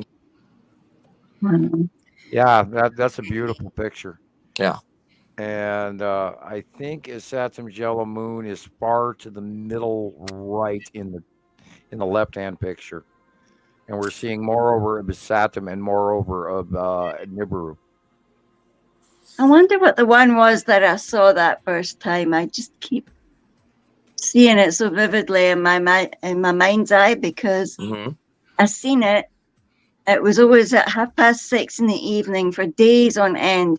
And that's why I decided to start looking on the internet for Nibiru. I don't even know why I thought Nibiru, but I think it's because I read the Zecharia Sitchin books and I thought, Molly, I wonder if this is to do with Nibiru. And it just kept obsessing on my brain. So I went to the internet cafe and I thought, well, Nibiru is such a bizarre topic to type in, but I was at my wit's end. I couldn't think what else to put into the computer to get an answer of what I'd seen next to the sun. Here we have a very large Saturn's yellow moon over the top of the house on the right. Wow. And then, of course, Saturn proper is behind. And then there's another little straight line down at the bottom going towards the left at the horizon. That is Nibiru behind. Okay. Wow. And you can see the moon-like land masses of Saturn's yellow moon directly above the house in the middle of the picture at the top. And then how dark it is over to the right again. And then you can see the real sky in the left at the bottom of the horizon. Mm-hmm. And guys, this is another repeating pattern. And they're all the same week in, week out. And they match over and over and over again. And that's not just clouds standing there. Because these things have got ridges and giant mountains. And remember, flame-like clouds and ion drag-off tails and we see it over and over and again, and we've watched it for years, and we watched them get bigger and bigger and bigger, and that's why we know what we're talking about now, and this is why it's the Citizen Science Project, because we've done a project here, and it's accurate, It's science. It's not NASA. Move over, NASA. Here we come. I know. We see the big picture. The difference is that we see the big picture because we correlate everybody around the world. From around the world. We don't just stick to one event. We correlate that with everybody else's. I love when I have a close passing, and I just wait for it. Everybody starts posting their stuff, and then you could just compare it, and then even if you're a little on the fence about what it is that you caught, you could always correlate it, compare it to everybody else's work, and you're like, okay, now I see what I'm looking at here. And that also, if you could date your pictures for yourself for later, before you post these pictures that you're sending us, put your name on it, put the direction that we're looking, where you are, and then the date. And then you can save that. And then you can even compare your own pictures to those people who say, well, I posted this or I took this on the 18th. And then you can look at your pictures on the 18th. And then you go, wow, they match. And see, all of this documentation coming together will lead you down the path. And this is how you start with the pattern recognition. That's right. Good night, Maria. Good night. Maria. Night. Really Thanks nice. for sending me photos. Over and out. Let's see here. I don't know if Alaska falls in an hour earlier than Pacific time or not. But it's either 10 or 9 over where she is. Early, I don't know. Anyway, sidebar. Ooh, oh, man, there's a hum. There's a very loud hum outside. Whoa. I keep coming up with all these ideas for Rocket Man. I'm like writing this down, and then I got another idea. So All right. like all these little notes written. Nice. Oh, yeah. So because if I don't write it down, I'll definitely forget. And last night I had a notepad going on my cell phone, and normally if you just close out, you don't have to do anything to save. Anyway, it didn't save it. Oh no! It did not save it. I mean, I kept looking at it because I don't know why, but anyway, hopefully it'll all come back, all of it. So anyway, I hate that when you think. I do too. It usually does it for you, right? Oh yeah. Usually you don't have to worry about it. Then sure. Yeah, enough, you don't have to do anything. Oh. You just close out and it saves automatically. But no, it did not. So I'll keep that in mind next time I work on it. That it's not trustworthy. So. Let's see. Well, we're at 5 hours. What do you all think? Oddly, I smell sandalwood incense. I don't know why. Yeah? It's weird. Where'd that come from? If you're out there and you're burning sandalwood incense, let me know. I got essential oils. Is that? Well, I'm smelling something that smells very close to sandalwood. It's an Asian standard. I've got we've got cedarwood, and we got frankincense. Yeah. I just put my sage on. Sorry, I all of a sudden out of the blue smelled it, and it's like, where's that coming from? Right? It might be you. You never know. Excuse me, that was really strong. Yeah. That's really I'm reminded of my favorite Bud Light commercial. Oh. Yeah, I just got to mention it anyway. Now that I brought it up, the guy goes on a date with his girlfriend around Christmas time, and he books a sleigh and a horse. And that one. she's holding a candle in her hands, and he hands her the candle. Here you go, honey. Hold this. Isn't it romantic? And he said, now I got one more surprise. And he bends down to pick up the beer. And meanwhile, the horse, in front of them, directly in front of them, lifts its tail and lets one go onto that candle. And he fries the woman, her hair, her coat, her makeup, the whole 9 yards. And he pops up with 2 Bud Lights, and he looks over at her, and here she's this smoldering mass, oh! And that's my favorite Bud Light commercial. And every time I watch it still to this day, I still laugh my ass off. I do. Yeah, I think you posted it a couple of times at Christmas time. quite a few times for quite a few years. I've pulled that one up every time ever since I first saw that. I just, you know, there's a comedy movie also. I'm sorry, I'm going off into parts, and I don't know why, but there's a comedy movie called Rocket Man, and there's a famous part scene from the movie Rocket Man, and you can go to YouTube and look that segment up. And that's always hilarious. I watched that over and over again. Still laughed my ass off over it. I don't know why I had to bring that up because we were talking about smelling Chuckle. It's a movie called Rocket Man. Is that what you said? Yeah, I believe so. It's a comedy. Okay. Huh. Never heard of it. Type in fart scene from Rocket Man. Is it newer or is it older? Like from?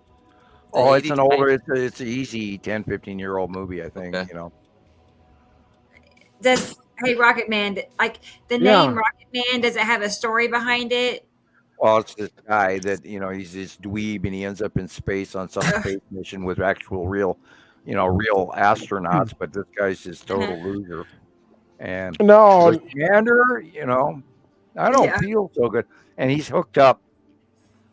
Something goes wrong through the air breathing system between these two guys that are walking around on the planet. And they're in their spacesuits. And so one of them has a system failure. So they hook together an air tube, which they call a Pliss. And so the two astronauts are walking through space on this planetary body. And then the silly doofus guy gets really bad body gas. I mean, he gets intestinal discomfort. And he goes, Commander, I don't feel so good. And it's the most hilarious thing you've ever seen in your life. And he farts in his spacesuit. And then, of course, it runs through the shared air tube to the other guy. And, you know, and they're on, you know, they're hooked in spacesuits, so they can't, you know, exit the room. Yeah. Oh, my gosh. You know, it's hilarious. I'm sorry. Those are my, understand. My favorite I part raised movies. 3 boys, and I can hear them cutting up on stuff like that. You know, that's boy humor. Hilarious. So. I love it. I don't know why I went I know the children in school. Then you were every toddler's best friend, you know. Yeah. Just zapped out. No, I was asking also Rocket Man, where Rocket Man come from? Like, is there a story? Yeah, I was gonna bring that up. I would like to know if there's a history with that name or what. What's the deal with him? No. Actually, I actually picked it up when Trump was going back and forth with Donut Boy in North Korea. Kim Jong-un. They were going back and forth. He's not the Rocket Man. I'm the real Rocket Man. Oh. Yeah, and Kim Jong-un is a little Rocket Man. No, he's Donut Boy. He's Donut Boy? Yeah. Rocket Man. Okay. Donuts. Oh. I kind of remember that. Kind of. Yeah. That whole time was a whole blur. I wasn't even paying attention. It was such a shit show that I wasn't. It's still going on. Yeah.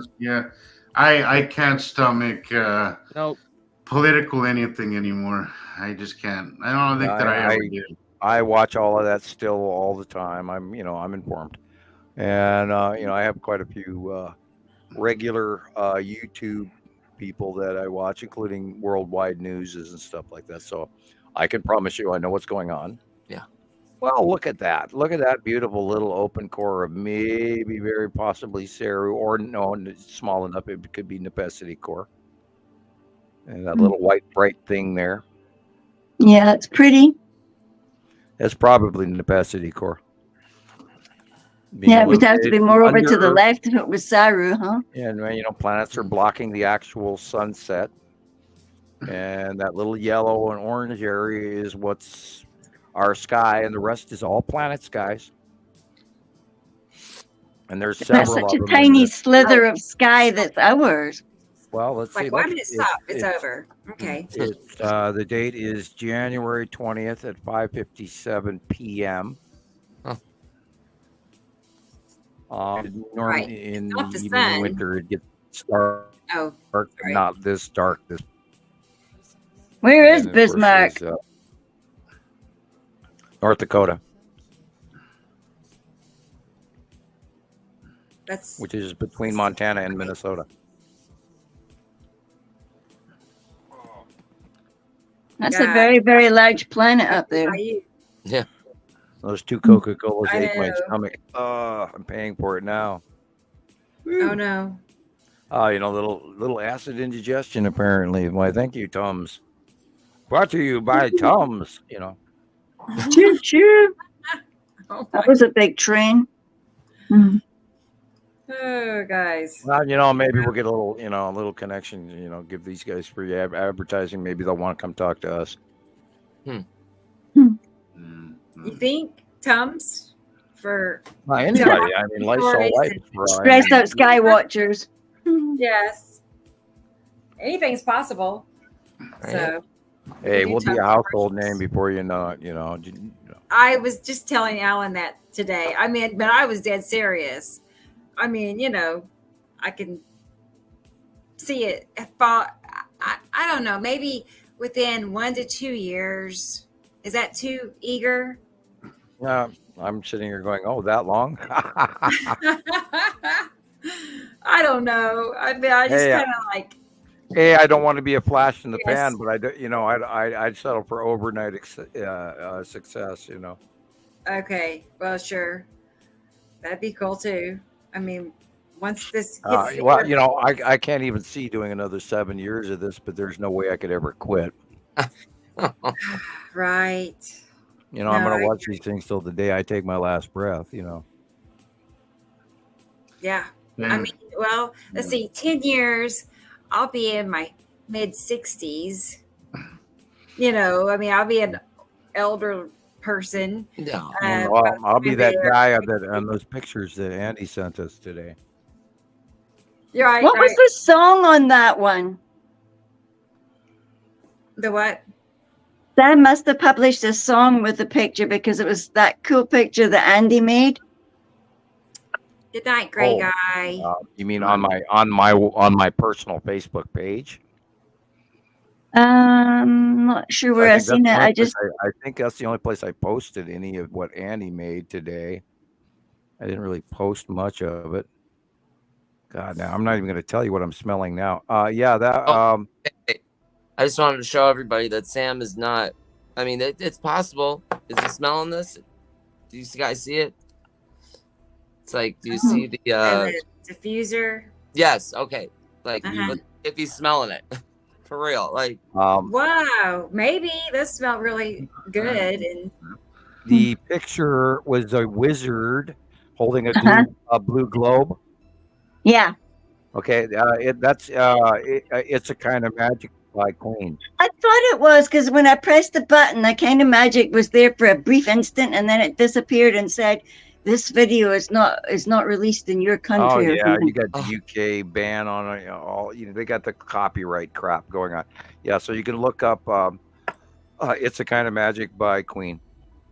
Yeah, well, you know how many times we've all heard that one. So. Yeah. That was a cool picture he made, by the way. Yeah, I wanted to tell you that. I posted it, and it's me in a magic user outfit. Far younger than I currently am, and holding a blue orb globe. And I have older pictures where I was doing some silly pictures where I'm holding a globe. So I thought that's what was cool. It's an AI drawn thing. the ones from Andy, you mean? Yeah, correct. Have you not seen it, Rebecca? It's on my personal Facebook wall. Okay. It's about 1, 2, 3. It's the 4th post down. Oh, okay. Something new. I haven't. I have got to go get a splash of seen milk. it. I'll be right back. Okay, do that. I don't know which picture you're talking about, but I'll take a peek real quick. But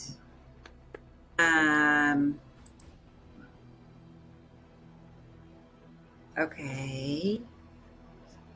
Boy, I'm lagging. I have been lagging for like.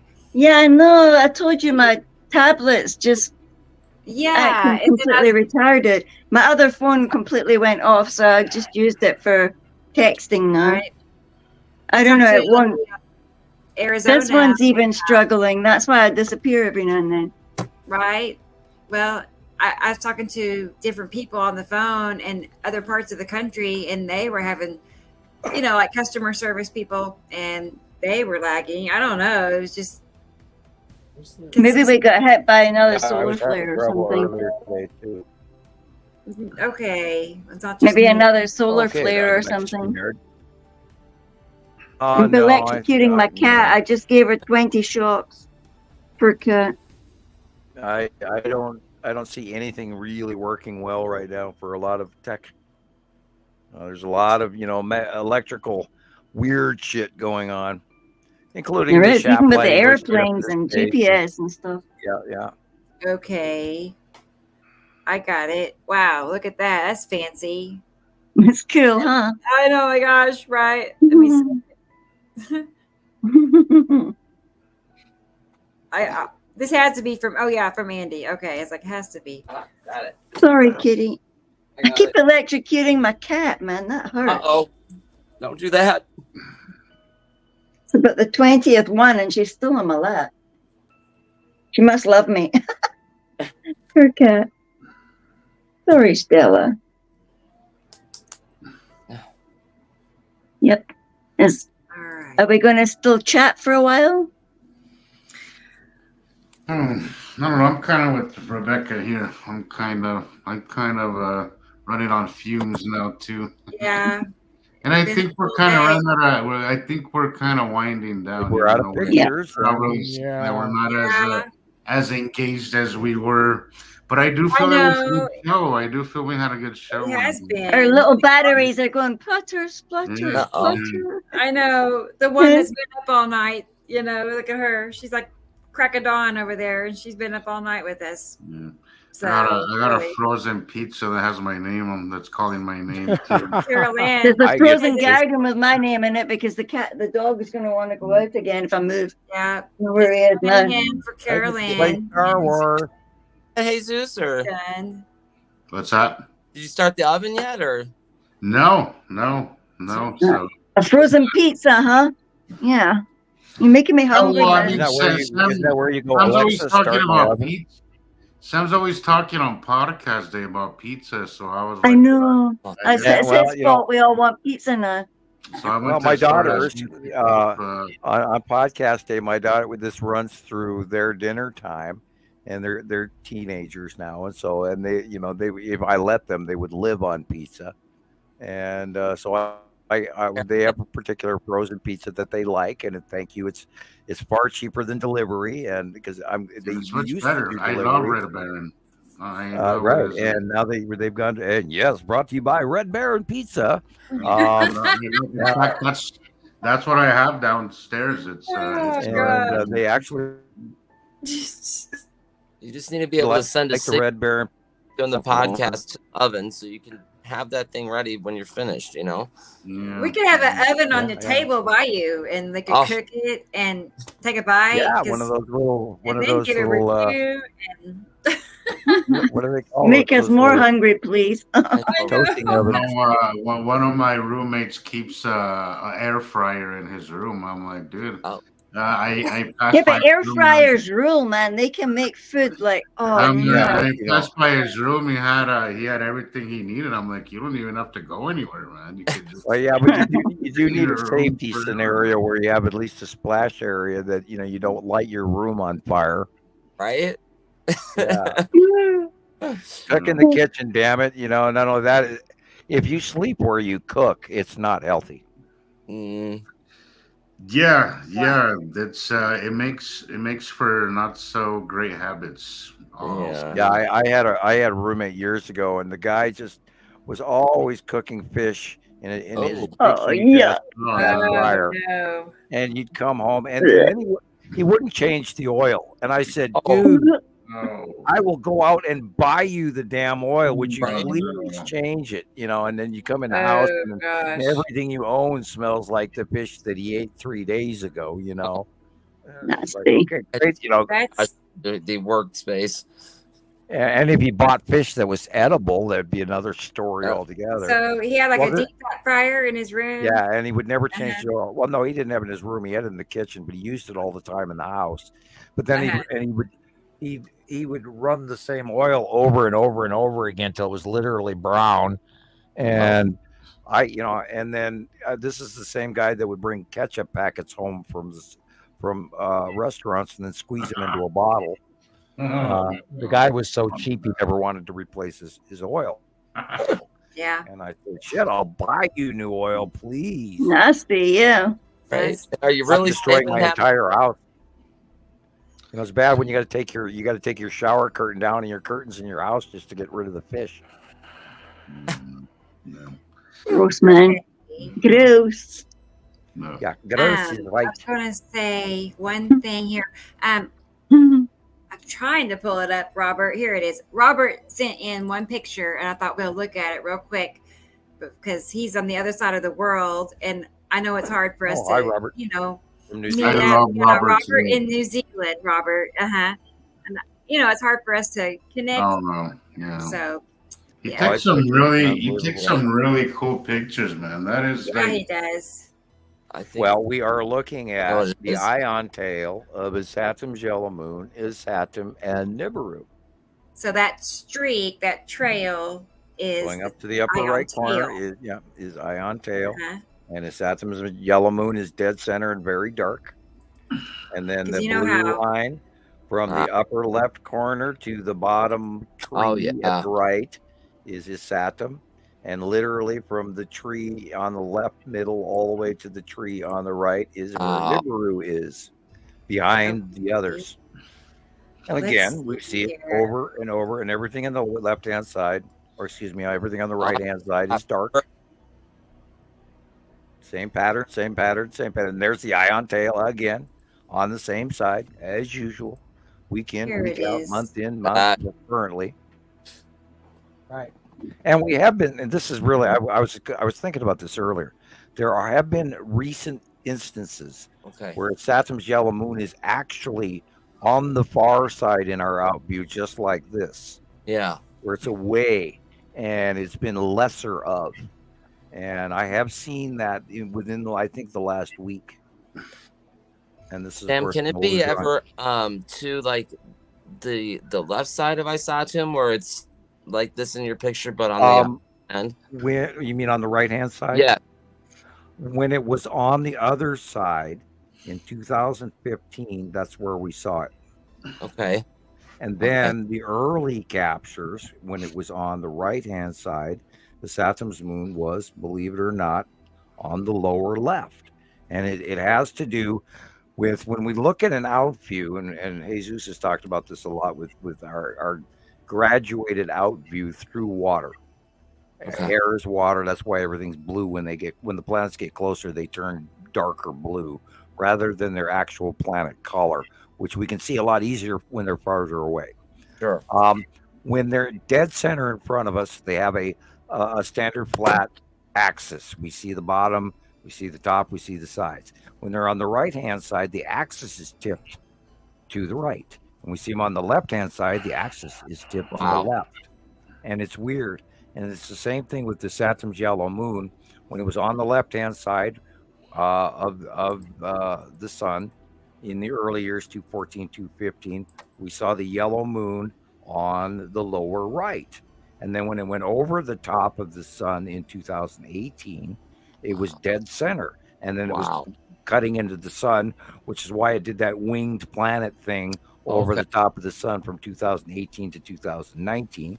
And then when it was coming back at late 2019, early 2020, on the right-hand side, we started seeing it on the lower left with the ion tail leading off to the upper right. So it has to do with out view and axis tip. Okay. It's weird, but that's how it works. And we've watched it.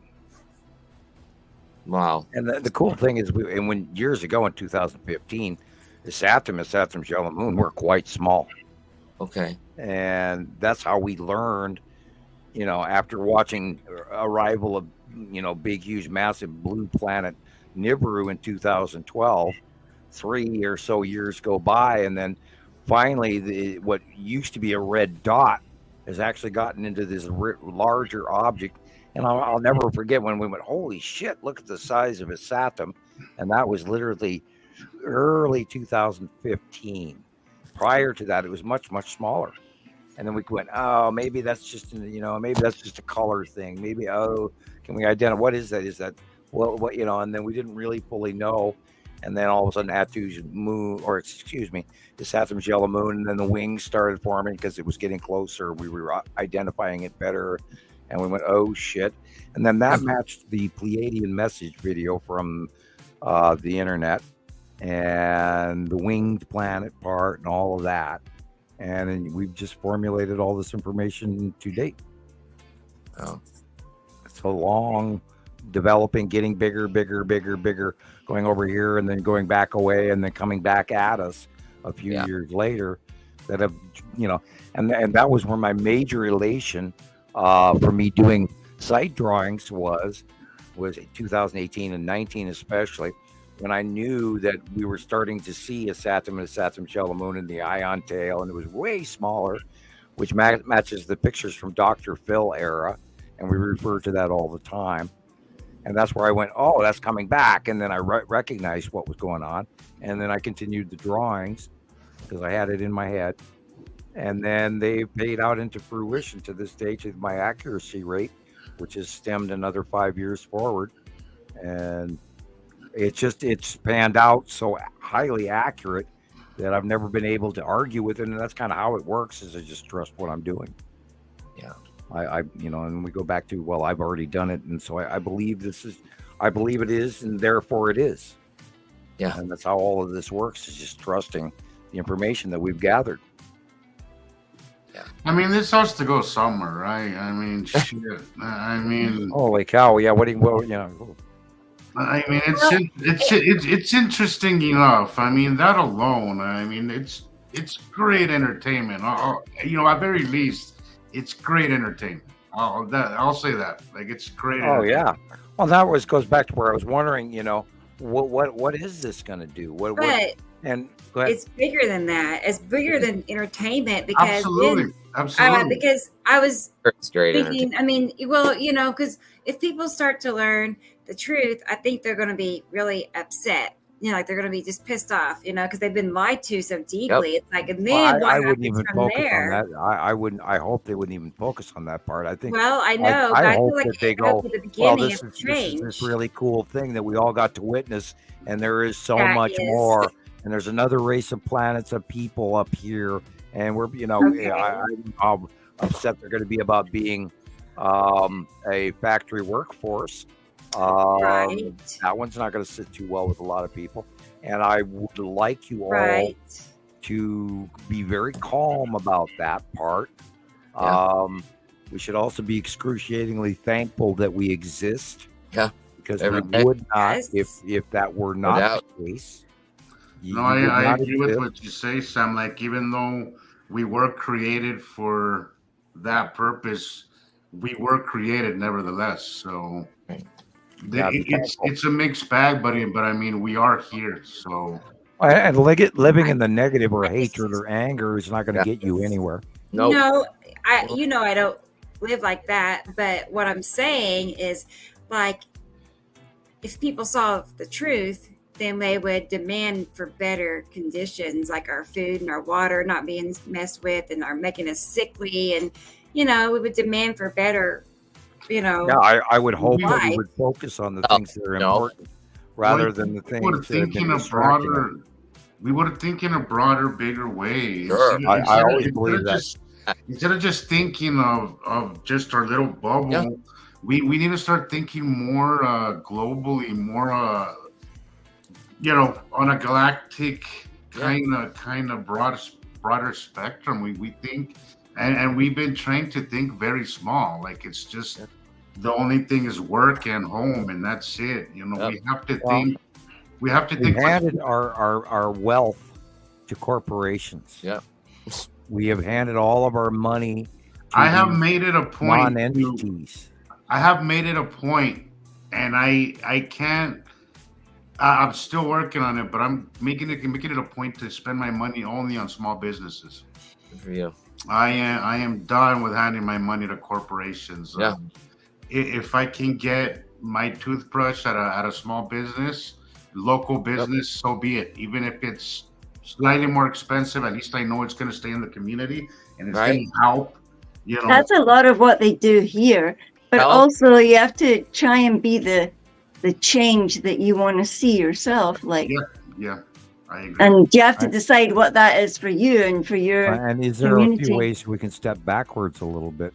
Right. That, you know, and nobody wants to do that, but sometimes you have to step backwards to go forward. You need to reassess what you absolutely have to have. Oh, I can't live without that. But wait a minute. Yeah. Really? Right. Try doing it. You really have to have that.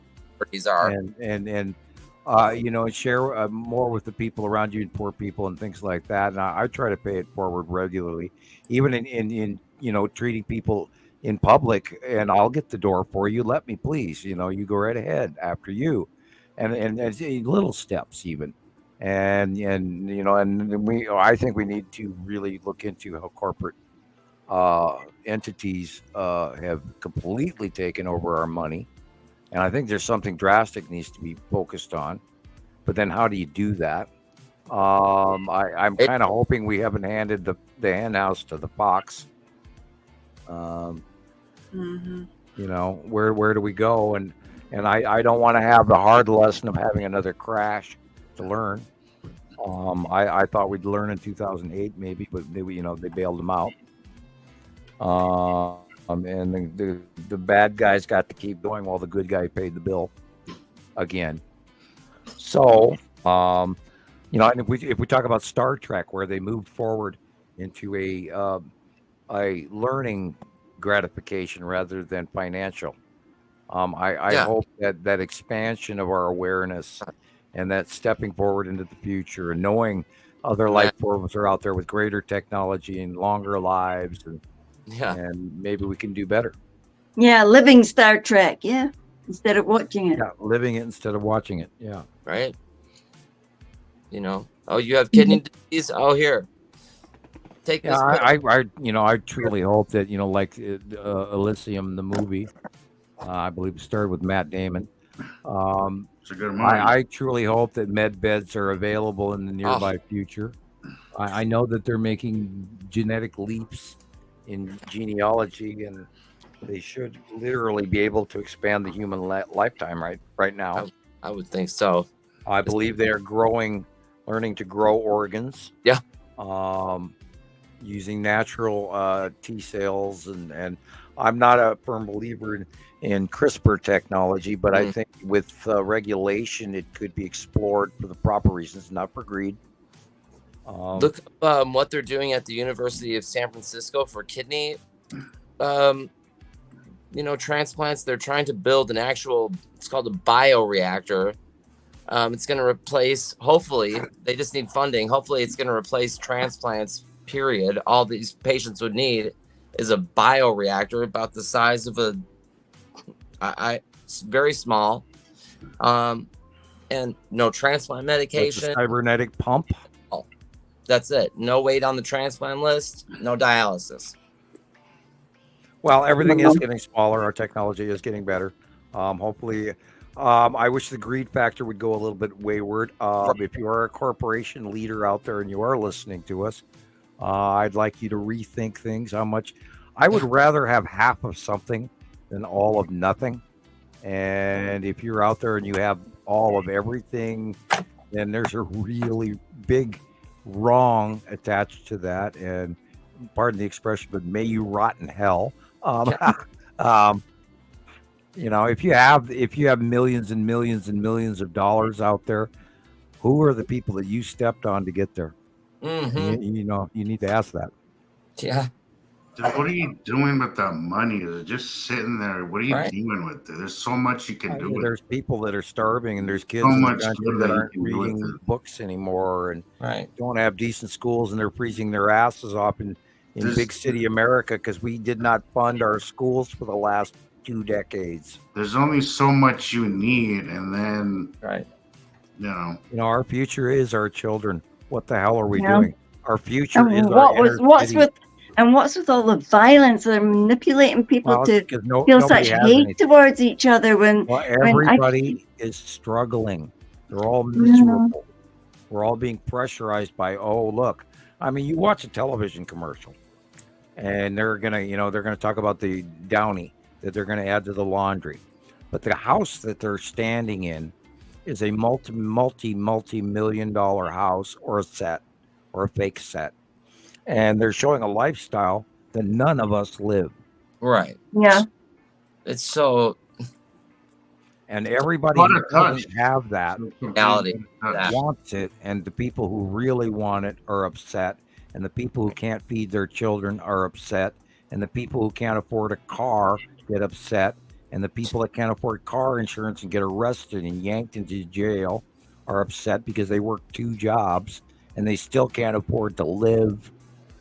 And there's these expectations in society now where we judge ourselves by this level of achievement and financial status when that's not what the real. I mean, we used to respect intellectuals, not billionaires. Right. So where did we go? What happened? We need to refocus on what's valuable, and it sure as hell ain't the Kardashians. We can do much better. We can do much better.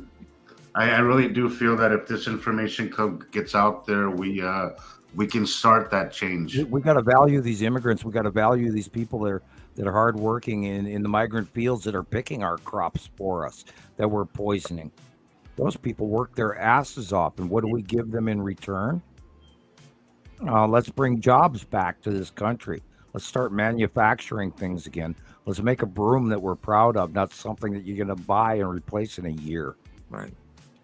Let's not, I got another Japanese toy for my daughter the other day. It's a little, $8 little surprise mini box, and you pull it out of the box and you go to put the little tiny, 3-inch tall character onto the plastic stand, and his foot doesn't even fit in the stand that it's supposed to fit in. And you couldn't hit it with a hammer to make it work. And here we handed $8 or $7 to China for something that doesn't even do minute 1 what it was made for. Well, I had to buy a cat box because I couldn't very well stick it on the back of my e-bike. And so I ordered it on Amazon, and just like you said, and it comes and you think, oh, it's nice. It's really pretty. And some of the bits don't fit. So yeah, none of the parts are fitting. No. And the so it doesn't clip lock on. It's made by one company that makes it by another company, and the two don't even meet in the middle. It's so cute, though. It looks like a little space, like a wee space mobile. We have to go and back. They pop out the wee top bit is like a wee window, and they love it. They go in one and jump out the other, but then the lid falls off totally. We have to go back to American made, and maybe a few pennies more, but we're making a quality. I had a friend, and his name was Brian, and his father. I went home to Missouri to meet his parents, and what they gave me for Christmas was a broom, a hand broom, that this man made at the company that he worked at. Nice. And it was made out of horsehair and hand carved in the factory and laid in this wooden handle out of oak. Oh, pretty. And that was 30 years ago. And it's still the same hand broom that I use today. That is awesome. And that is American made. And if I would have bought that same hand broom from China, I would have probably replaced it 2 to 3 times by now from use. And I use it all the time. So we have to go back to what we used to do. Yeah, quality work. We have to pay the worker where dad can go to work, mom can stay home, and you bring in enough money that you can buy a house, you can buy a car, you can maybe have a vacation every other year, and actually, put your kids back in college. You can't do that now. No. The kids, too ridiculous now. 30-year-old kids are moving home back to mom and dad because they can't even afford to buy a house. No. And have you looked at the price of a Ford pickup? Oh, $80,000 maybe? Are you out of your mind? Okay. And Damn the thing should fly. quality of Ford and Can't buy- all these, oh God, they have gone so bad. You know, And they want 80 grand for it. or a new car. No. I mean, isn't that what the cost of an airplane used to be? You know, and you know, back in the 70s and 80s, for $80,000, you could buy an entire house. Yeah. And now it's $5 million. Yeah. Mental. So and who made $5 million? Nobody. Nobody I know. Not in the 80s. That's what I'm saying. People, The amount of millions there are today are, I don't know the statistic on that one. I know We have it's a housing shortage. There's the unhoused. We have weather problems. We have climate change. We're having food shortages. food shortages. Yeah, well, I was homeless for a while. I can fully attest to that. It's ridiculous what you I'm can't not afford saying or can't get. going against the government, but please, world, America, stop voting in stupid people. Right. We got to stop. I don't that. think they even vote them in anymore, Sam. I think they're just handed to you.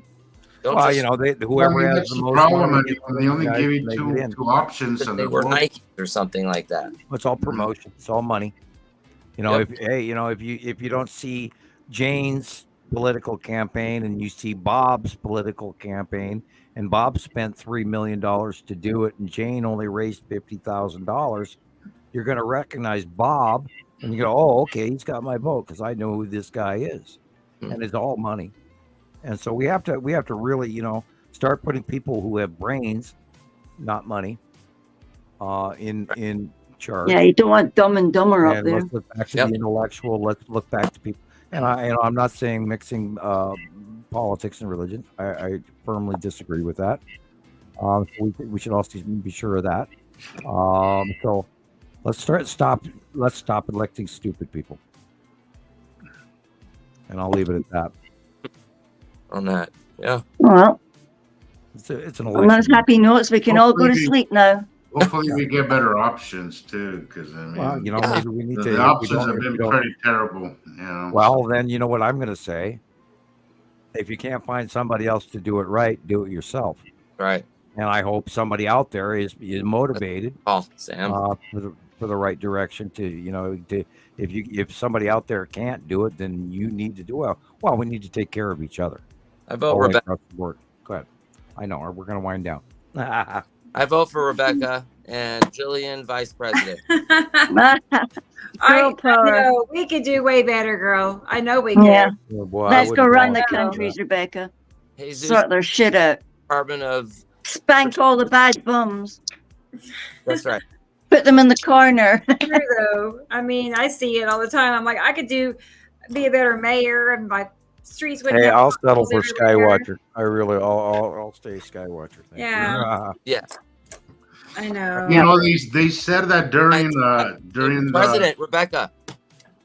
You know, Yeah. they said that during the 2020 craziness. I don't want to mention names, but that the countries that were ran by women actually fared better than the ones ran by men, because they think on a more Emotional and more of a nesting kind of Sure. long term. I think men in general kind of think very short term. You know? I would. Yeah. I mean, And bravado, Yeah. ego. Right. all of it. Right. Yeah. So, anyways, decisions. all right, so Right. I guess it's Star Wars time for Sam. Star Wars time. I Yay, know. Star Wars. Pizza time. Pizza and Star Wars. So Mm-hmm. Jillian's gonna pass out in about 5 seconds. Yep, definitely. Rocket Man's Yeah, gonna work yeah. all night. Jillian's And- already halfway there. I'm already there. No, I don't know where the animals are. Break out of all this. Second I move, they'll be in the kitchen going, right. Oh, look at that, Mom. It's 1:45 when we normally wake up. So let's eat Okay, and well, go I'll play start in the to say- snow. I'll start by saying good night, everybody. Sam. We're Bye. gonna, And Rocket Good Man night. is Yeah, we'll exactly be what back. every IT guy Watching the show. Right, for sure. Well, Yeah, we'll be back we will Saturday see you on afternoon, 2 Tuesday. o'clock. Yeah, hey, Right. donate. If you're out there, buy us a cup of coffee. Send it. Let's start building the little nest egg for the future. Yep. Don't know where we're gonna go, but we're working at it. So everybody, know it. It's gonna go. go play Star wave it up. Wars. Think happy thoughts, and I then we'll agree. see you Saturday. Right? Yes. Oh God, yeah, Saturday I'll be here before you know it. Remember which day it is anymore lately. Can't wait. Mhm. Okay, guys. All Love right. y'all. All righty. Night Bye. night. Bye. Morning, Bye. morning. Bye.